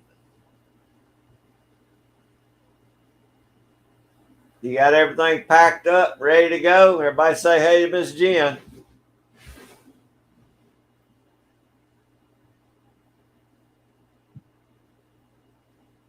Won't be long. She'll be y'all Texas fella's neighbor.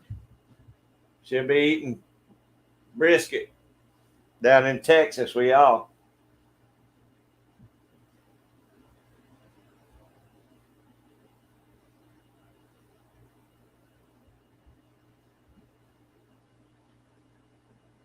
Okay, Irene, I sure appreciate it. Thank you very much. Oh, I know, Jen.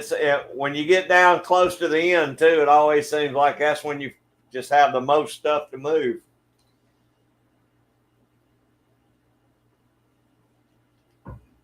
Yeah, what part of Texas you moving to, Jen?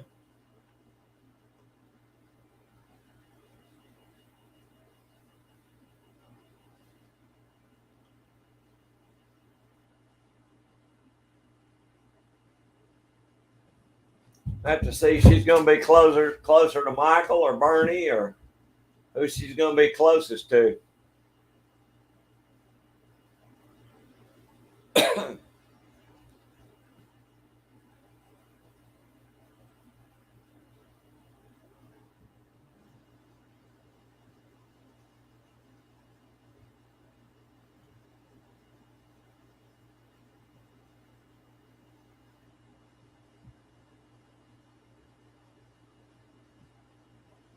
Austin, near Georgetown. Is anywhere near you, Michael? Hey, Dan, that's what y'all need to do, man. I love my little camper I got. It's not real big, but it's perfect for 2 or 3 people.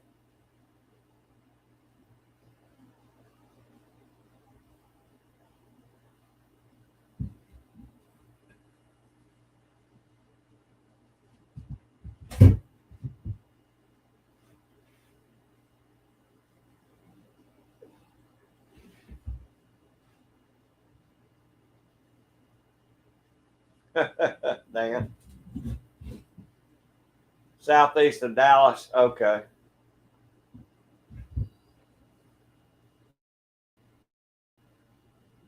Well, I know Bernie's South Texas, so he's way down at the bottom, I think.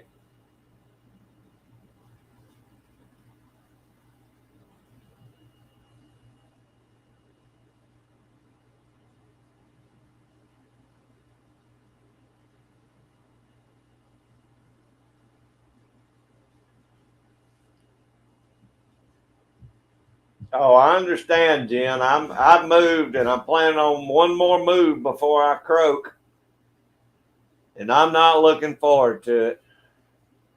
That's something I despise doing, is packing all my crap up to move.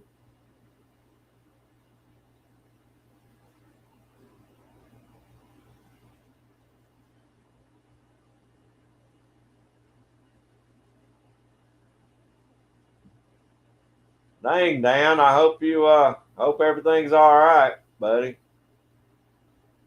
I mean, I'd like to see you retired, but I'd rather it be on your terms.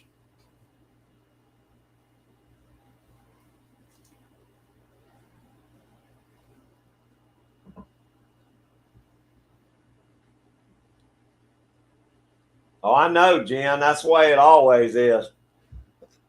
It's amazing you can bring that much stuff in a little at a time, but when it's time to move it out and you have to do it all at once, it's pretty overwhelming.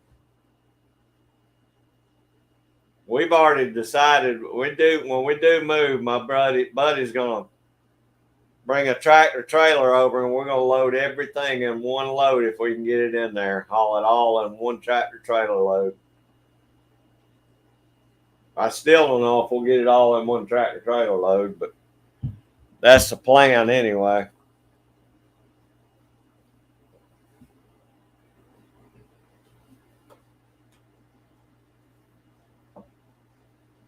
Well, I agree, Jerry.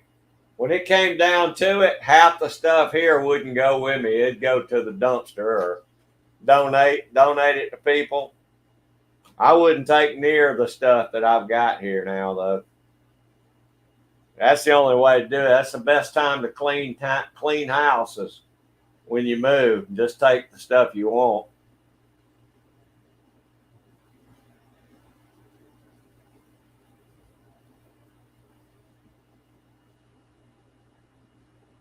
If I sell this house, me and my buddies already talked about it. We're going to buy 2 lots next to each other, at least 2.5 acres apiece, maybe 5 acres apiece, and we're going to put a metal building on each one of them. We're going to frame them in, just like the old fire stations we used to have. And we're going to live in them metal buildings.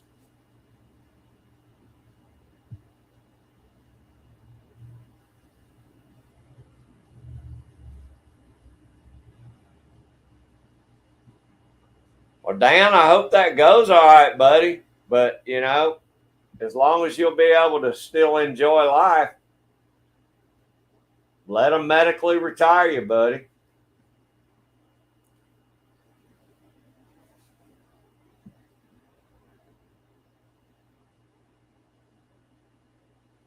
Yeah, Jim, that's the way to do it. That is exactly the way to do it. And that's what I say. I'll donate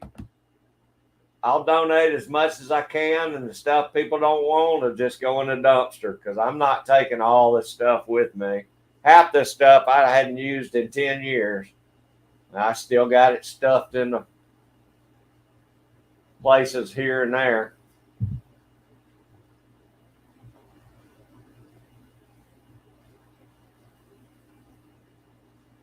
That's exactly right, Michael. You do find stuff you don't even remember having. I know my barns are like that. And when my dad passed away, I got a bunch of stuff of his just because, I didn't want to throw it away. And now I got all that stuff that I've never even went through boxes and stuff. So, you just accumulate stuff.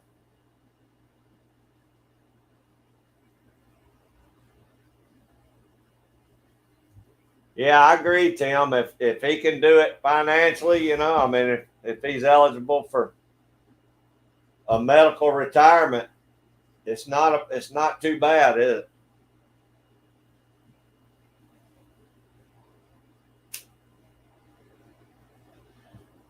Have they got us? I mean, do you have it scheduled, Dan? Is it scheduled already, or do you know when it? Are they talking about maybe doing it, or are you having it done for sure?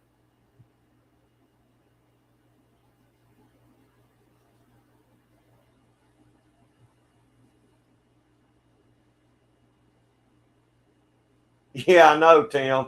The bad thing is every time you move something, you find more stuff behind it, and you just have to keep digging it out.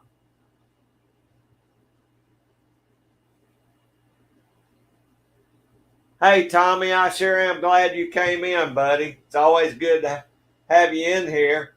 I'm glad we got you up over the mark anyway. Now we need to work on 500 for you. But Y'all be safe and have a great week. And thanks so much.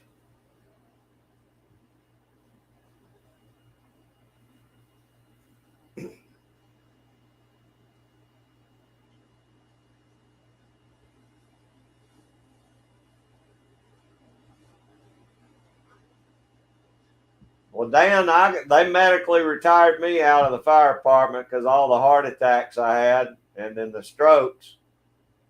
And I'll be honest with you, buddy, I'm kind of glad it's it's done with.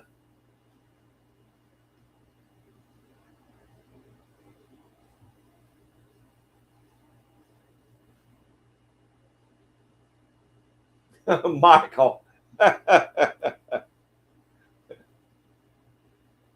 Hey, Shasta, I appreciate you being in there, buddy. Thanks for hanging in. I hope you have a great week.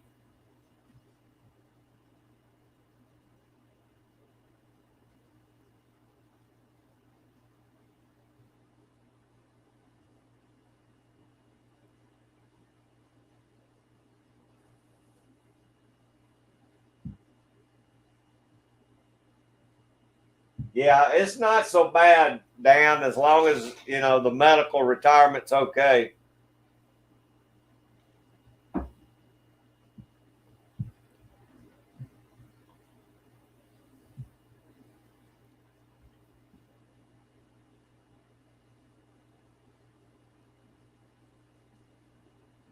That's right, Tim. Everything works out, doesn't it? Always does. Matter of fact, that once you are retired, see, then you can get the camper and come down here and meet me, and then we'll drive on down and see Bernie Sanchez and have some lingua.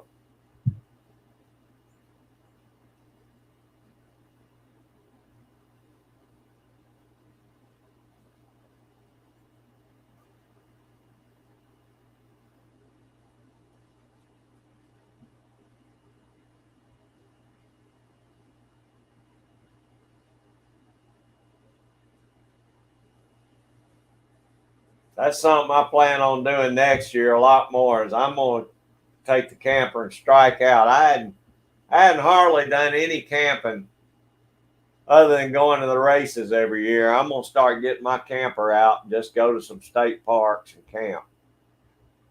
Maybe do some visiting with some folks.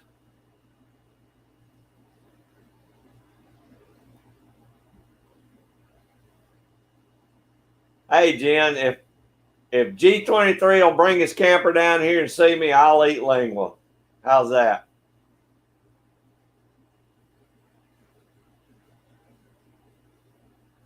Well, agreed, Michael. It's got to work out where you can, financially be okay.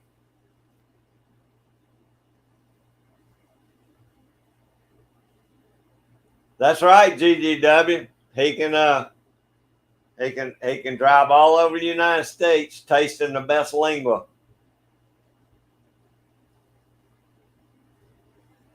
But I'm only going to do it once, so he better enjoy it. Yeah, Jerry, sorry.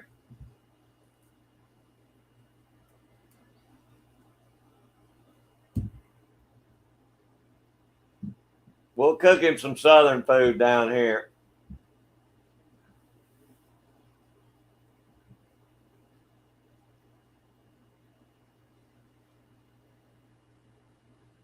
I know, Jen. I got to cheer him up a little bit.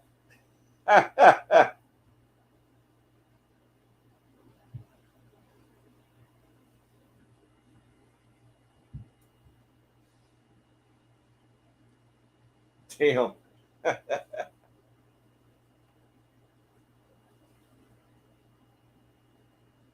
What's everybody got planned for the week? Anything special or just working?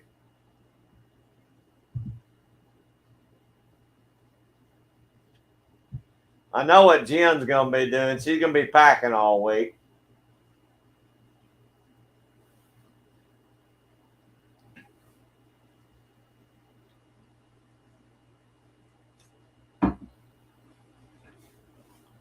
Well, all right, Georgia boy.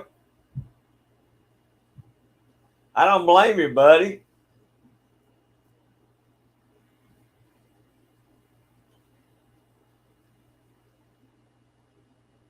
I think I'm gonna have me some cabbage and I don't have time for black eyed peas. I'm gonna have some cabbage and some buttered cornbread tonight. I think is what I'm gonna eat.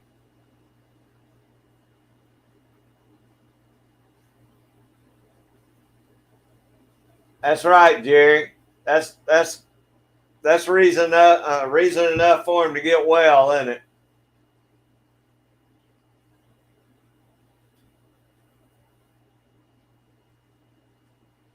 Yeah, I can't believe Stoney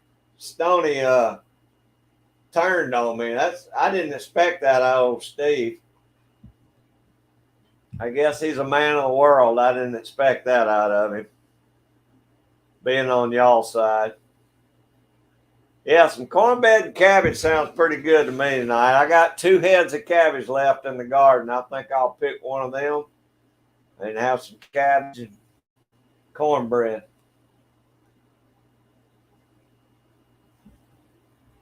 If I had some hash, I'd throw that in there with it. But I don't think I got no hash here.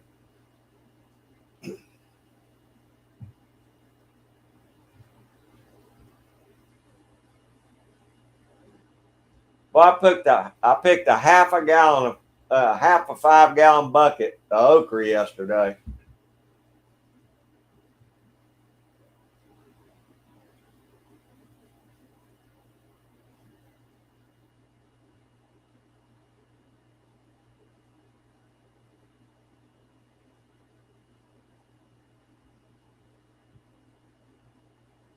I like to do mine. What I do is I'll put it in the pan, I'll cut it up, put it in the pan with a little bit of bacon grease in there. And I kind of fry mine, not really fried, but I let it steam in the pan instead of boiling it. But I just like it cooked in there with bacon grease and a lot of salt and pepper, a lot of pepper. We used to steam ours at the fire station, Georgia boy. But I've never put corn in there. I imagine that'd be pretty good. And of course, we had corned beef and cabbage a lot at the fire station too.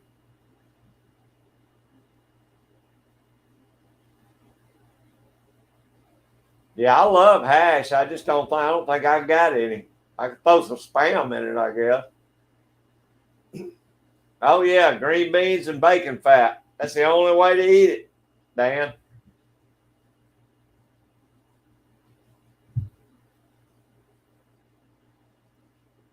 It seems like I've heard you talk about that, Jim. I've never had that. Oh, wait a minute. Cream corn. Yeah, I have. My mama used to make that a lot when she cut the corn off the cob when we were kids. But I don't have it here around here very often. We had it when I was growing up all the time. I just like corn on the cob better. Yeah, I'm still here, Jamie. I don't know why. I'm just still here. We're talking food again, too. So come on back in. Yeah, I like it fried best, Georgia boy. Now, what do you do with that, Jerry? I've never had. You just cut it instead of dicing it up. You keep it in like layers and do it like that.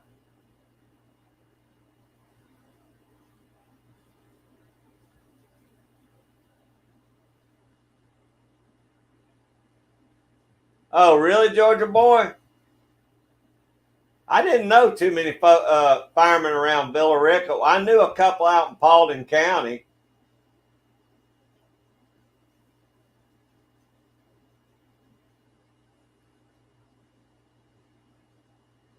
I used to like the way my mama made cream corn. And I like that cream corn that's frozen in those little tubes too. I kind of like it I like it real sweet.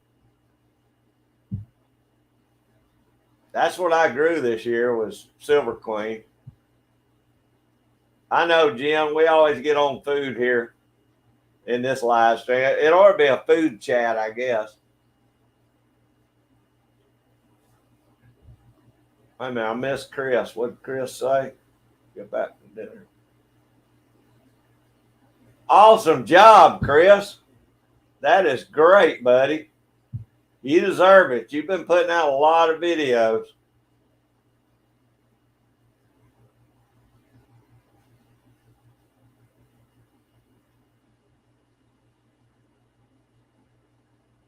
I know. I heard you mention me, Dan. I laughed all night on that live stream. That was funny when I watched it last night.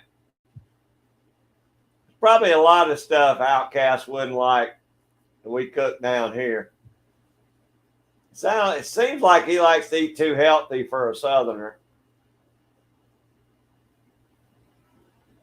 That sounds good, Jerry. I've never done it that way, but I like cabbage any way there is, buddy. I've ate it every way you can make it. I just love cabbage. Yeah, everybody congratulate Chris. That's awesome. 1,500 subs. Do you really, Tim? Mine's already done and played out. We're in a little different time zone than y'all, though. But that's good, man. You can't beat sweet corn. Now, I wish I had more room to grow more than what I had this year.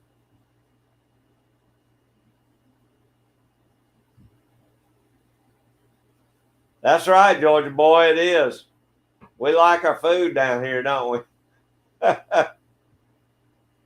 That's right, Jen. It is the food shed. Maybe I'll change it over to the food shed.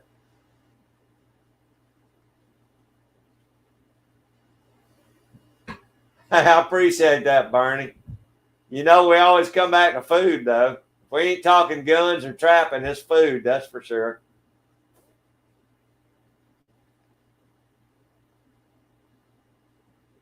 Yeah, that's great, Chris.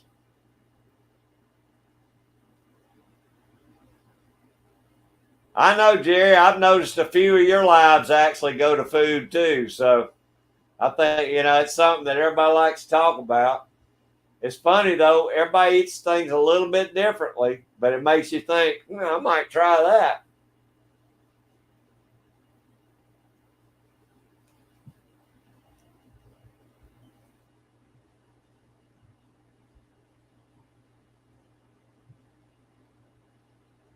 Hey, Georgia boy, I picked a big bowl yesterday of bell peppers. I bet I got 15 big bell peppers yesterday. Matter of fact, this evening I got to go in there and quarter them up, and I'm just going to freeze them. But it's like all of a sudden they took off. When it was so hot, they kind of, held off. But with it being overcast and all this rain, they really came out. But I'm having to pick okra every day. Oh yeah, Tim. I don't see why you couldn't. My second run of green beans are just now starting to bloom, so I'll have green beans pretty much all the way till the first frost. Then I got butter beans that are just now starting to bloom too, so they'll do good. Yeah, that's right, Georgia boy. Killing and eating, or kill it and then eat it. That's pretty much the way it is in the South.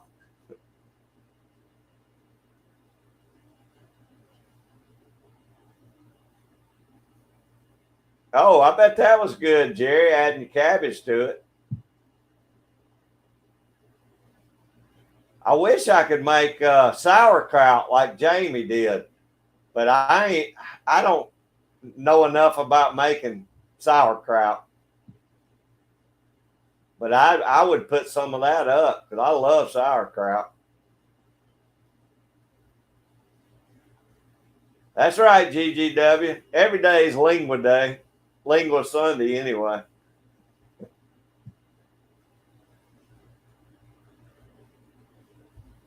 Ooh, you got some hot peppers, Georgia boy.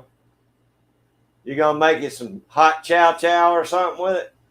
Are you making some salsa or?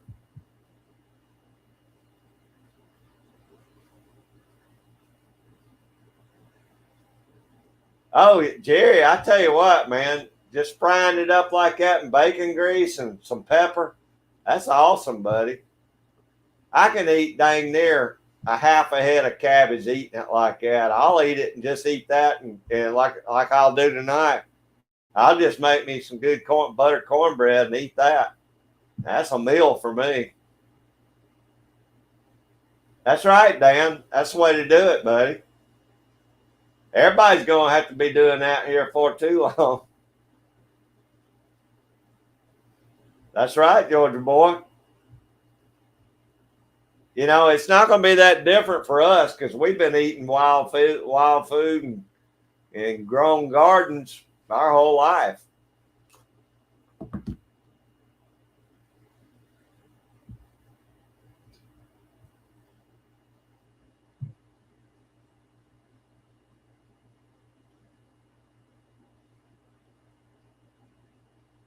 Is it broke loader too? I've never.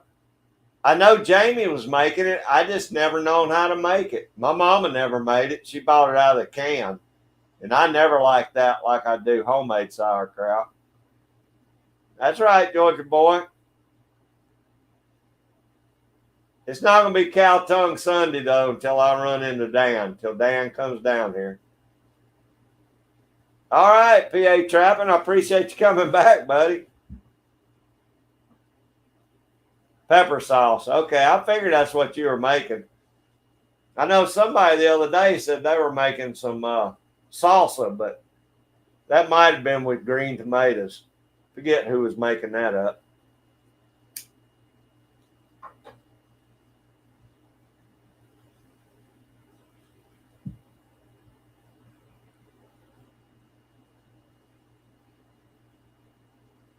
That's exactly right, Bernie. That's exactly my recipe. You can't beat it with a stick either. That's the best cabbage you'll ever eat.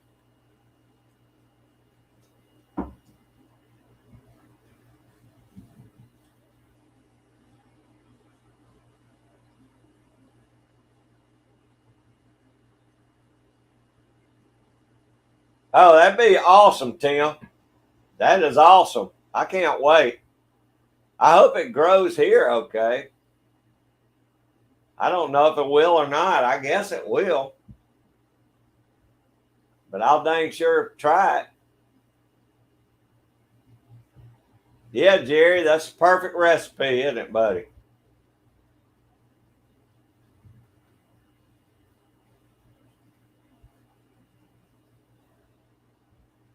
I'll do it, Dan, but only for you, buddy. Only for you. You're the only person that could ever talk me into eating that. And I will.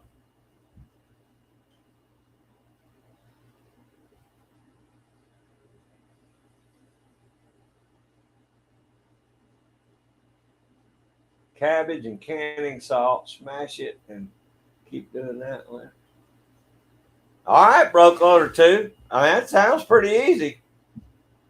I've got a whole extra head of cabbage. I may do it. I may do it with that.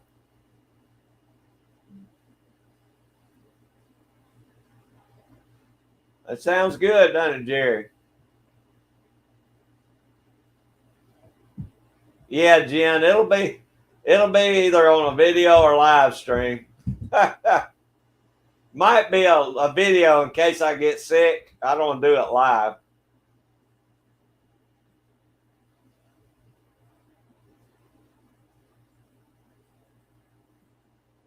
I don't know where I learned that recipe, Bernie. I don't know if I just through the fire department or if my mom always used to make it like that. It's just the way I've always made it. Hey, GBL Old Church 5 Acre Homestead. How you doing? I appreciate y'all coming in here.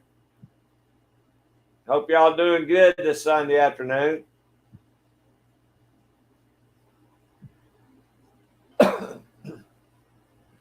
That's cool, Tim. I can't wait to get some. I really can't. I got a bunch of beaver hides I need to hoop.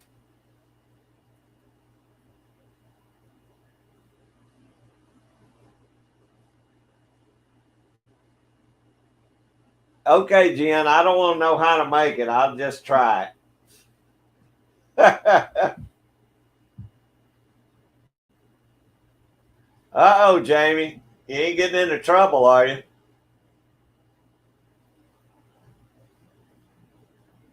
That's what I told them earlier, Georgia boy. I said, bacon grease makes everything better. They said put it on your mosquito bites earlier.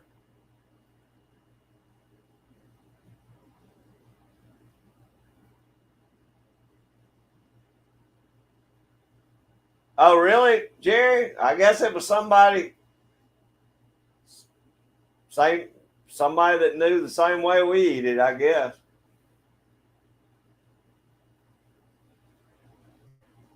Yeah, I'm gonna try that broke loader too.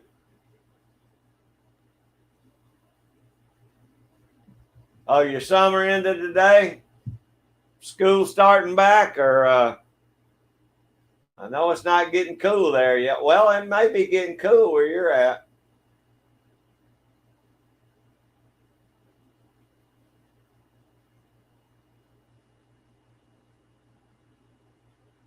Oh, okay, broke letter two. I can't believe I hadn't seen that in the ball cannon book.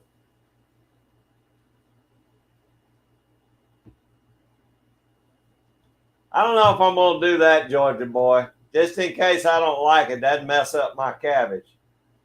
I'm going to have to eat it. I'm going to do it the way Dan cooks it. I'm going to let Dan either cook it for me or we're going to find somewhere that makes it like Dan likes it.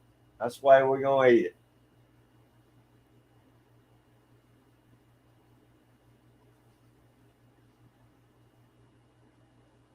Well, GBL, pick up any of them you want to. They're all a bunch of good folks. If somebody run GBL Old Church 5-acre homesteads link, if you would, and then y'all pick each other up.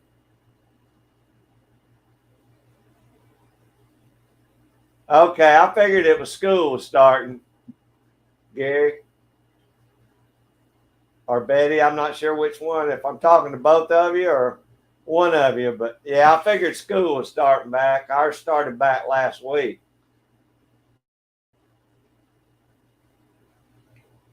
I wonder if you can look it up online, Georgia boy. I bet they've got I bet you can look their recipes up online now, which is what I might do tonight.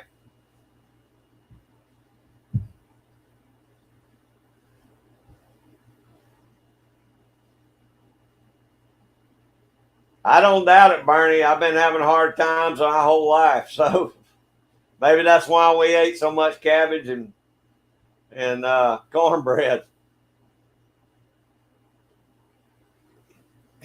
I'm gonna make some up, Tim.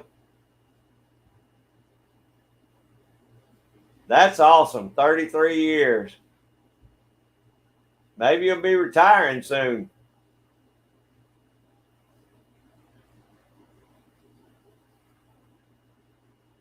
It is good eating, Jerry.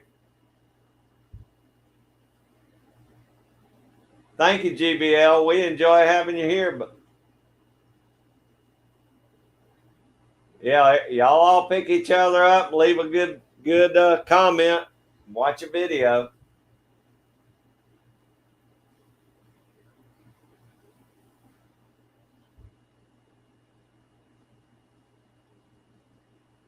Broke loader two, you like your kraut slice a little thicker?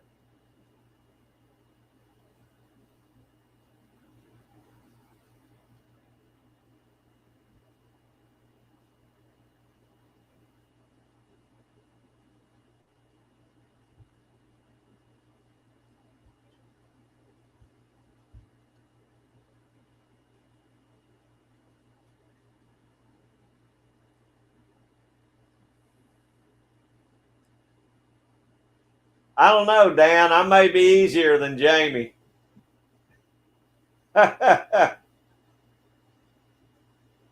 Yeah, it's a beautiful church y'all bought. It's neat how y'all did that, GBL. Yeah, cornbread and gravy is good too. Anything with cornbread's like bacon grease. It goes good with everything. Jamie.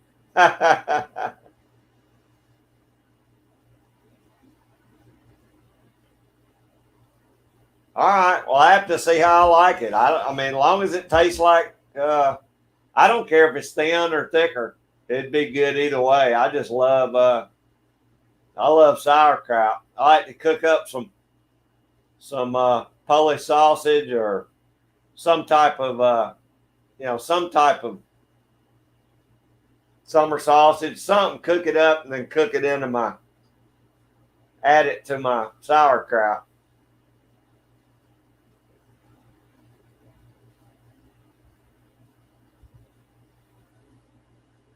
I appreciate that, GBL. We all have a good time in here.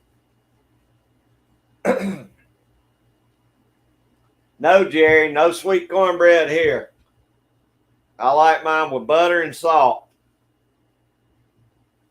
That Jiffy stuff, I don't like that Jiffy cornbread stuff. It's got to be the old dry cornbread. My daughters now, all my kids like that sweet cornbread, but I don't like it.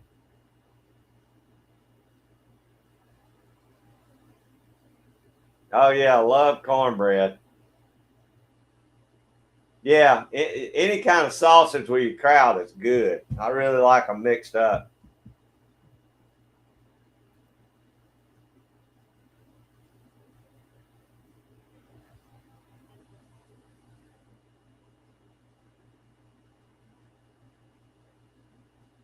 Oh, Bernie, that'd be a good series right there.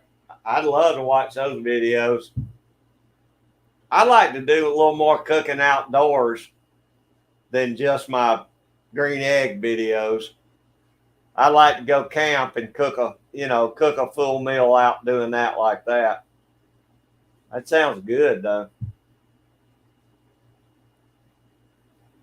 Now, Tim, that store bought stuff in a can, I never. I mean, I ate it some, but I never have liked it like fresh sauerkraut, homemade sauerkraut.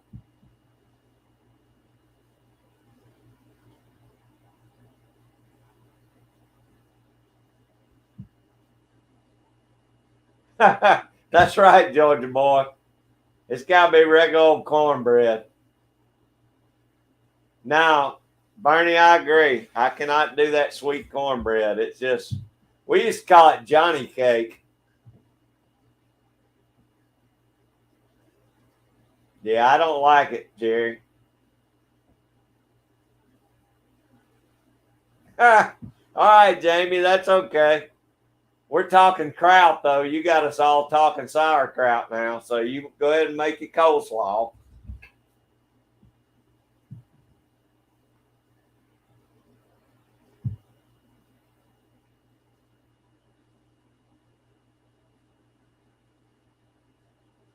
Oh, that'd be good, Georgia boy. I've had some made up like that. I love it.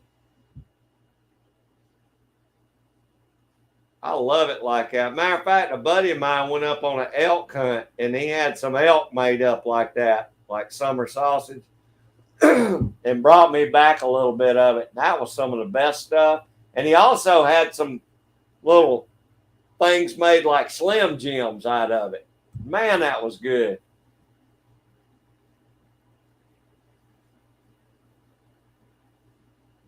Oh no, Jen, just get you a regular old bag of, I don't know, white lily cornmeal and self-rising cornmeal and make it just like it says on the box or on the bag. You try that. You'll never go back to sweet cornbread, Jen. Yeah, and you can add jalapenos, crackling. You can add anything to your cornbread. We used to put corn in it and bell peppers and jalapenos, but I like it with crackling in it. Crackling, I make crackling cornbread is really good. I've never tried moose yet, Jerry, but I'm going. I mean, if I ever get the opportunity, I will. I've just never had anybody that had got a moose.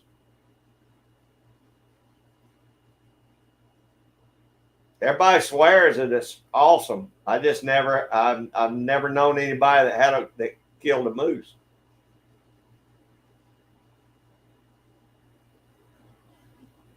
Yeah, GBL, we love deer meat. That's probably half of our diet come wintertime.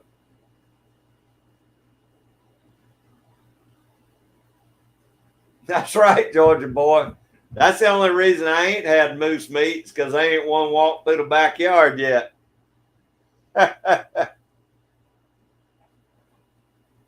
I'm definitely going to do a beaver this year, though. We were talking about that earlier, GBL. About there's a lot of people has got access to moose hunting where they live that were in here earlier. Of course, we don't have anything down here like that where I'm at. Hey, Irene, I'm sorry. I should have put a what do you call that, disclaimer on here that if you stay in this chat long, you're going to be hungry.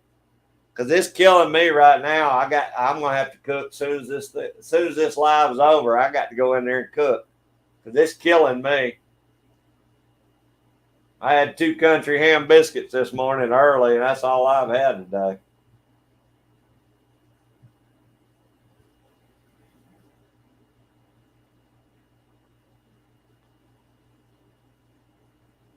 Y'all don't have any moose up there, do you, Irene?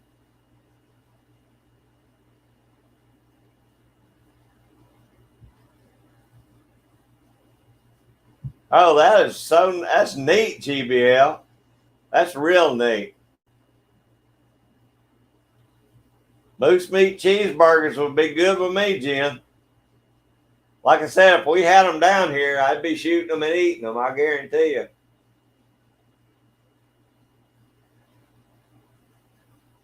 All right, Tim. I'm in on it.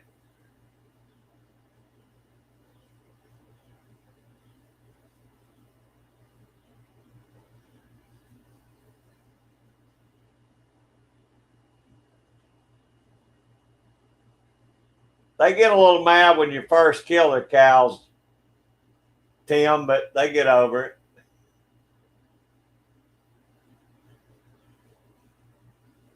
Hey, you welcome back anytime, GBL. We just cut up and have a good time here.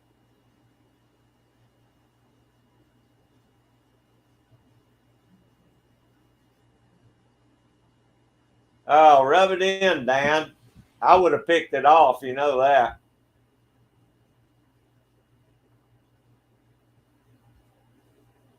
Oh goodness. Well, Georgia boy, I don't blame you. If I'd have been there, I'd have had me a big old lunch too.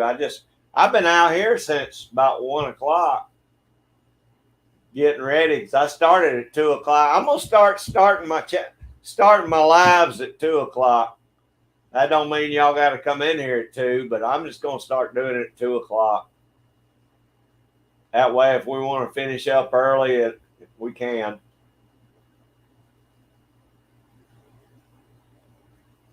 They were talking earlier, GBL, about caribou being really good.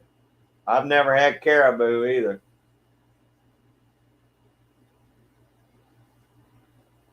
Okay, Irene, I thought y'all might have some up on the very top. Okay, Jen.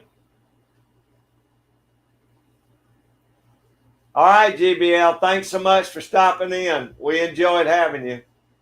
Y'all have a good Sunday evening.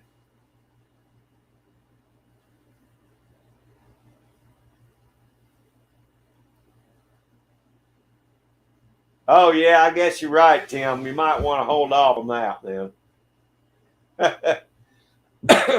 I don't want to hear on the live stream Tim got locked up last week.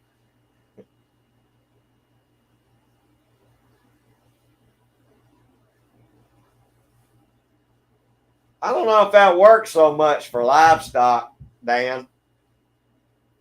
It might. Hey, there's Bushcraft Joe. How you doing, buddy? I appreciate you coming in. Hope you've had a great Sunday afternoon. Anybody that ain't got Bushcraft Joe, y'all pick him up. Joe's a good fella. Oh, it's 8 p.m. there. It's 6:30 here.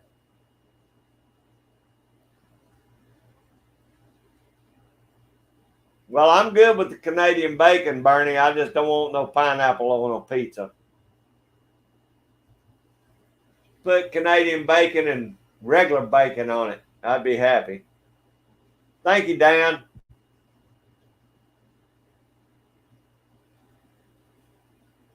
Huh. Well, they were saying that it's a little bit sweeter meat, Irene. I guess that's kind of that flavor.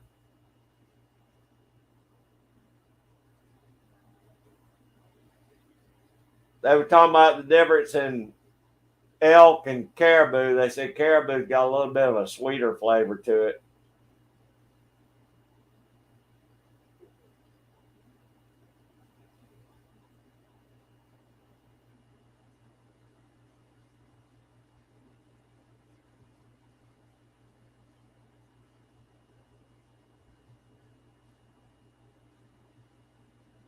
All right, Joe. Well, do what you need to, if you need to get your videos edited, go ahead and do it. I do appreciate you being in here, buddy.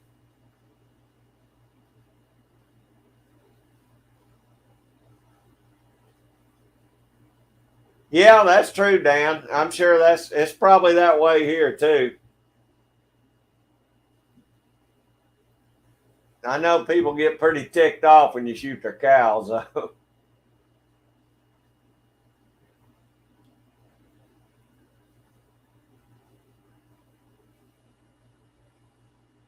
That's right, Tim. Yeah, you got to work up the food chain however you want to do it. I'll start with the deer here, then go to the rabbits, and then if it gets that bad, I'll go to the coons and possums. Matter of fact, me and Stoney might be making some rabbit boxes next week, I mean.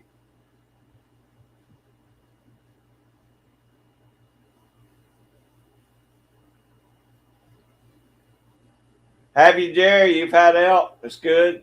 I'd love to try some. I've just never had the opportunity. I like to try some caribou too. I just never, and moose. Some of the churches down here have wild game dinners. And if they have one again, I want to go to it because you can try a little bit of everything.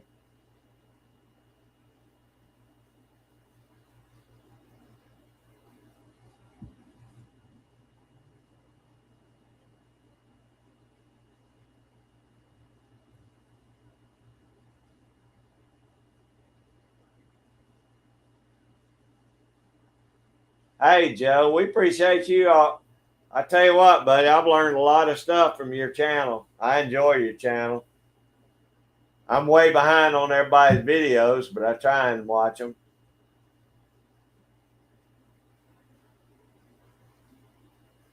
That's right, Dan. I'll agree with that. Wish I had a fence around my house.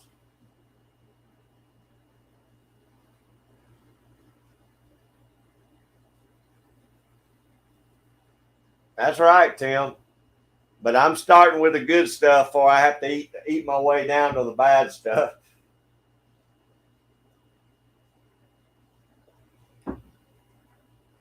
As long as I can get to a creek, I'll eat. I can guarantee you that.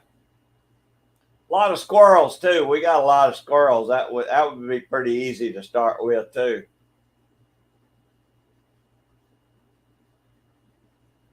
Hey, broke loader, it takes, it's hard to keep up. I try and watch everybody's videos, but it's hard to keep up sometimes. Hey, Vanessa, you make it back. Thank you for coming back in.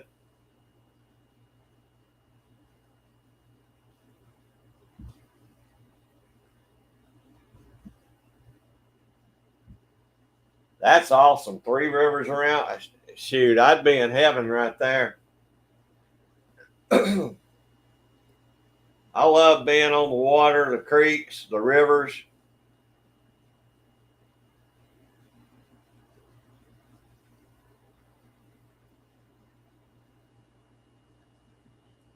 As long as I'm near some water, I can trap something to eat. I guarantee it.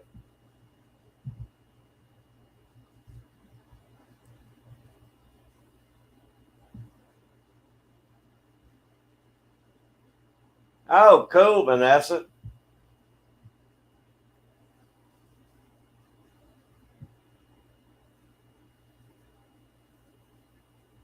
I know, Tim. I'm the same way. Actually, I try and get out a couple videos a week, but you know, a lot of the stuff I do, I thought ain't nobody gonna watch that, so I don't do it.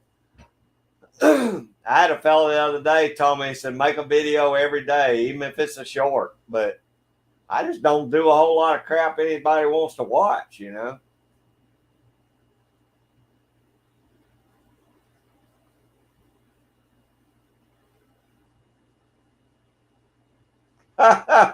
You ate their chicken, Dan? I mean, I guess as long as you can get away with it. My neighbors would have probably shot me.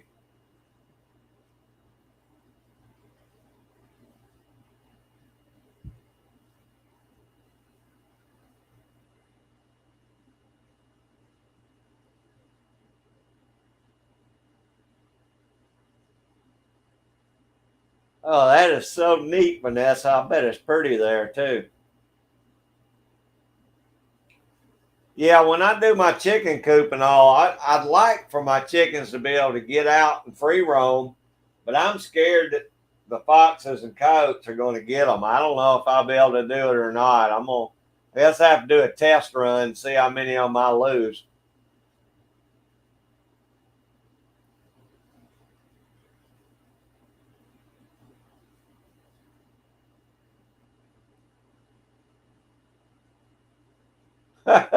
I hear you, Bernie.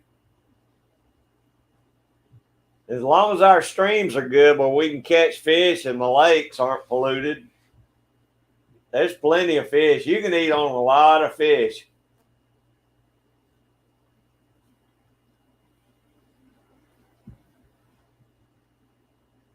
All right, Tim, I might start doing it. I don't do many shorts, but you know, they say just make a 1 minute short, but I may do that.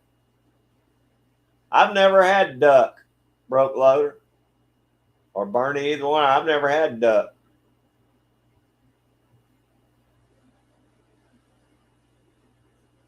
I knew you said the duck eggs were good, Vanessa, but we don't have a lot of big patches of water around here where the ducks come in to hunt, so I've never really been duck hunting.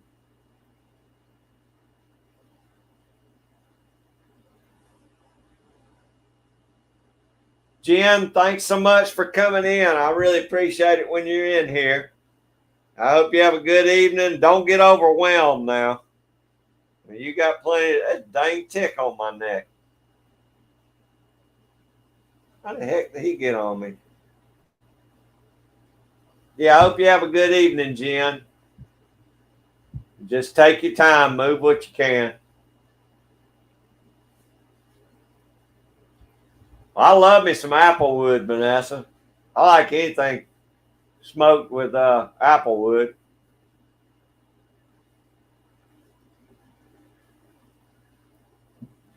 I've heard it's dark meat and it's kind of greasy, Bernie. But now those are wild ducks. I don't know about domestic ducks.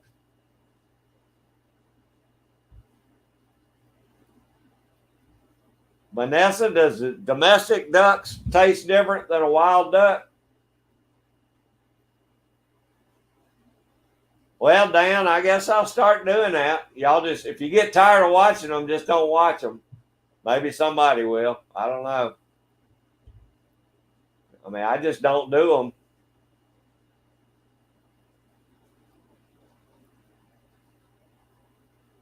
Oh, man, Georgia boy. Are they laying pretty good now?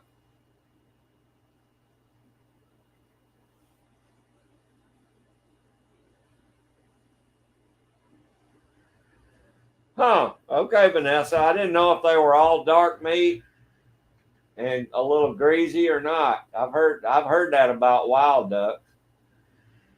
See you, Jen. Okay. I kind of figured the grease would, Vanessa.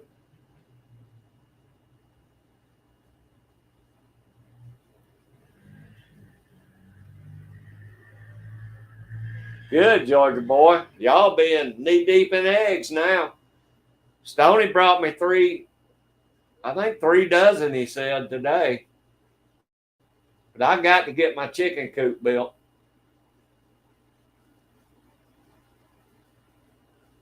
Yeah, that sounds like that'd be fun, Vanessa.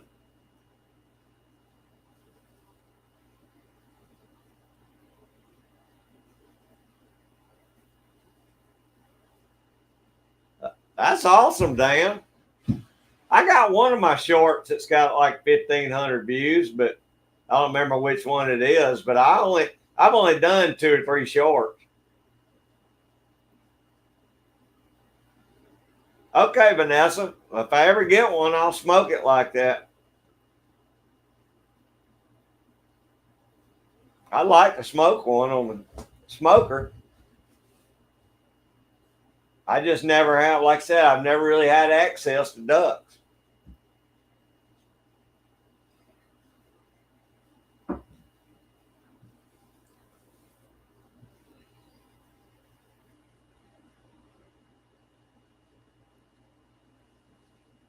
I've seen a lot of videos on incubating them, Georgia boy, but that looks way too technical for me. I'm sure you'll do a good job at it because I can tell you can do stuff like that. But I would probably either cook them in that incubator or I'd do something wrong. I've seen it. I've seen people screw them up pretty easy.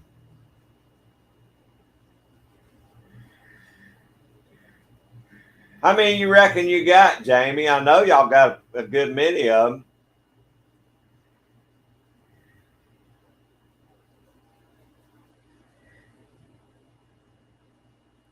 Yeah, Georgia boy, I ain't going down to the city. I'd need a lot more ammo than just for ducks. Really, Georgia boy?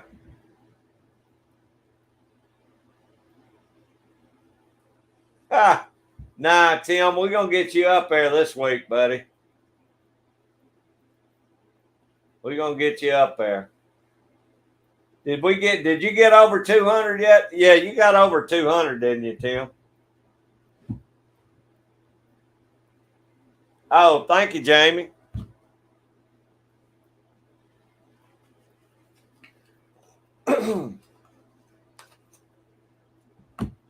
I got a buddy that said I could go duck hunting with him this year. I don't know if I will or not. I might.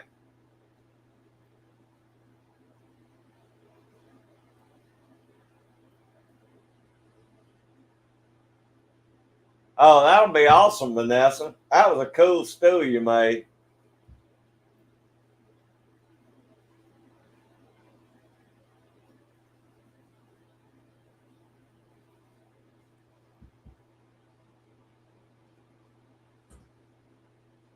Now, what is that, Bernie?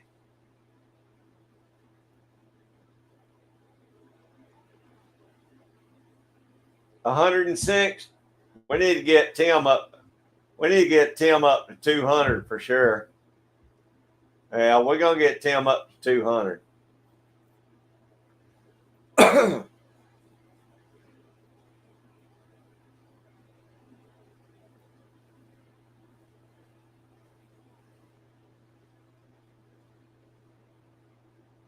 I've never had a goose on there either. I've never cooked a goose or ate a goose, Vanessa.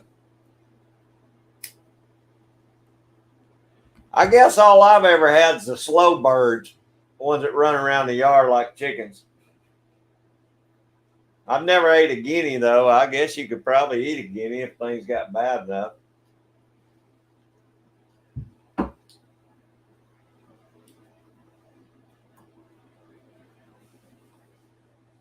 I know people eat guinea eggs. So I guess you could eat the guinea too if you had to.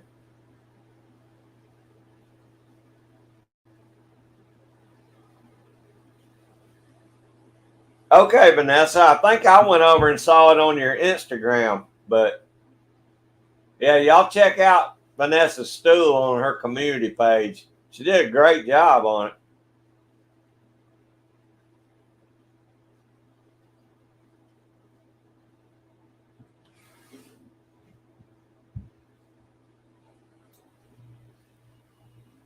Well, you can put that video up when it's done, Vanessa.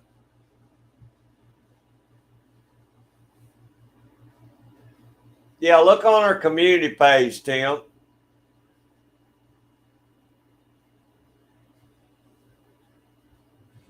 Yeah, it turned out really good.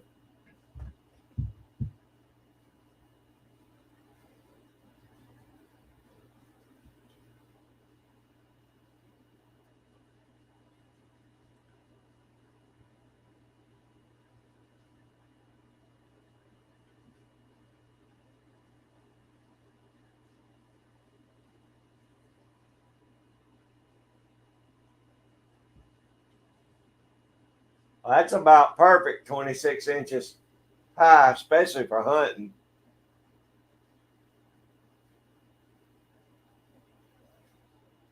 Oh, okay, Barney. I've heard of that, but I've never had that either. But of course, now duck liver is an inside part, so I don't think I would eat it. I'm sure Dan loves it. I never ate any kind of liver.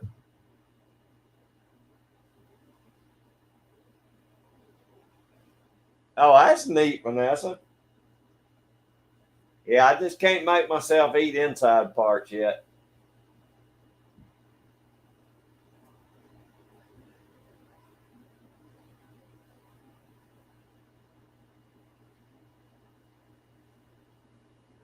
But I have heard a lot of people eating that.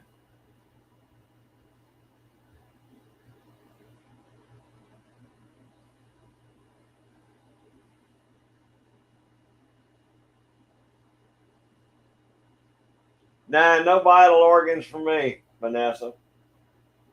I know it's supposed to be super healthy, but I can't do it. I know they say that's the best, actually the healthiest meat you can eat is the hearts and livers and stuff like that. Probably got the most nutrients in it too, but I just can't do that.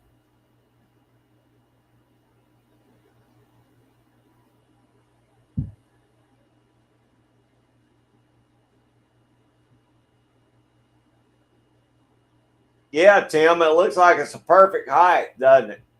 That would be awesome for turkey hunting. Oh, it's not, Bernie? I thought it was supposed to be all healthy eating those inside parts. That's why I see everybody eating on all these uh like mountain shows and stuff. They say Alaska shows. They say that's the healthy stuff to eat. Yeah, see, I'm glad I never ate any of that. Then I got enough problems without eating that. I'll stick with the outside parts, I guess. I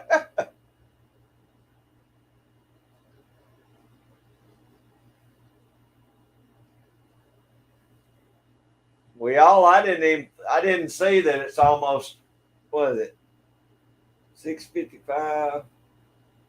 Yeah, 5 minutes. The Scotsman will be on. So, I guess I need to get on off here so I'm not stepping on the Scottish Americans live tonight.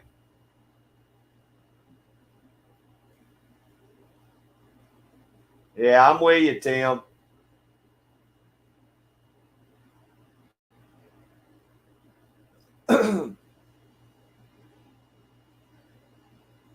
Yeah. See, I don't need that. I'm on cholesterol medicine, all that, Bernie. I better not eat any inside parts. Well, y'all, I better get going. It's almost 7. And I know the Scotsman comes on. But I sure do appreciate all y'all staying in here so long. But thank you so much. I enjoyed it. And thank each and every one of you for being in here. I hope y'all picked each other up. And I better get on off here. So y'all take care and thank you. And hopefully I'm going to do this 2 o'clock next Sunday. So hopefully y'all can make it in then. Thanks, Tim. I think we've been on 5 hours, so I guess I better get off. Matter of fact, I'm hungry. I got to go pick a head of cabbage right quick. Thank y'all for being in here. I'm going to run on, pick my cabbage, and make me some buttered cornbread. Thank you, Tim. Y'all have a great evening. Thanks so much. I'm going to hop out of here.